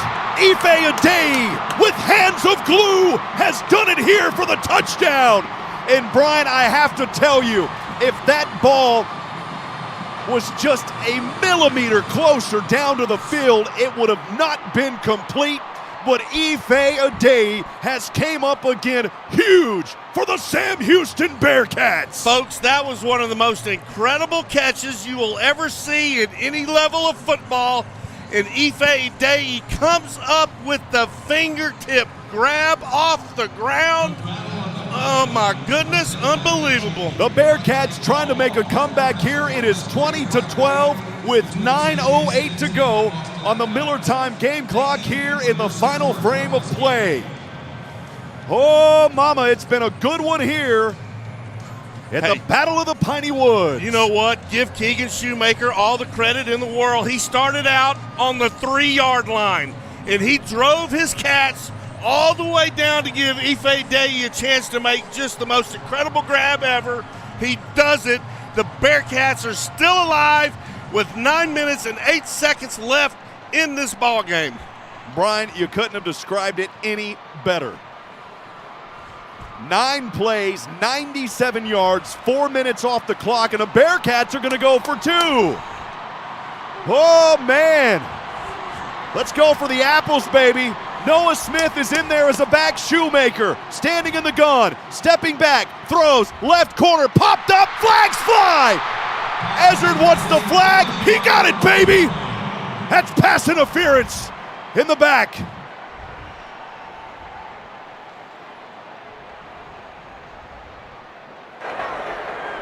Prior to the pass, holding number 22 defense. The penalties half the distance to the goal. The try will be from the 1.5 yard line. That will move the ball up now at the 1.5 yard line. Half the distance to the goal. Bearcats, you better believe, are going to go for 2 again. Shoemaker's looking at the coaches, getting the call. Isaac Sly there to the left side. Ezard to the left. Shoemaker in the gun. Noah Smith, the running back, to his right. Tight formation to the right. Shoemaker throws, center, this one. Oh, it's caught, baby, for the 2-point conversion. Who is it again? It is Cody Crest, and the Bearcats coming back alive here in the 4th quarter. How about that, Mr. Consistency, Cody Crest, fired in there. Injury timeout on the field.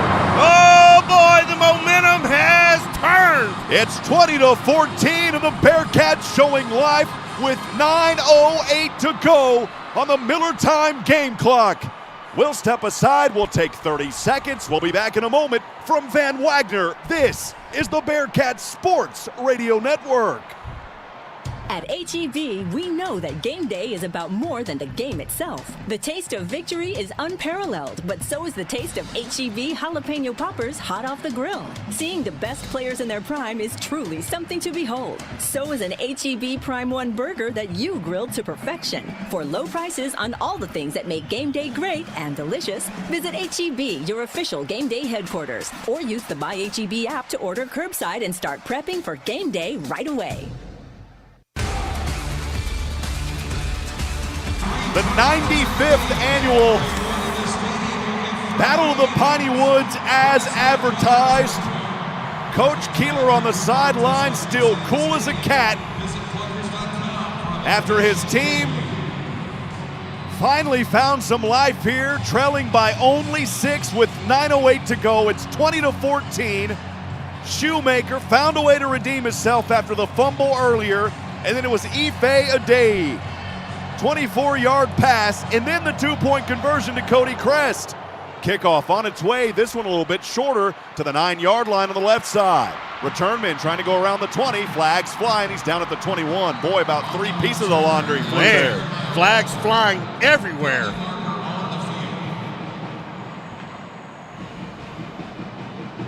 Referee going to talk things over with this Phil Judge. And here's the call. During the return, holding number 82 receiving team. The penalty is half the distance to the goal from the spot of the foul. First down, Stephen F. Austin. All right, it's going to be up to the defense here. Brian, I just want to hear you in this game, Brian, please. Pick 6! That's what I'm waiting for, Brian. The Orange Storm defense, they've been doing it all afternoon, giving the offense every opportunity to be successful. And here we go, folks. Trey Self will lead his team back onto the field, 175 yards through the air. The Lumberjacks will start this drive on their own 9, moving from right to left on the left hash mark. He'll stand in the gun, 2 receivers to either side. Now a man in motion from left to right. A running back to his left, stands in the gun at the 4. Handoff goes to that back, lowers his shoulder. Not much there, a gain of a few on first down to the left of the left marker. Miller, I believe, the ball carrier. Second down and long coming up. Also, Sam Houston has all 3 of their timeouts. Stephen F. Austin with 2. Oh, baby. It's second down and 7 with 8:33 to go on the Miller time game clock. Boy, listen to that crowd yell Sam Houston. They are fired up, and they're in this ball game now. Self in the gun. Handoff right. No, he keeps it. Self is popped up. He fumbled the ball, but the Bearcats not able to get it. But it's a loss back on the original line of scrimmage. Oh, the Orange Storm with the big lick and a chapow, baby. Oh, man, what a ball game. Wow. The ruling on the field is a fumble recovered by the offense. It's third down. It's third down. The Orange Storm Bearcat fans all on their feet. As 2/3 of the lower bowl, it is a sea of orange here at NRG. It's third down and 12. Self in the gun, trips to the left, 1 to the right. Has his running back, I believe it's Reed, to the right side. Now he rotates to the left. Flags fly. That's a delay of game. Oh, baby, move him back more.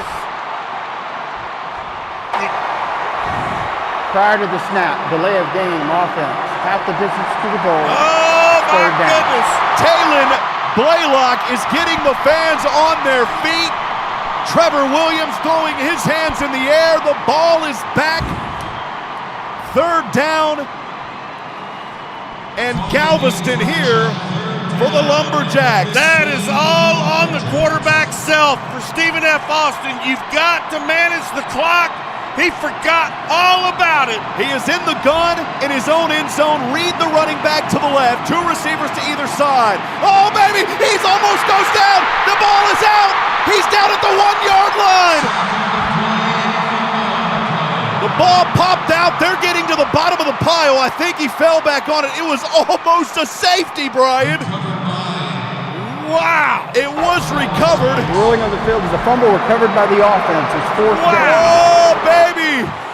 Can you feel the excitement here at NRG this evening? The energy is through the roof. Cody Smith joining us in the booth on YouTube. He said a classic rivalry. You better bet you, Cody. And now Stephen F. Austin will have to punt this one away back in their own end zone. The Bearcats set to receive. It looks like Jaquez Ezzard at the SFA 45. The punt on its way, almost a hand near it. Ezard lets this one sail. He will return it from the 45 other end. Left side, 50, 40, down, still on his feet, across to the 39-yard line. The Bearcats in prime position with 6:18 to go here in the fourth. Jaquez Ezard, the most dangerous man in FCS college football. Wow. Sam Houston will have this for the 12th time tonight. They will start on the Stephen F. Austin 38-yard line. The momentum has clearly shifted. Boy, the Bearcat fans are on their feet, and they are loud. Shoemaker will stand in the gun, 2 receivers down to the right. Isaac Sly getting the fans on their feet. 2 receivers to the left. Shoemaker, though, telling the crowd to quiet down. He's in the gun, Jefferson to his left. Calls for the snap twice, has it. Throws left side, up, caught Harvin. That one at the 31-yard line. Harvin runs a 12-yard out route, and the ball is in his hands when he makes the cut. What a play. Ife Adey on the field as he rotates to the left side. Cody Crest down to the right, 2 receivers to the left. Shoemaker in the gun, 2nd down and 3, 8, under 6 minutes to go. Trailing 20-14 on the Lumberjack 31. Shoemaker sweep, handoff right side, Jefferson. Come on, Jefferson, to the 30, nope, down to the 25. It's a first down for the Bearcats. Ramon Jefferson takes the ball to the right, cuts it upfield, moves the chains. That's Bearcat football. Sam Houston slowing things down a bit here. Adey and Cody Crest down to the right side. Isaac Sly with him. 1 lone Bearcat all the way up under the WAC logo on the left at the 25. Shoemaker right hash mark. Running back Jefferson to his left. Calls for the shotgun snap. Flags fly, and I think we've got a false start. Yeah, most likely that's going to come back, cost 5 yards. Prior to the snap, false start, number 75 and 2, offense. 5-yard penalty, it's first down. That's Ellie Anderson on that one. The players down on the field are trying to get the crowd to quieten down a little bit. Folks, it is loud inside NRG Stadium. 20-14. Bearcats trying to come back here after they trailed 20-6, 5:16 to go. Here in the fourth, 1st and 15 on the Lumberjack 30. Trips to the left, 1 receiver to the right. Shoemaker in the gun at the 35. Gets the snap, Jefferson there. Pass over left, it's caught, baby, at the 18-yard line. It is caught, backpedaling to the first down. You have got to be kidding me. Chandler Harvin. There is a flag in the backfield and a hold, and this one may be coming back. Oh, my goodness. Chandler Harvin, you talking about fighting till it's over? All that for nothing. Wow. Unbelievable. Man, come on. The officials are talking things over. Keeler again not happy. Here's the call. I mean, folks, that was one of the most... The result of the play is a first down. After the play, personal foul, number 76 offense. Personal foul defense. The foul's offset. The down count. It's first down. All right, offsetting penalties. First down, Bearcats. Chandler Harvin backpedaling his way, baby. Chandler Harvin was not going to be denied a first down. He kept those legs moving, crossed the chains. Wow, what a pass and what a catch. Here we go. Sam Houston in the red zone. The ball resting on the Lumberjack 14-yard line, left hash mark. 2 receivers down to the right. It's Adey and Cody Crest. 1 lone Bearcat to the left is Chandler Harvin. And Ramon, come on, Jefferson, right behind Keegan Shoemaker. Shotgun snap 19. Handoff Jefferson. He is pounded, nowhere to go. They give him the forward progress, Brian, back to the 18. Yeah, well, you know what? They had penetration. Stephen F. Austin's defensive line, I mean, they were ready. And they penetrated about 3 yards back to drop Ramon Jefferson for quite a big loss. Injury timeout on the field. An injured Lumberjack on the play. The running game has been almost non-existent for Sam Houston. All of this momentum and energy has came on the passing heels of Keegan Shoemaker, who is in for Eric Schmid. And we do have that injured player on the field. We'll take 30 seconds. We'll be back in a moment. Please Van reset the Wagner, game clock this to is the 4 Bearcat minutes, 20 Sports seconds. Radio 4, Network. 2-0. Know what pairs well with the national championship? A winning tailgate. Show your Bearcat pride when tailgating with only the best. For over 44 years, Talent Sausage has been treating our customers like family. You're sure to score a touchdown when grilling up our signature smoked sausage. Voted Best Butcher for 2021, Talent offers a full-service meat case, home-cooked barbecue in our deli, and aisles of grocery necessities. Make the short drive to stock up at Talent Sausage, located at 3736 Highway 19 in Riverside. Shop local, eat 'em up, cats.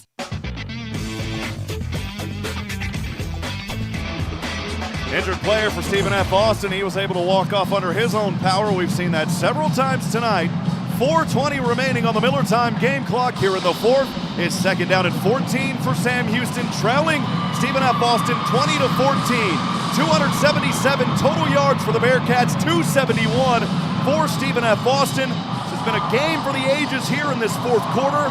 Ramon Jefferson, 19 carries, 61 yards. Keegan Shoemaker, 16 of 29, 222, and 2 touchdowns. He has that 1 interception, but he is finding his rhythm here in the fourth. One of the best quarters in all of college football right here.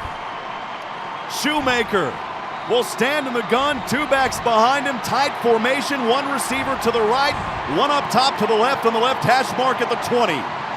Shoemaker looking for the shot. No, it's not Shoemaker. They're going to change things up as he rotates over. Noah Smith with the carry to the left side. Smith down to the 10-yard line. Oh, he's a running and a gunning, baby, as he slams into the wall of the Houston Texans logo. I like the trickeration on that play. Noah Smith takes the snap, takes it around the end, picks up some needed yardage.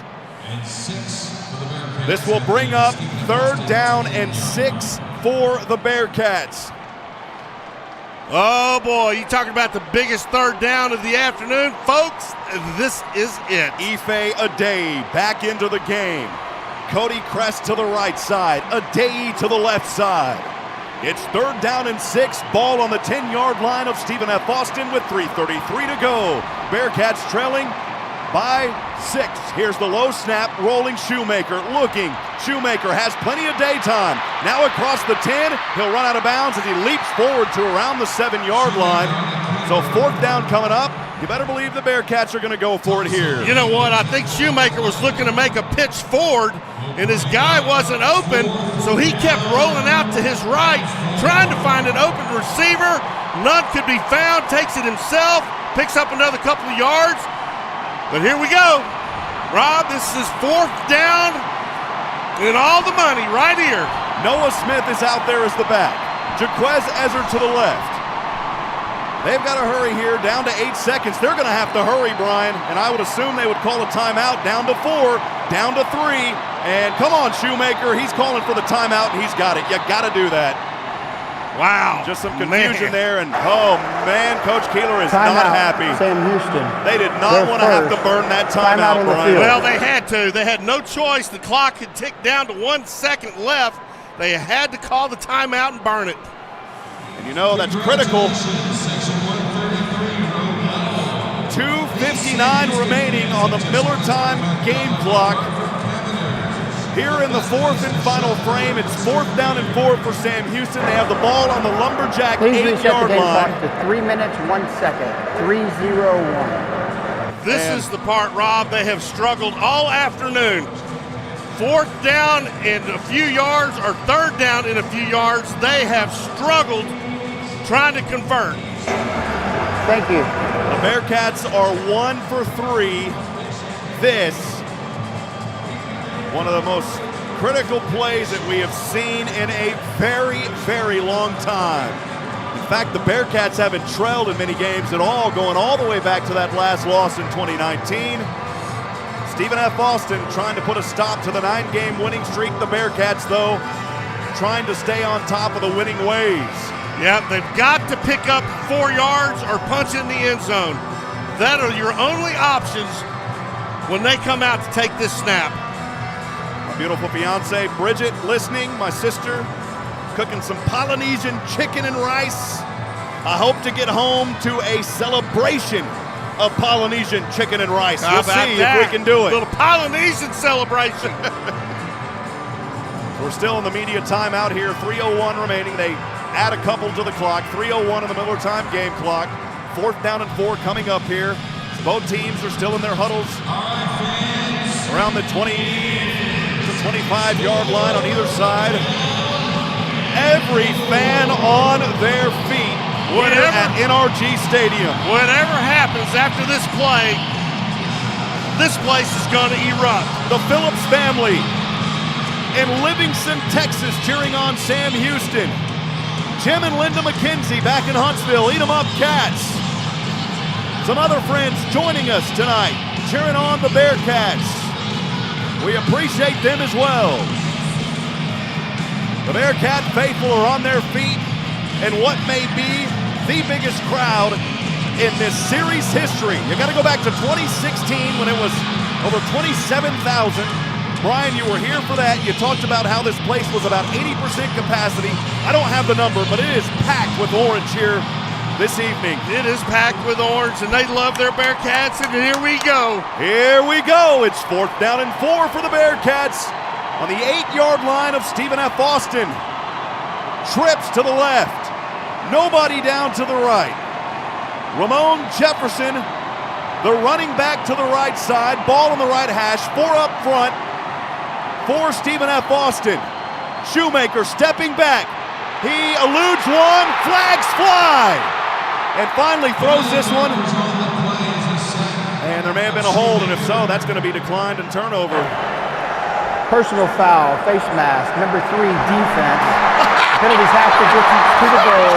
Automatic first down. Oh, you gotta be kidding me! A face masking penalty gives the Bearcats a first down! First down, Bearcats! Wow! Face mask! Holy Oh cow. my goodness, his Shoemaker was ripped from behind by B.J. Thompson. He almost took his head off, Brian! That Thomas, that is not the way you play football, young man. That just cost you big. The ruling on the field is the quarterback's forward progress was stopped prior to the pass, therefore the game clock will start on my signal. 2:54 on the Miller time game clock. It is first down and goal from the 4. On the right hash mark, tight formation, Shoemaker. A back to either side. One receiver down to the right is Ezzard. Shoemaker keeps it to the 3, backpedaling. Oh, did he? He got the touchdown! He got the touchdown! Shoemaker backpedaling. No, it was Trapper Panel. It was Trapper Panel. They changed it up, friends. It was Trapper Panel who came in and backpedaled his way for a touchdown. Oh, mama, what a play. What an effort by Trapper Panel.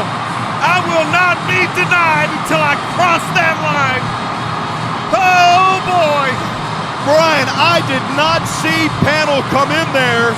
It was Trapper Panel, and here is the all-critical extra point kick for the Cats to take a 1-point lead with 2:37 to go.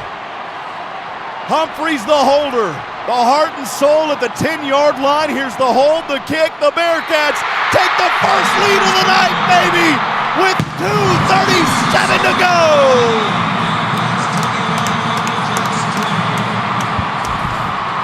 Oh, my goodness. What a turn of events. This 95th Battle of the Piney Woods can't be denied. Wow! Boy, howdy. And it goes back. You've got Shoemaker on the 3-yard line, drives his team all the way down and gives them a chance to stay in the ball game. And look here, folks, we have taken the lead with 2 minutes and 37 seconds left. 7 plays, 38 yards, 3:41 off that Miller time game clock. And now the critical defensive stand by the attacking national champion Orange Storm defense. But remember, this game has got some time left in it. You've got to play solid football from here on out. Cameron Hearn set to kick this one from the 35, from left to right. Two back to receive for the Lumberjacks. Right toe to leather. This one will not go to the end zone. Returnable at the 10. On the left side, 15, 20, 25, and out of bounds at the 27-yard line. That is where Stephen F. Austin, with 2 timeouts remaining, will try to drive it down the field. They are trailing by 1, 21-20. Wow, here we go. Orange Storm defense, they're going to get their chance. Stephen F. Austin coming out on the field. They're going to have to take some chances, at least get down. They've got a heck of a field goal kicker. They've got to try to get him within range. Trey Self will stand in the gun on his own 21 with 2:33 to go. 2 receivers to either side. Good protection. It breaks down. He throws. It's incomplete. Oh, the Bearcats Orange Storm bringing the pressure tonight. Getting a pat on the back on that play for Sam Houston. It's Trace Mascaro. Trace Mascaro. His brother Cito had a big play earlier tonight. That was Trace's turn. 2nd down and 10. Crowd on their feet here at NRG. Self in the gun. 2 receivers to either side, steps back, throws right side, has a man all open, and he has the first down at the 36. No, Brian, they ruled him out of bounds 1 yard short at the 35. 3rd down and 1 for Stephen F. Austin with 2:22 remaining. Boy, the Bearcats secondary needs to tighten up. That ball was thrown all the way across the field. You've got to be on these wideouts a lot tighter. Trey Self will stand back to the gun, 1 back to his right side, triplets in a triangle to the left, nobody to the right. 3rd and 1 from the 35. Plenty of time over center, has a man, 50, down to the 40, spinning around, and down at the 39-yard line with 2:03 to go. Well, that was a simple post pattern, hits him wide open, right in the numbers. Big play there by Stephen F. Austin. Still well out of field goal range. Of course, from 39, it would be a 56-yard try. When you start getting to around the 34 or so, that's where you want to be if you're a kicker. Self in the gun from the Bearcat 39, 2 receivers to the left. Handoff goes to the back, and he stopped. Only a gain of 1 on the right side. Still well out of the range. Clock will run down. 2nd down at 9. 1:30 on the Miller time game clock. Sam Houston's defense needs to step up for one more big stop right here. Big play. This Orange Storm hoping for a takeaway. They had 6 in this contest back in 2019. It's 2nd down and 9. The Bearcat 38. Self in the gun. Tight formation, trips to the left. Self, quick pass. Goes to his receiver on the left side, cutting the angle down to the 32. Still short of the first down. At the 32, that would put them at the 49-yard mark for a field goal. They are now in field goal range. Crucial down right here. Cannot afford to give up a first down on this play. Just can't do it. Timeout, Stephen F. Austin, their 2nd. Please reset the game clock to 52 seconds, 52 seconds. This is a 30-second timeout. Sam Houston with 2 timeouts. Stephen F. Austin just took their 2nd. They have 1 remaining, trailing 21-20 with 51 seconds to go. They are on the Bearcat 33-yard line. It's 3rd down and 4 after this timeout. And when you're resting at the 33, that is a 50-yard field goal. Well, they certainly got a kicker that's got plenty of leg to hit a 50-yard field goal, but you don't want to give him any better opportunities than that, for sure. Boy, it goes back to that gutsy call, going for 2 by Sam Houston, and they converted it 21-20. That's about as gutsy of a call as I've seen covering the Bearcats over the past 3 seasons. Somehow the Bearcats got to get penetration, get in best face on this play. Here we go. It's 3rd down and 4 from the Cat 33. 2 receivers to the right. Self in the gun, a running back to his left. He will hand off to that back. Nowhere to go for him. In fact, he lost a yard. Oh, he lost a yard, baby, to the 34. Oh, boy. Big hit on the play up front. Tim Hart playing with the heart of a champion. My goodness, folks. Timeout, Sam Houston. They're second. It's 30 seconds. 4th down and 5 with that ball resting at the 34-yard line. It would be a 51-yard attempt for Chris Campos. He's hit 2 so far in this game, but none of them close to what this yardage would be. I'll say Campos has a heck of a leg, though. Somehow the Bearcats got to get penetration. Please reset the game clock. Without roughing the kicker. 4-6 seconds. They'll reset the game clock to 46 seconds on that Miller time game clock. Each team with 1 timeout remaining. Man, what an atmosphere we've had here this afternoon. My goodness. Bearcat faithful making noise. This is for the Apples. Campos will go for a field goal that would put Stephen F. in the lead from 51 yards. Well, folks, here we go. The holder at the 41. Snap, Campos, kick, almost blocked! To the right side, it is no good! It's no good! It's no good! The Bearcats defense, Orange Storm, an incredible comeback here in the Battle of the Piney Woods! Wow! It's had it all!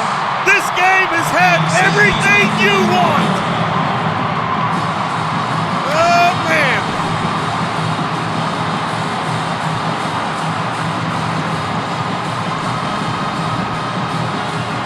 On a game where Eric Schmidt did not play due to an undisclosed injury, Keegan Shoemaker comes in and finds a way as the Bearcats can take a knee and celebrate victory here tonight. Oh, baby, what a game! You talking about an unbelievable team that has no give up in them whatsoever. This is your Bearcat football team. The clock will tick down. Shoemaker has a right hand up in the air. Baby, this is FCS college football, the attacking national champions. Winners of 10 in a row over Stephen F. Austin, the heart of a champion. That is the end of the game. And that will do it. We'll step aside and take a break. Stay tuned for postgame and also our Ticket Smarter play of the game. This is the Bearcat Sports Radio Network. At HEB, we know that game day is about more than the game itself. The taste of victory is unparalleled, but so is the taste of HEB jalapeno poppers hot off the grill. Seeing the best players in their prime is truly something to behold. So is an HEB Prime 1 burger that you grilled to perfection. For low prices on all the things that make game day great and delicious, visit HEB, your official game day headquarters, or use the Buy HEB app to order curbside and start prepping for game day right away.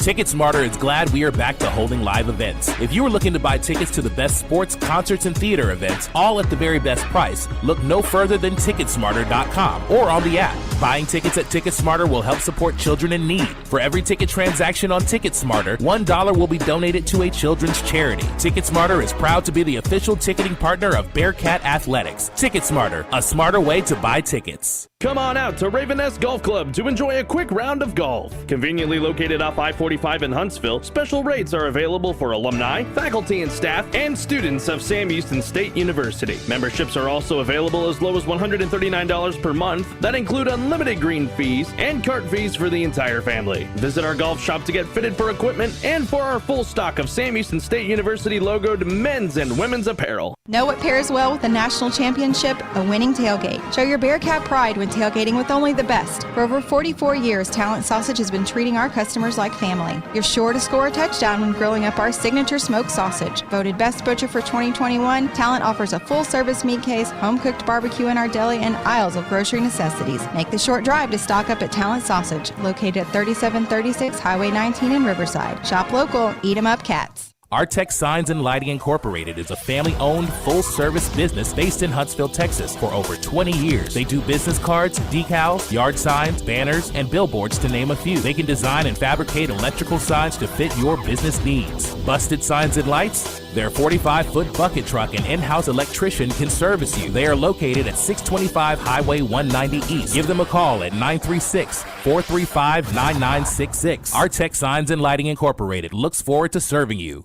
So I'm here with Clint Mack from Wiesner of Huntsville. What would you say to someone who has never been to Wiesner of Huntsville? Come try the experience for yourself. We do things different here. We're a very relational business. We're not a transactional business, and we want to make you feel like you're part of our family. Is there a Wiesner difference or a Wiesner experience? There is. It'd be honesty and integrity. We've stood by that, and we are going to continue that in a world that doesn't necessarily live by those rules. Well, you've heard from Clint Mack at Wiesner of Huntsville, and if you haven't tried Wiesner of Huntsville, go do so. You'll be glad you did. Did you know there's a place where you can get good neighbor service and surprisingly great rates on home and auto insurance?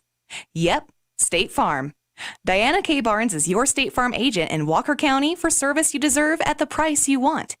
Diana K. Barnes has you covered. Call 936-295-2686 for surprisingly great rates. Like a good neighbor, State Farm is there.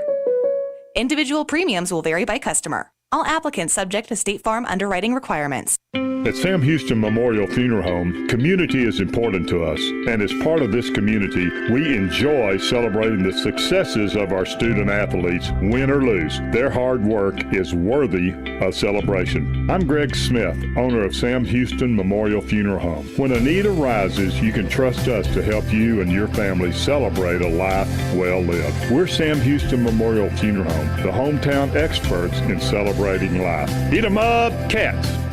For the best customer service and best deal on your new Ford, head to Bill Fick Ford in Huntsville, your no bull headquarters. Thinking something sporty and great on gas? Check out the 2022 Ford Explorers and Expeditions. Don't see what you want on the lot? You can still get a no bull deal on a special order with the assistance of your sales associate, or just go to BillFickFord.com. Click order here and design your new Ford today. Built for you, by you. Bill Fick Ford, I-45 South in Huntsville.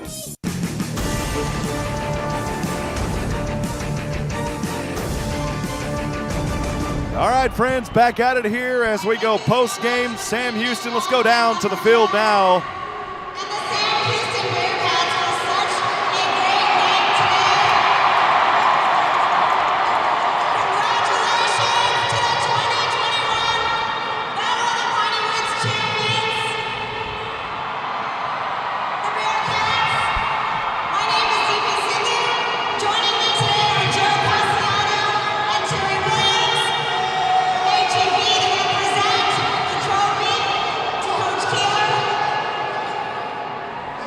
So head coach K.C. Keeler will host yet another trophy, hoisting it into the air. As the Bearcat fans are enjoying this one here, holding up that Battle of the Piney Woods trophy that is so historic. Brian, what a game that we were able to witness here this evening. Incredible. It had it all. I mean, let's go back down to Coach Keeler real quick.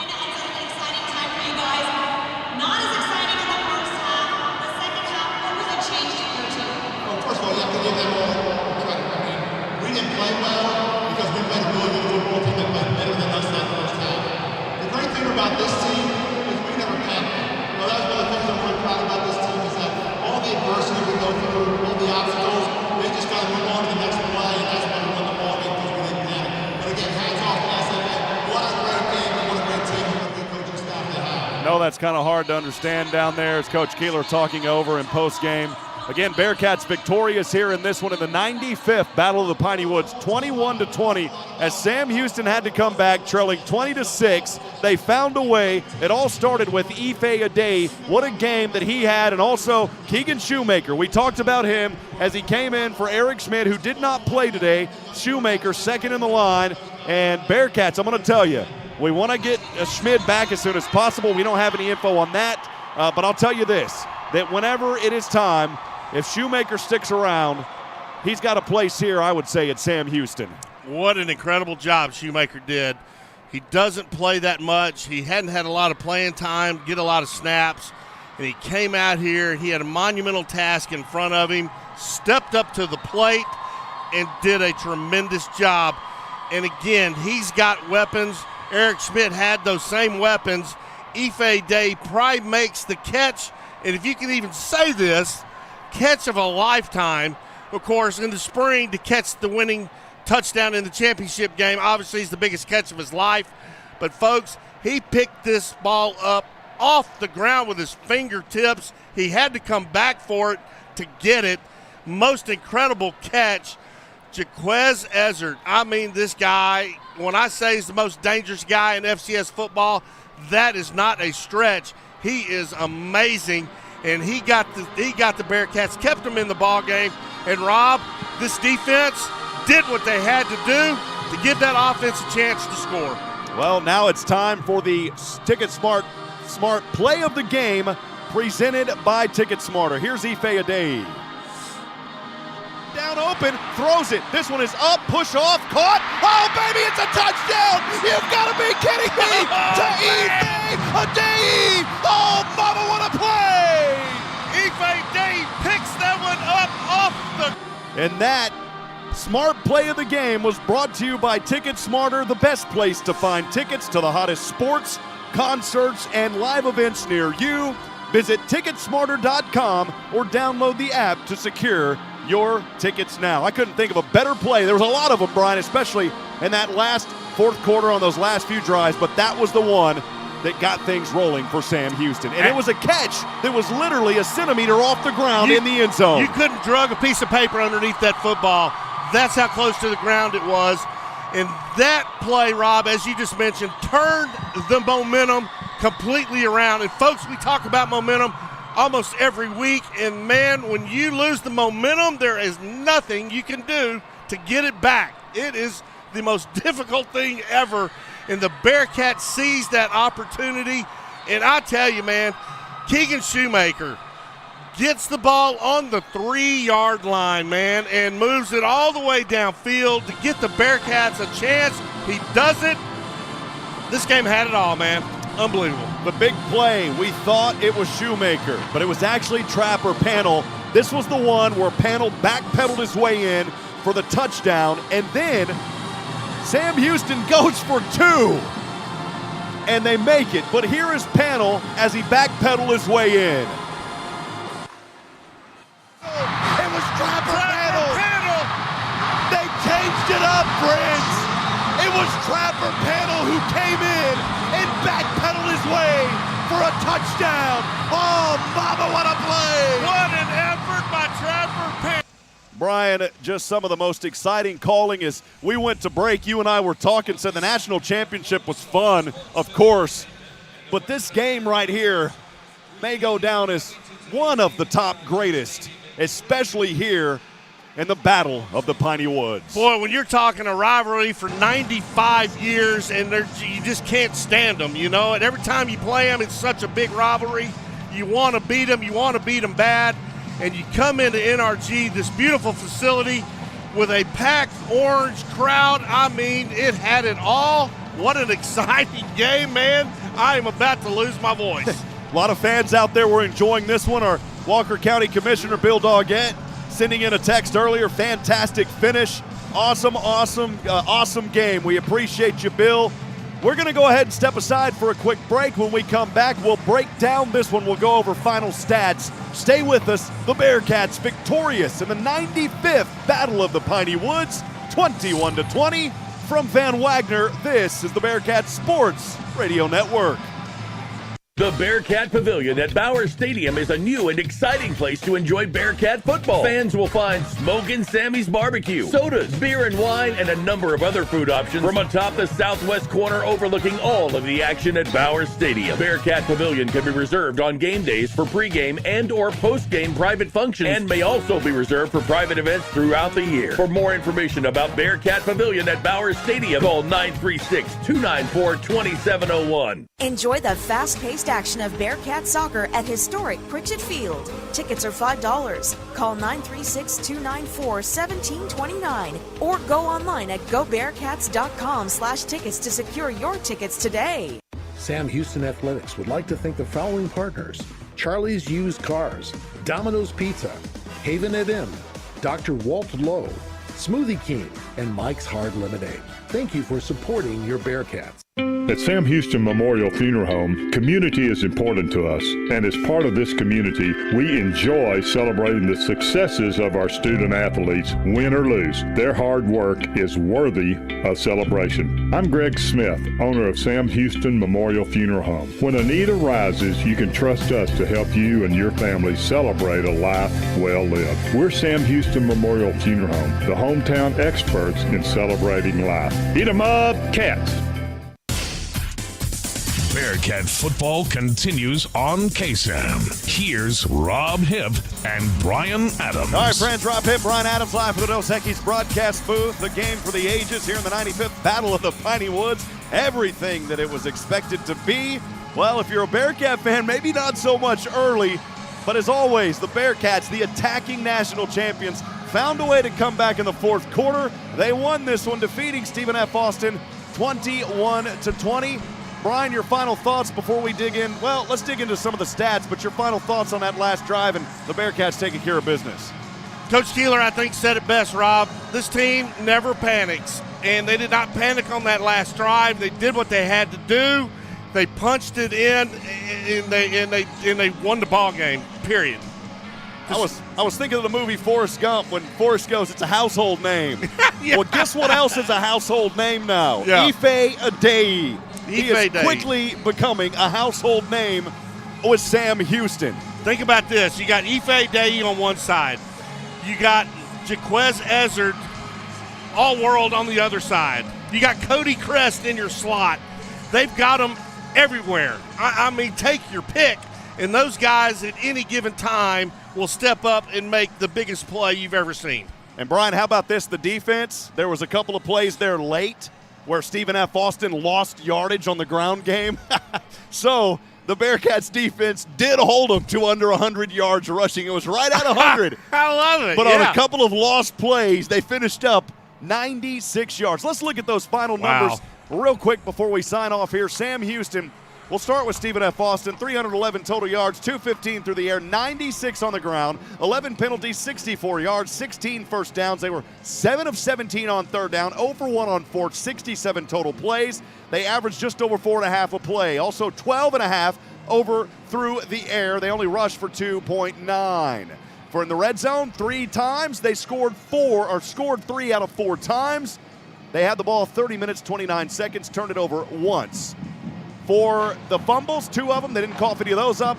1 sack, and then also 8 tackles for 42 yards of loss. Here's Sam Houston, 289 yards, 222 through the air, 67 on the ground is all after Ramon Jefferson, his streak of 100-yard games has stopped. 222 yards again through the air. There were 7 penalties for 69 yards. Coach Keeler said in this game, we've got to play clean. They did not play very clean tonight. No, they didn't. The first half especially, a lot of things. There were some big plays, but they couldn't finish the drives, whether it be a false start penalty, a hold, whatever it was. They did not play very clean. Let me say this, though, and I will encapsulate my feelings on this next thought, Rob. This game, without Eric Schmidt playing, ought to give this team the boost and the confidence to win it all. They had a guy that has not played any ball lead them down the field all night long. They did what they had to do to win. You put Eric Schmidt in there, this team is unstoppable. Sam Houston, 17 first downs, but look at this stat. A team that's normally over 50% on third down, only 3 of 13. There were so many plays, especially as they were driving, that they could not finish drives tonight. They were 1 of 3 on 4th down. Of course, none bigger than that big 4th down that they converted. Total plays, 65. They averaged just under 4.5, 13.9 through the air, and only 1.9 per rush. For Sam Houston, 2 trips into the red zone, 2 times they scored, 29 minutes, 31 seconds. Here is talking about playing clean, though. They turned it over 2 times, and Stephen F. Austin was able to score 14 points on those 2 turnovers. No doubt. And think about this. Chandler Harvin, Trapper Panel. They caught the ball, they ran the ball, and they would not be denied, man. They would have 3 or 4 guys on them. Harvin was going to get that first down. It didn't matter if it killed him, and he got it. Trapper Panel backing into the end zone, and he got it. Unbelievable, man. I heard Trapper Panel beep, beep, beep as he went back, man, and that's the way he did it. I know. Sam Houston, 1 fumble, they lost it, 3 sacks, and also 8 tackles for 28 yards. And the tackles for loss. Final individual stats, Trey Self, quarterback for Stephen F., 17 of 34, 215 and 2 touchdowns and a pick. On the rushing side, Miles Reed, 16 carries, 47 yards. And you go back as far as Stephen F. Austin on the receiving side, Xavier Gibson had a heck of a night, 9 carries for 100 yards, or 9 grabs for 100 yards. For Sam Houston, Keegan Shoemaker, 16 of 29, 222 yards and 2 touchdowns. He did have that 1 interception on the game. Ramon Jefferson, 19 carries for 61 yards. On the receiving side, Jaquez Showtime Ezzard, 4 receptions, 74 yards and a touchdown. Chandler Harvin had 4 grabs for 40. Ife Adeyi, 3 for 44. Cody Crest, who was a factor in this game, even with 3 grabs and 36 yards. And then Isaac Schley, 2 grabs for 28 yards. Your final 21-20 as the Bearcats put up 15 in the 4th, and those points coming. I want to estimate. I don't see it. I didn't pull it up right in front of me, Brian, but I think that was within the last 8 minutes or so. And the Bearcats had that big 2-point conversion as well. They win it 21-20. Your final thoughts? Biggest 4th quarter I've ever seen Sam Houston play. I mean, they were down. And in that short period of time, I think it was 12 minutes and just a few seconds, they poured it on, and you saw the momentum change. They did everything right. All the things that were going wrong for them in the first half came together for them in the 4th quarter, and just what an outstanding performance by a backup quarterback to lead this team to a 1-point victory over the heated rival Stephen F. Austin Lumberjacks. That's your final 21-20. This broadcast has been authorized under rights granted by Sam Houston to Van Wagner. The accounts and descriptions of this broadcast may not be retransmitted in any form without the express written consent of Van Wagner and Sam Houston Athletics. The executive producers of Sam Houston Football is Zach Cadix. The coordinating producer, Desiree Chambers. Special thanks to the Sam Houston Athletic Communications Office, Jason Barfield and Ben Riker. Studio operations by K-Sam. A big thank you to Steve Ricks back at K-Sam Studios for switching the dials, making this one sound great in your ear tonight. Friends, tune in for next week's broadcast of Sam Houston Football on Saturday, October the 9th versus Lamar. It's the Cardinals back at home at Bowers. For Brian Adams, analyst, Nathan Hight, engineer, and Steve Ricks, K-Sam Director of Operations, I'm Rob Hipp, reminding you tonight that we're not strong enough alone to make it on our own, friends. We need each other. Provide a word of encouragement, lend a hand of support. Somebody out there needs you.